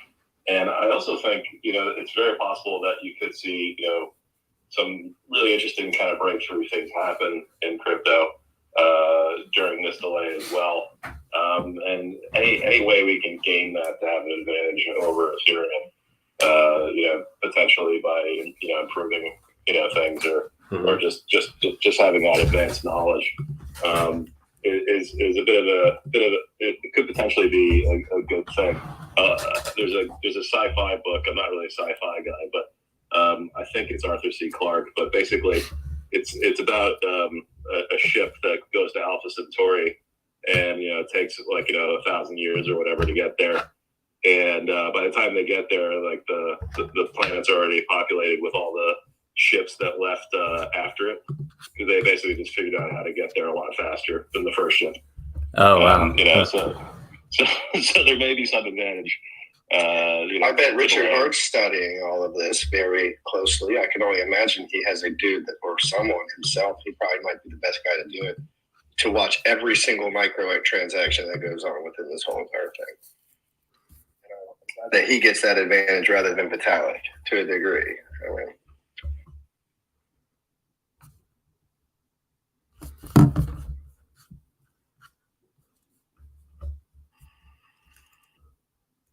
I just like Richard because I know his ego's involved, and I know he wants to be the best, and I know that he wants to create something that really knocks people's socks off.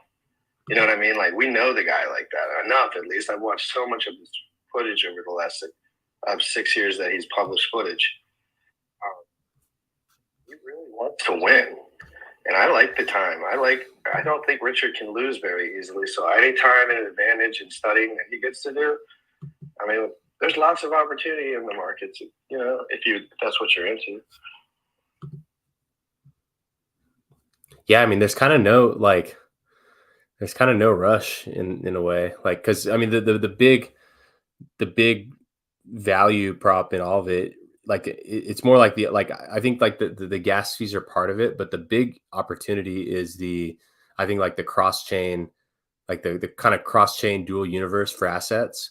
That are bonded by, you know, like the PulseX, like cross chain markets. And like that is like a timeless opportunity, I think. Whereas like the gas fee, that's just kind of like it really only matters. It's like a seasonal thing. Like right now, gas fees are no problem.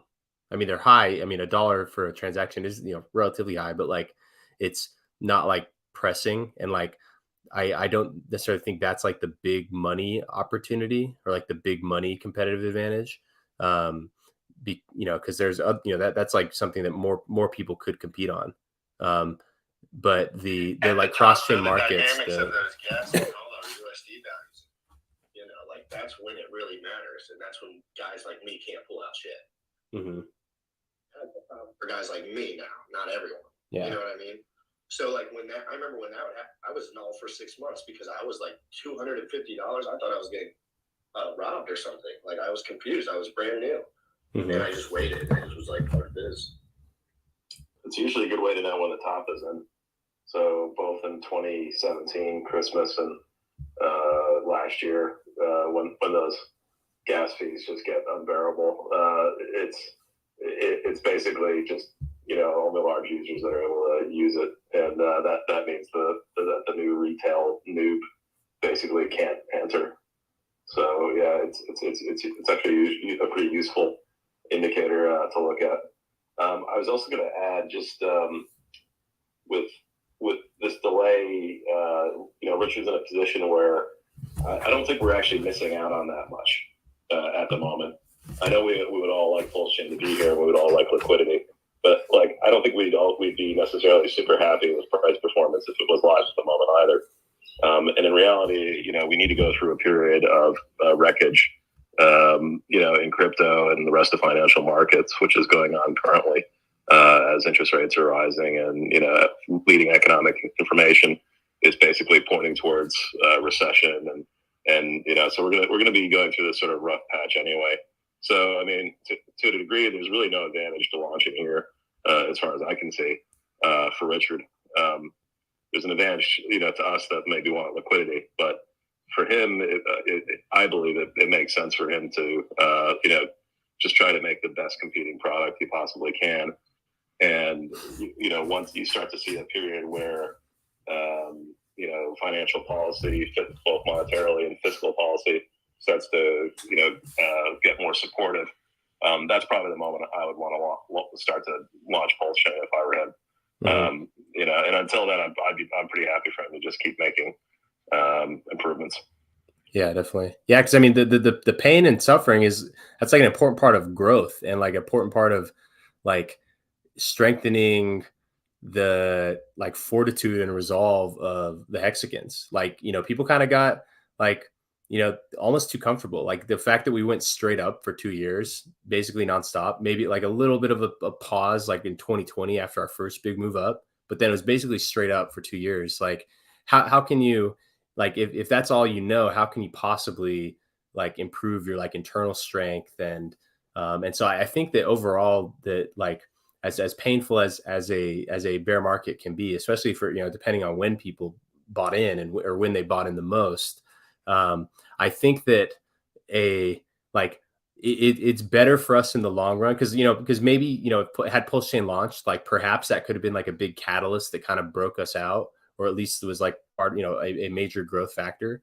But it's almost like the longer that there is pain and suffering, you know, perhaps the stronger that we emerge because of it.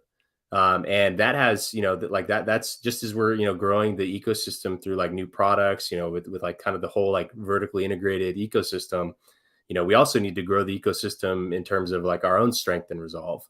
And, you know, and I think that's, you know, kind of like a hidden benefit of what is otherwise like a painful scenario. And, you know, maybe it's a good thing for all of us in the end that it did, you know, that like a Pulse Chain launch didn't just kind of like bail us out of like a, you know, like a sustained retrace. Is there any way that Ethereum decoupling at this point could be more potential in like all the Ethereum tokens and just kind of be in a separate market because of this as a catalyst almost? Like, you know, because Ethereum was moving in that arena anyway, if you've been watching, I think, like from what I've seen. And it's like Bitcoin can stay with legacy but this is technology moving forward. My whole life has been floored in the last 3 days. I don't even know what's going on anymore. You know, relatively early, and I was like, it was scared me. I mean, it's kind of scary. I was just playing around, you know what I mean? But I was watching the whole time because I'm just a nerd, and I sat there. And this has been a transformative experience to a degree for the newer users in the ecosystem. And I'm not talking about money. I ain't ever taken out any money in crypto. I don't even care like that. I just want the learning opportunities. Like Richard spells a lot of this out. Like he said, he was beating Vitalik to market with his own product. And that's okay that didn't exist in the timeline that he thought. But the truth still remains. Like he doesn't want to do it. You know, I just think this is the future of how things just move. And we're just going to have to keep trying to extrapolate the little moves in our head. Like even ETH Classic did like a fucking 60x. Like it's still to this day, you know, like a 70 cents to $34 at the moment. And it's like, that's nothing. Like they're got no adoption. And people are flooding into this. And Hex and Hedron are trading #1. This could be a huge transformative experience for the Hex brand to the upside. It might not make everyone happy that they don't get as much money as they thought they would because they got diluted a little bit, but it still could be great for everyone. You know, I'm certainly not richer than any of these people. Yeah, I mean, it does introduce just like us to a new audience and give us just like another stage to perform on. And, you know, it's something that kind of, you know, just like activates people, you know, it's having people think and yeah, I mean, it's definitely like a, like if at least, you know, like if we weren't going to have Pulse Chain by now, at least we have this copy to kind of hold us off. You know what I mean? Like it's there and it lets us kind of practice and also, you know, there's opportunity there too. Yeah.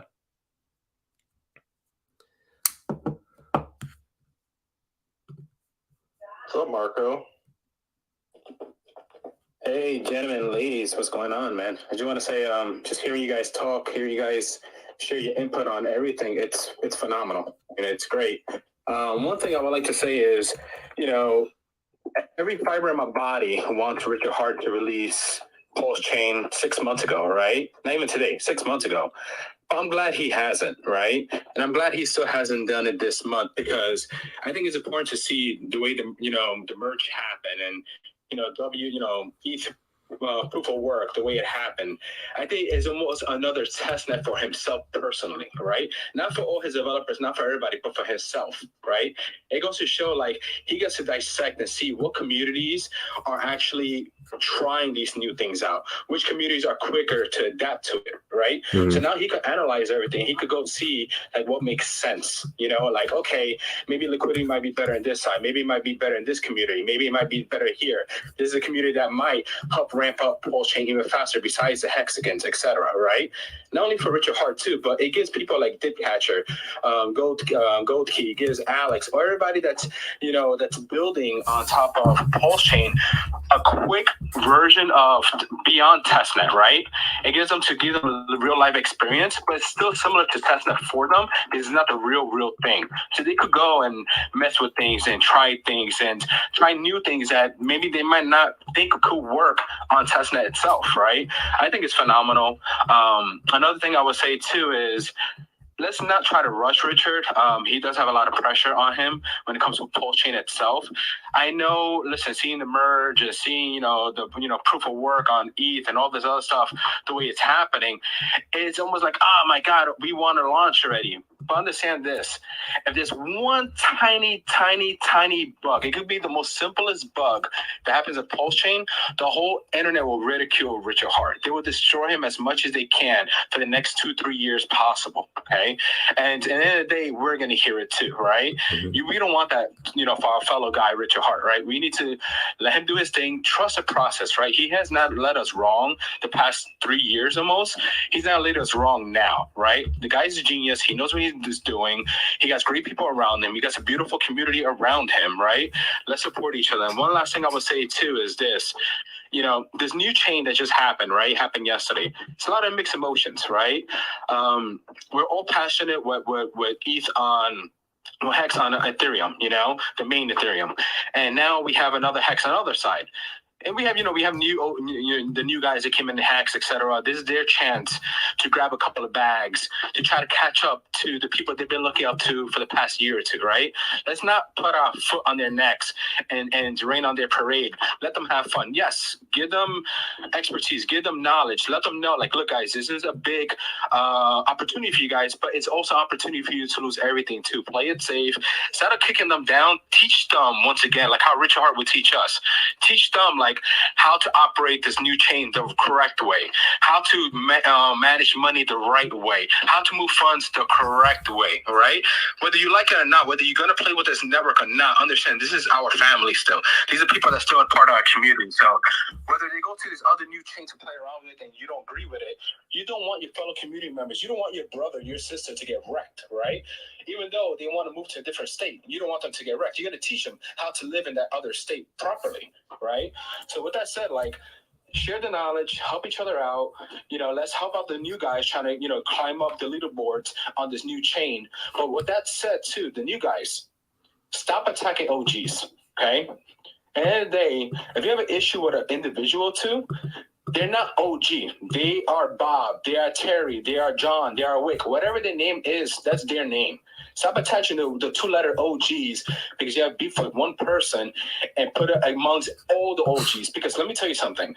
There's a lot of OG that does incredible stuff in person, in front of the camera, and there's way more that does things outside the camera, And whether you like it or not, by you slandering these OGs and putting it in a big context of OG to itself, you're hurting the people that are really, really, really doing beautiful stuff behind the scenes, okay?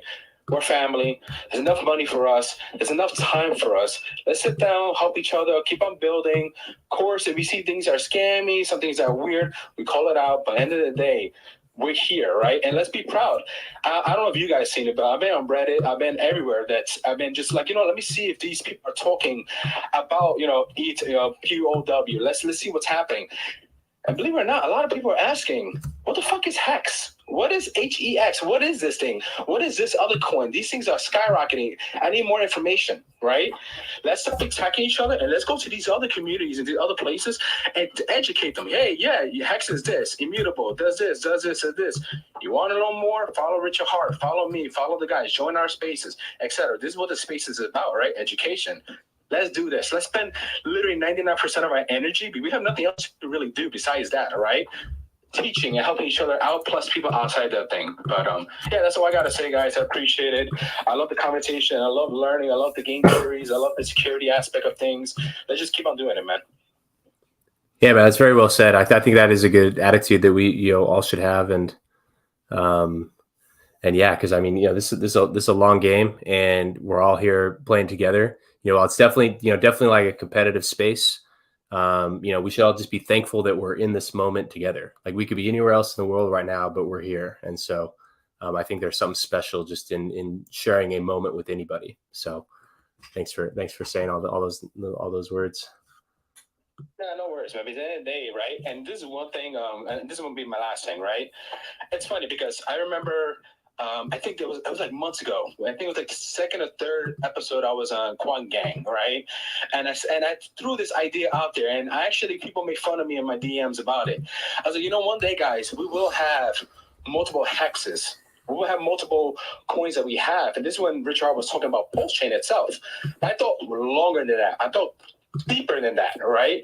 Because at the end of the day, Richard Hart made the sacrifice the new trend, right? That's a new trend. Everybody comes up with something, sacrifice, right? Mm-hmm. Well, now when people want to compete with the new blockchain, L1 on in crypto, they got to do the full system state type of thing that Richard Hart is doing.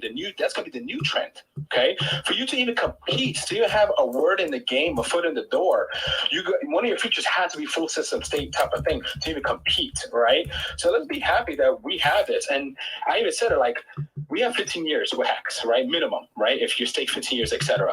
And Richard Hart has said it once in the past, and I'm always going to repeat this to folks to open their eyes. A lot of L1s, they get congested within 5, 6, 7 years, etc. Richard Hart said to himself, what happens when that happens? You move a decimal over or you just fork the shit again. And he said he likes the idea of just keep on forking it. By the time 15 years up, guys, we might have 2, 3 different pulse chains just from Richard Hart alone, not including anybody else that forks the pulse chain themselves.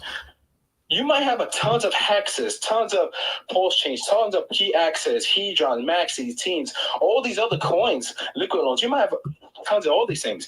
Are we going to attack and defend and shit on every single one? No, guys, that's our bags everywhere. Enjoy the moment. Of course, play safe. Enjoy the ride. Place, like I said, we've been building for 3 years security. We've been learning on the one guy, and then we've been learning with each other, right? Let's not let these new chains fuck with our head, and then we become like dum-dums, right? We're better than this, right? We could keep on, we could move along, we could build stuff, educate. We don't need to become tribal against each other, So, let's not become cannibalism, So, but that's it. Well said, Marco. I agree with you 100%. Yeah. I think Buck has to go soon. Yeah. Go ahead. I was gonna say I have to get on a plane, which means I have to get off my Wi-Fi, which means that this won't work. So it's been very nice chatting with you guys. I just want to leave you guys kind of with one thing. I'm really enjoying this bear market. I love bear markets. I'm really enjoying watching people create shit coins and sell their hex for them. I'm going to be buying your hex from you for very cheap. And I would like to encourage you all to keep doing that. I would like to become a shark. I'd like to become a shark by the end of this bear market. So please keep it up, guys, that are investing in shitcoins. Like Hedron. I'm just kidding. I love Hedron. That's what I was talking to your boy about. No. Maddie Allen said it's a mousetrap. No, Axos is a mousetrap. He said that. That's uber bullish. I was not talking about Hedron. I was talking about no, I know.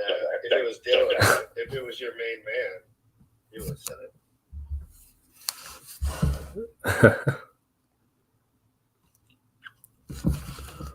No, but I've been enjoying all of this. It's just a good time, guys. None of us have control over any of this. We're just we're the guys that are here to change the future.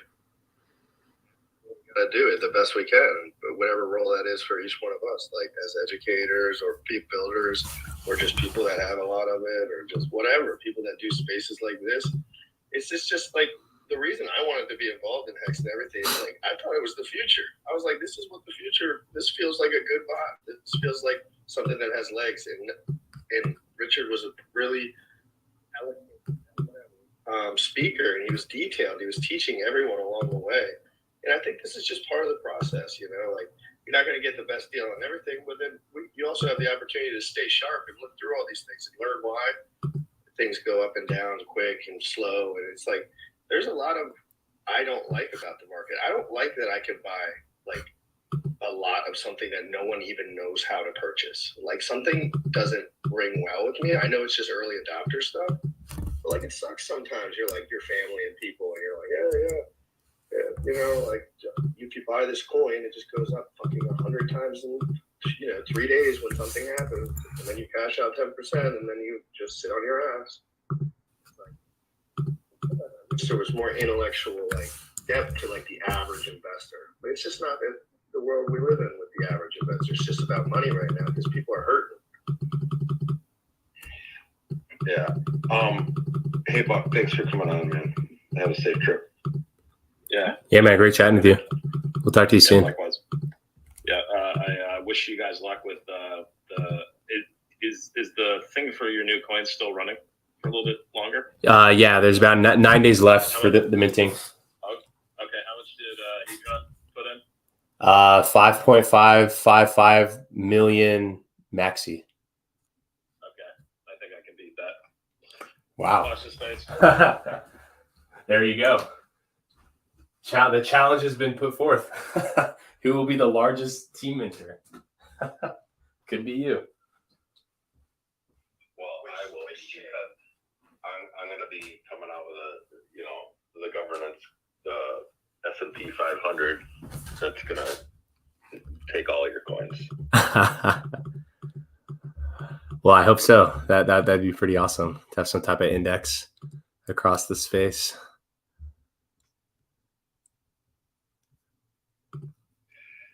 Big goals. I need a dev first. Alex is too busy for me right now. You could learn. You'd be surprised how much easier it is to build stuff on blockchains than you think. Well, yeah, but like I'm almost as retarded as Jim Rat, so that's not going to happen. I'm not going to be coding anytime soon.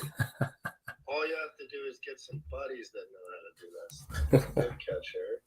And then you just get a couple more, and then you get famous for something totally pointless. Become friends.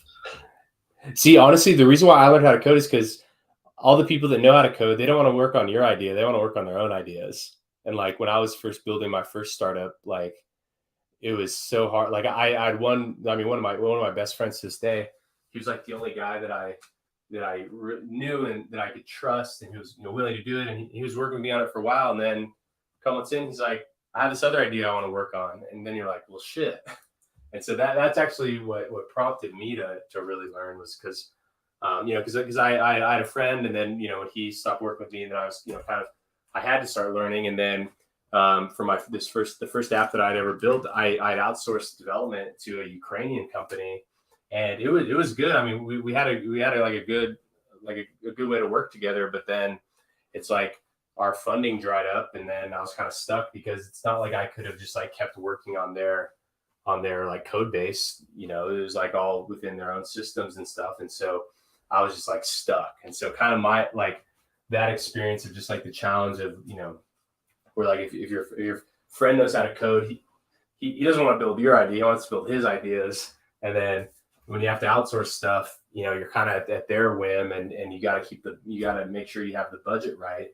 And that's so where the $1 billion comes into play. Mm-hmm. That I need to have first. Yeah. No, I know you're right though. It's a crazy process. Like the whole politics behind being, not just like for building a project of your own, but just the whole thing. Like someone has to be motivated as an individual. That's hard. Mm-hmm. I know what it's like to be motivated about some stuff, but like about work for months and months and months, a specific nuanced topic on end, I can't say I have that much experience. So it's hard for me to imagine like trusting another human being, but I know it's an industry, so obviously it occurs. Mm-hmm. Yeah, definitely is a challenge, but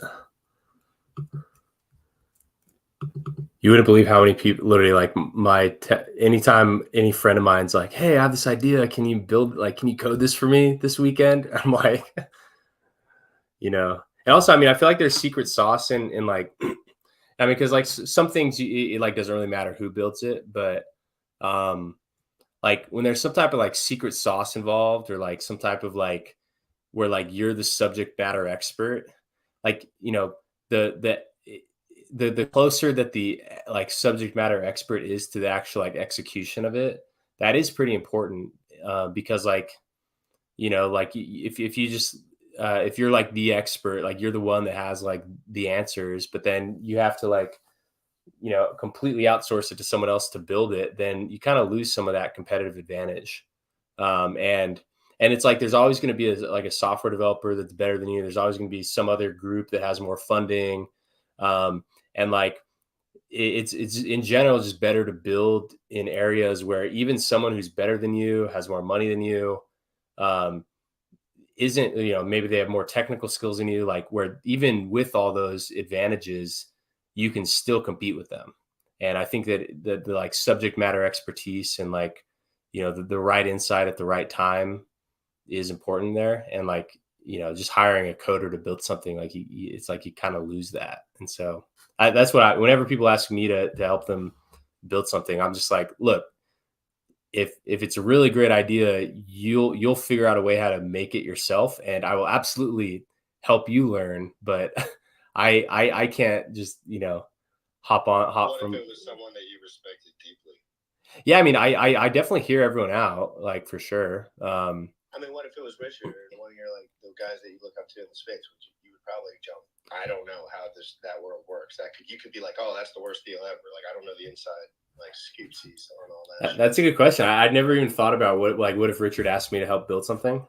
I feel like if Sam Stoll came to you with a 24-page white paper and like fucking 900 grand. See, I'd be like, dude, put this in one tweet. like you know, because Sam's got a mind of his own. I don't know what he does over there in his house. Like, I'm just like, but he wants to work. Yeah. And he's a worker guy, and he's just like trying to do all these things. It's fun to watch.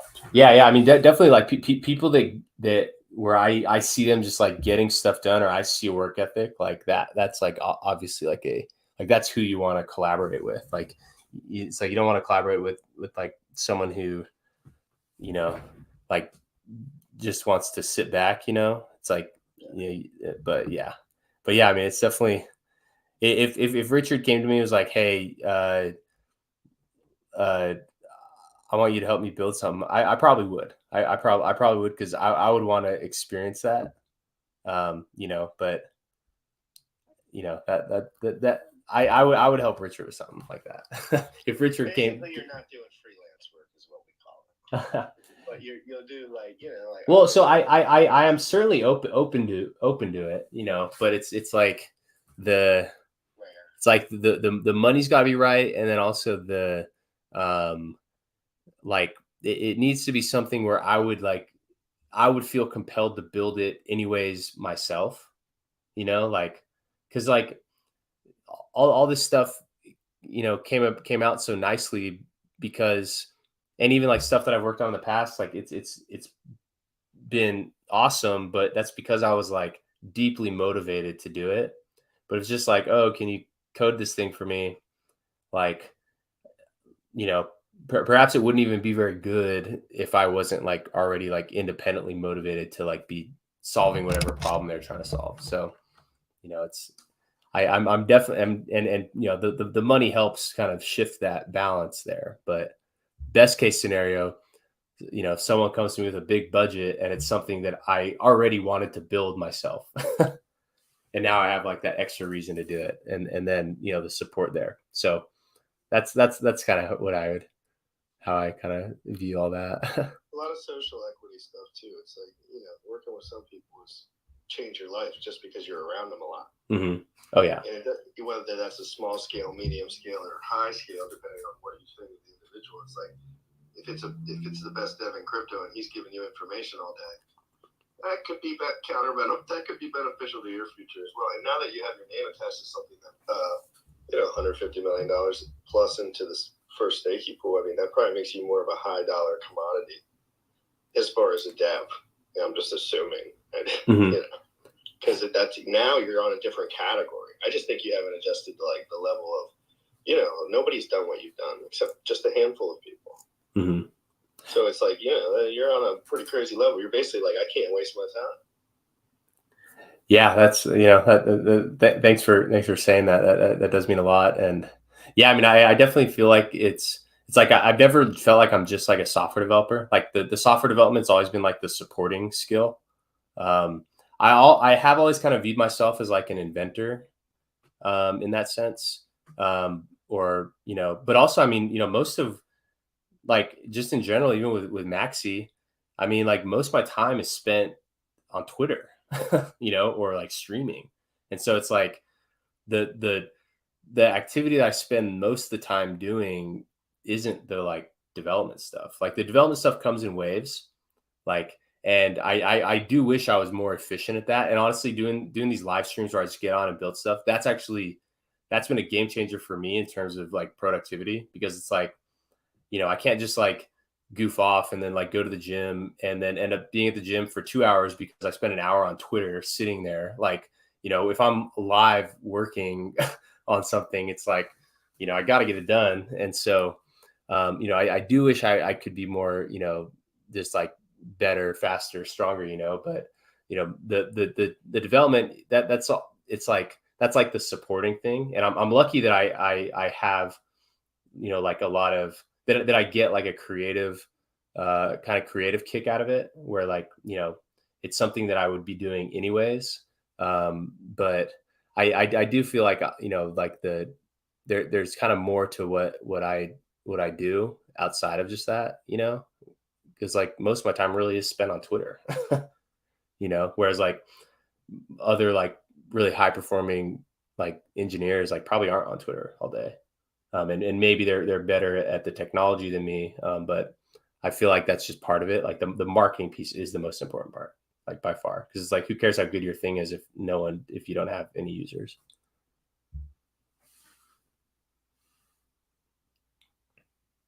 Well, while we have Dipfetcher and Executioner, if anybody has any Hedron or Maxi questions or ICOSA questions or Maxi Perpetuals, feel free. If not, maybe we'll shut her down soon.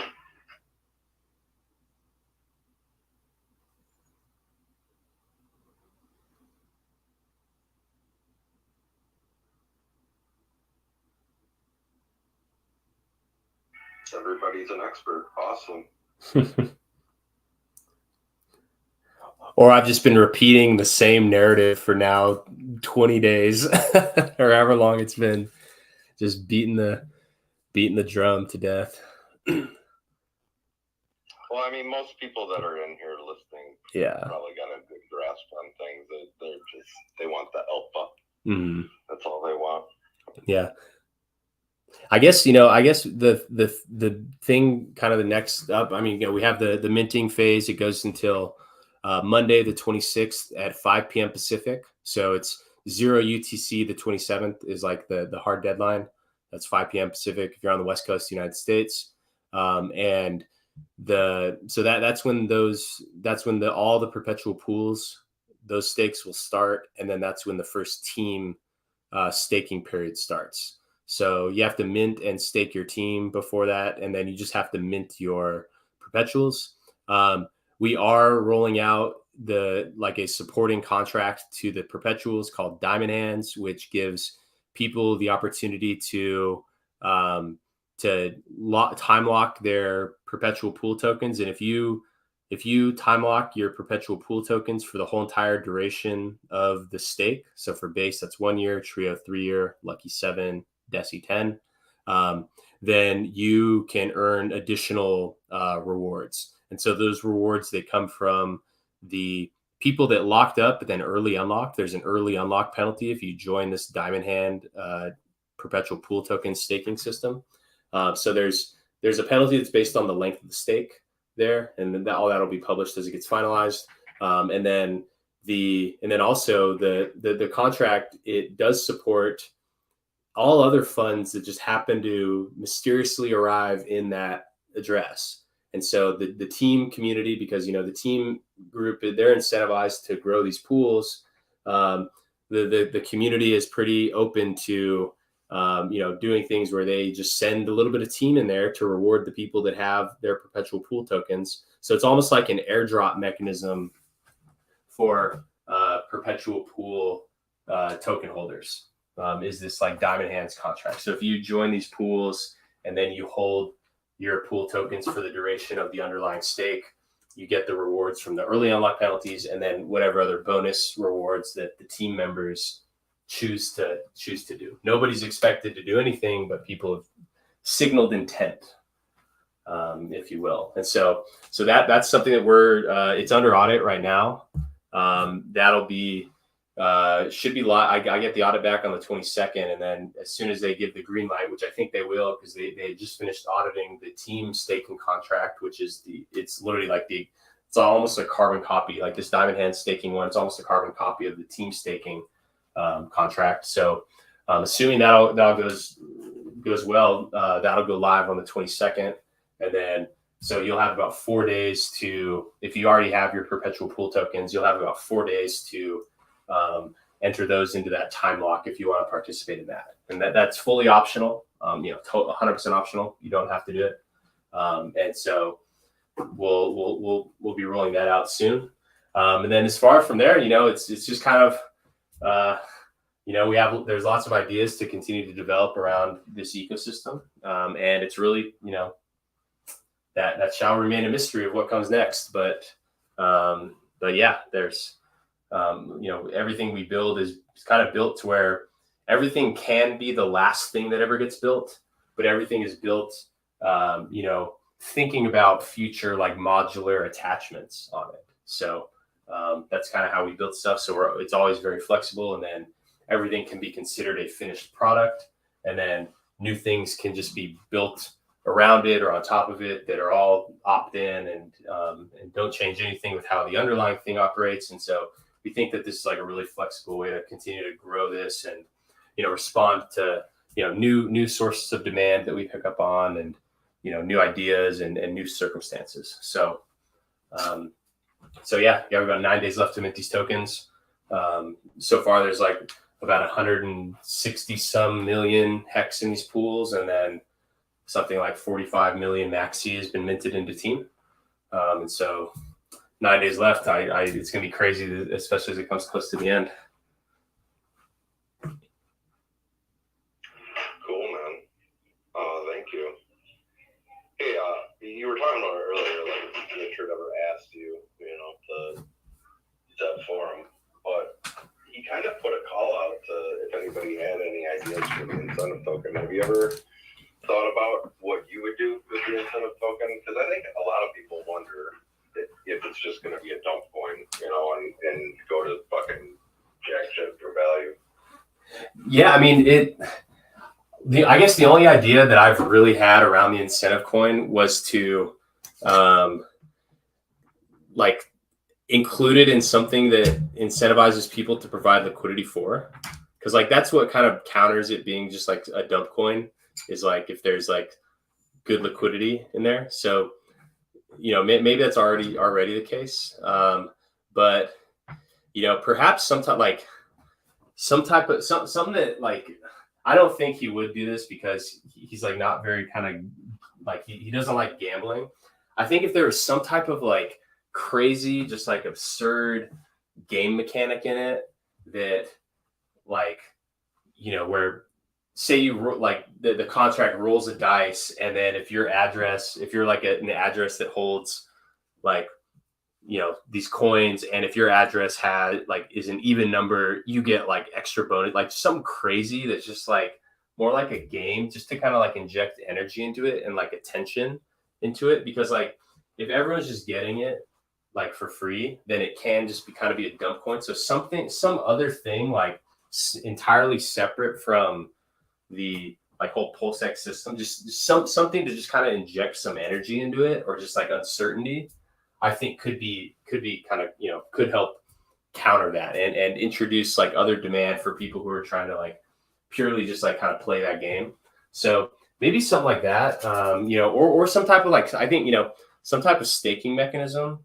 But also, I mean, rather than just like printing a coin, and this is kind of goes to like how, like with MAXI, for instance, like right when we launched that, everyone, because it was right after Hedron came out, everyone was like, where's the airdrop? When are you going to do an airdrop? And like, I didn't just want to airdrop some new coin to people. Like I wanted there to be like a real like transfer of value. Like, because like rewarding people through an airdrop is good, but just like, I wanted it to have like material value. And that's like, and so rather than just like airdropping a coin to the MAXI holders, you know, like our like virtual airdrop was, you know, part of like what went into the team minting rules, where you mint 1-to-1 with team, and then the so, you know, some of the MAXI is burnt to mint with team, and then the other part of the MAXI is held in this like 3-6-9 year escrow thing that like that directly, you know, delivers value to the MAXI holders. One, because if people are going to want to mint team, they have to first have MAXI, so maybe that can drive demand up. Two, the part of the MAXI gets burnt, and that's like a direct airdrop. It's like a tax-free airdrop because you didn't get new coins in that moment, but at the end, that, you know, each MAXI is redeemable for more. And so maybe something like that. That's what I would recommend to him, is to like perhaps rather than just like incentivizing with like a new token you have to print, like what if the incentive token was a coin that already has an independent source of demand? Like what if some of the sacrificed hex just became the incentive coin, or like something that you don't have to like independently drive demand for?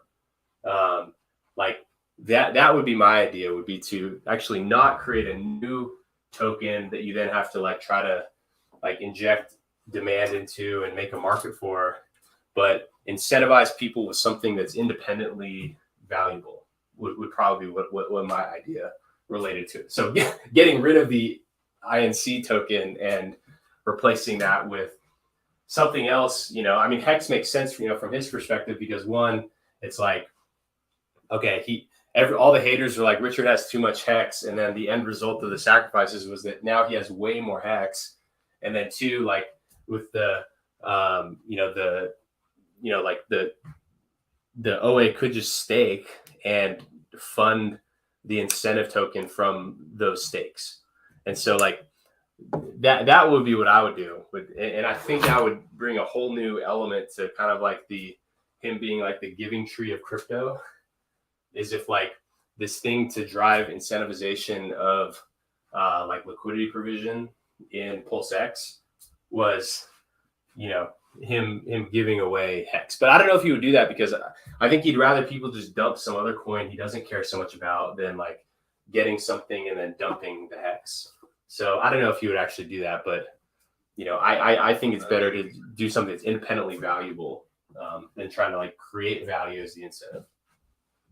I mean, it would probably be self-pressure if it was liquid hex, so he could use HSIs if he made a metric shit ton of HSIs for a certain value, usually somehow, I don't know. But I had a thought, what about, are you familiar with quantum liquidity and USDC or USD plus?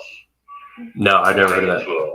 A stable that appreciates, and it's like forced liquidity or forced appreciation. If you're not familiar, it's probably a little. Yeah, I never heard of that before.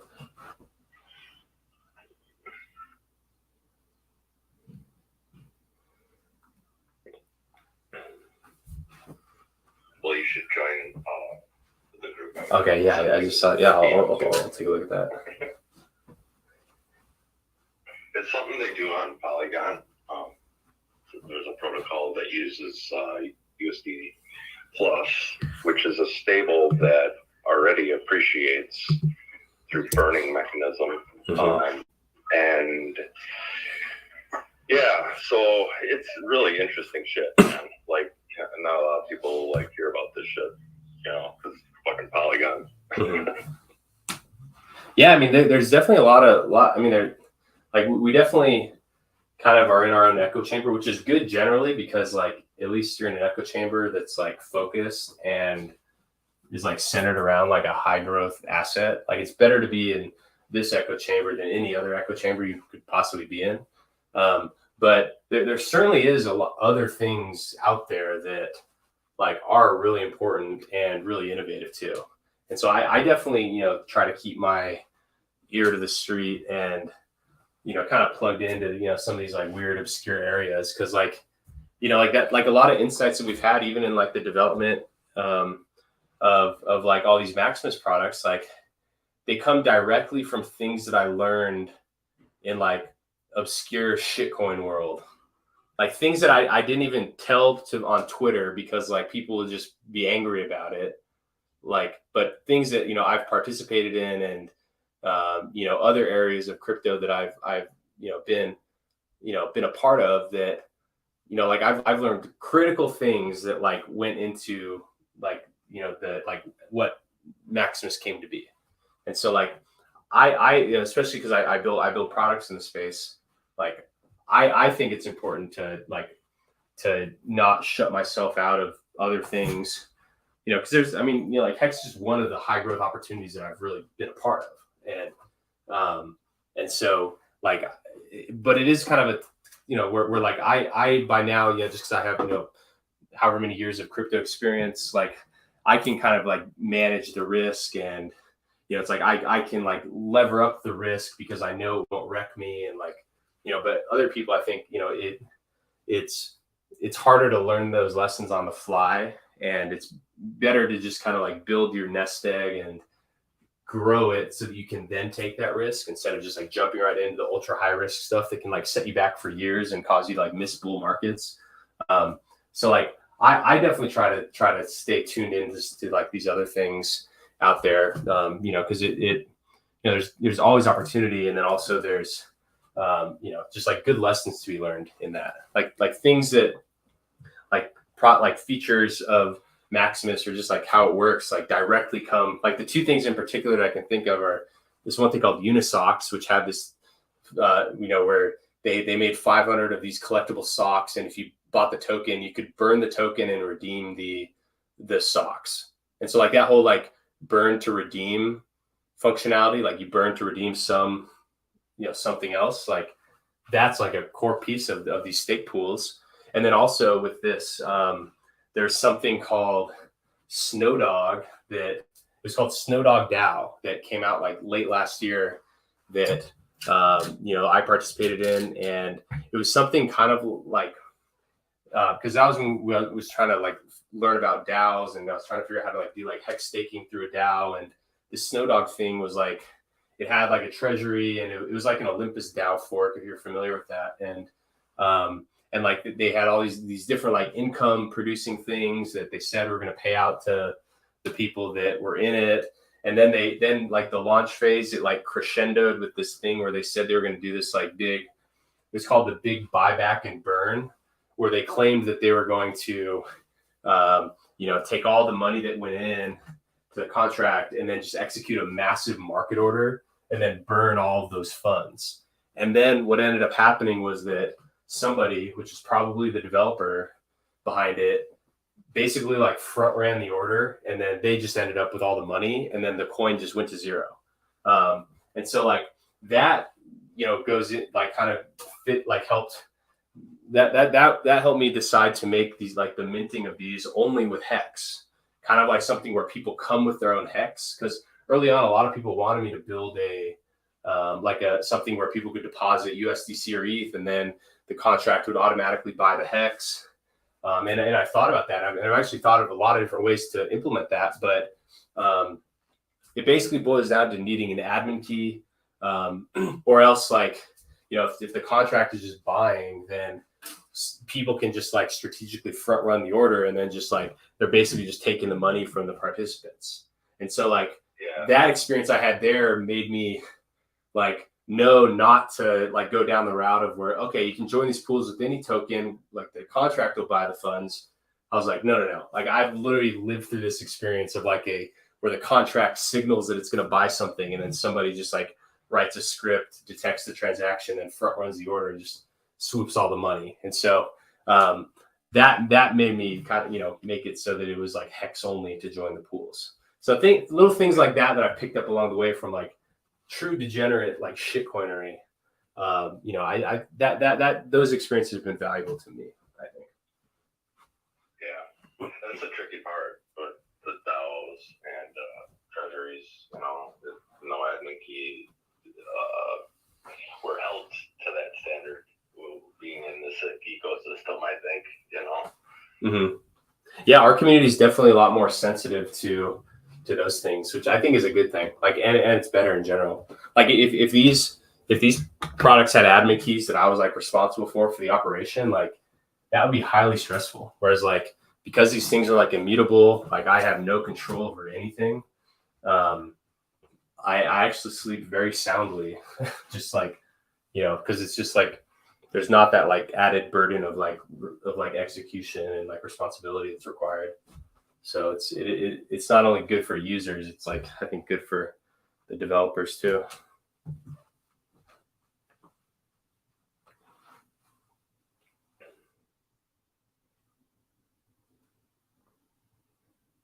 Any alpha for us, executioner?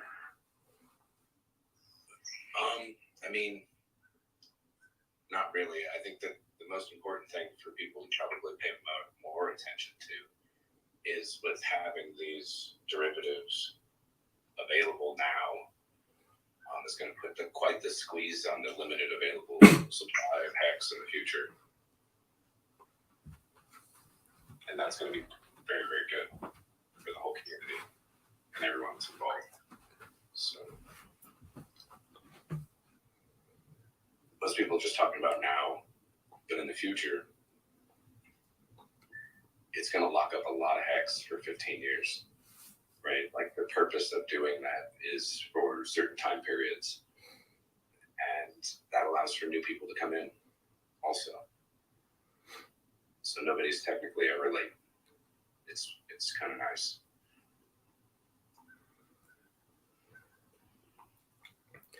Well, so I actually got to hop off now. I really appreciate you for putting this together, and I'm glad that the timing all worked out. And yeah, thanks for everyone who was tuning in. You know, check out maximusdao.com to learn more. Do not get scammed, please. There are people DM me, they're like, "Hey, was that you that I was DMing with for help?" And I was like, "That was not me." So there's tons of scammers trying to, you know, whenever there's a launch or something, there's scammers. So please, please, please do not get scammed. I will not DM you. Only ask for and accept help in public chat groups. Do not accept help in DMs. And yeah, I hope everyone has an awesome weekend. And if you have any questions, just hit me up. I'm always down to talk. Step catcher. Glad you stuck around for a little while. Everybody else is getting rugged and couldn't stay very long. But yeah, I appreciate you, man. Yeah, man, no problem at all. Thanks for putting this on. All right. Well, we'll talk to you all soon. With that, yeah, I'll end the space and you guys can go about your Saturday. Don't get wrecked out there. Thanks, guys. We'll talk to you soon.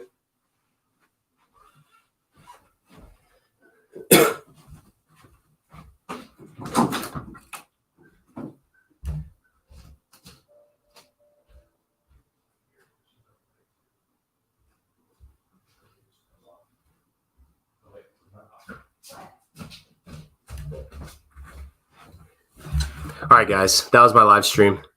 Thanks for sticking around. I totally forgot I was even on still. Let's see. There's a couple questions I'll answer, and then we'll. Sounds like Mark on the other side of the line. Yeah, he was on there for a little bit. Look at him walking around talking on his phone. It's like me. Yeah, that Twitter. I was in a Twitter space. Hexlove says, "Want to talk about the hedge fund deployer on Twitter Spaces?" Yeah, Alex got off before we could talk about that. Yeah, he was only on for a couple minutes, and we were talking about ETH POW stuff. Hexlove says later. All right, guys. We'll talk to you soon. Have a great rest of your day. See ya.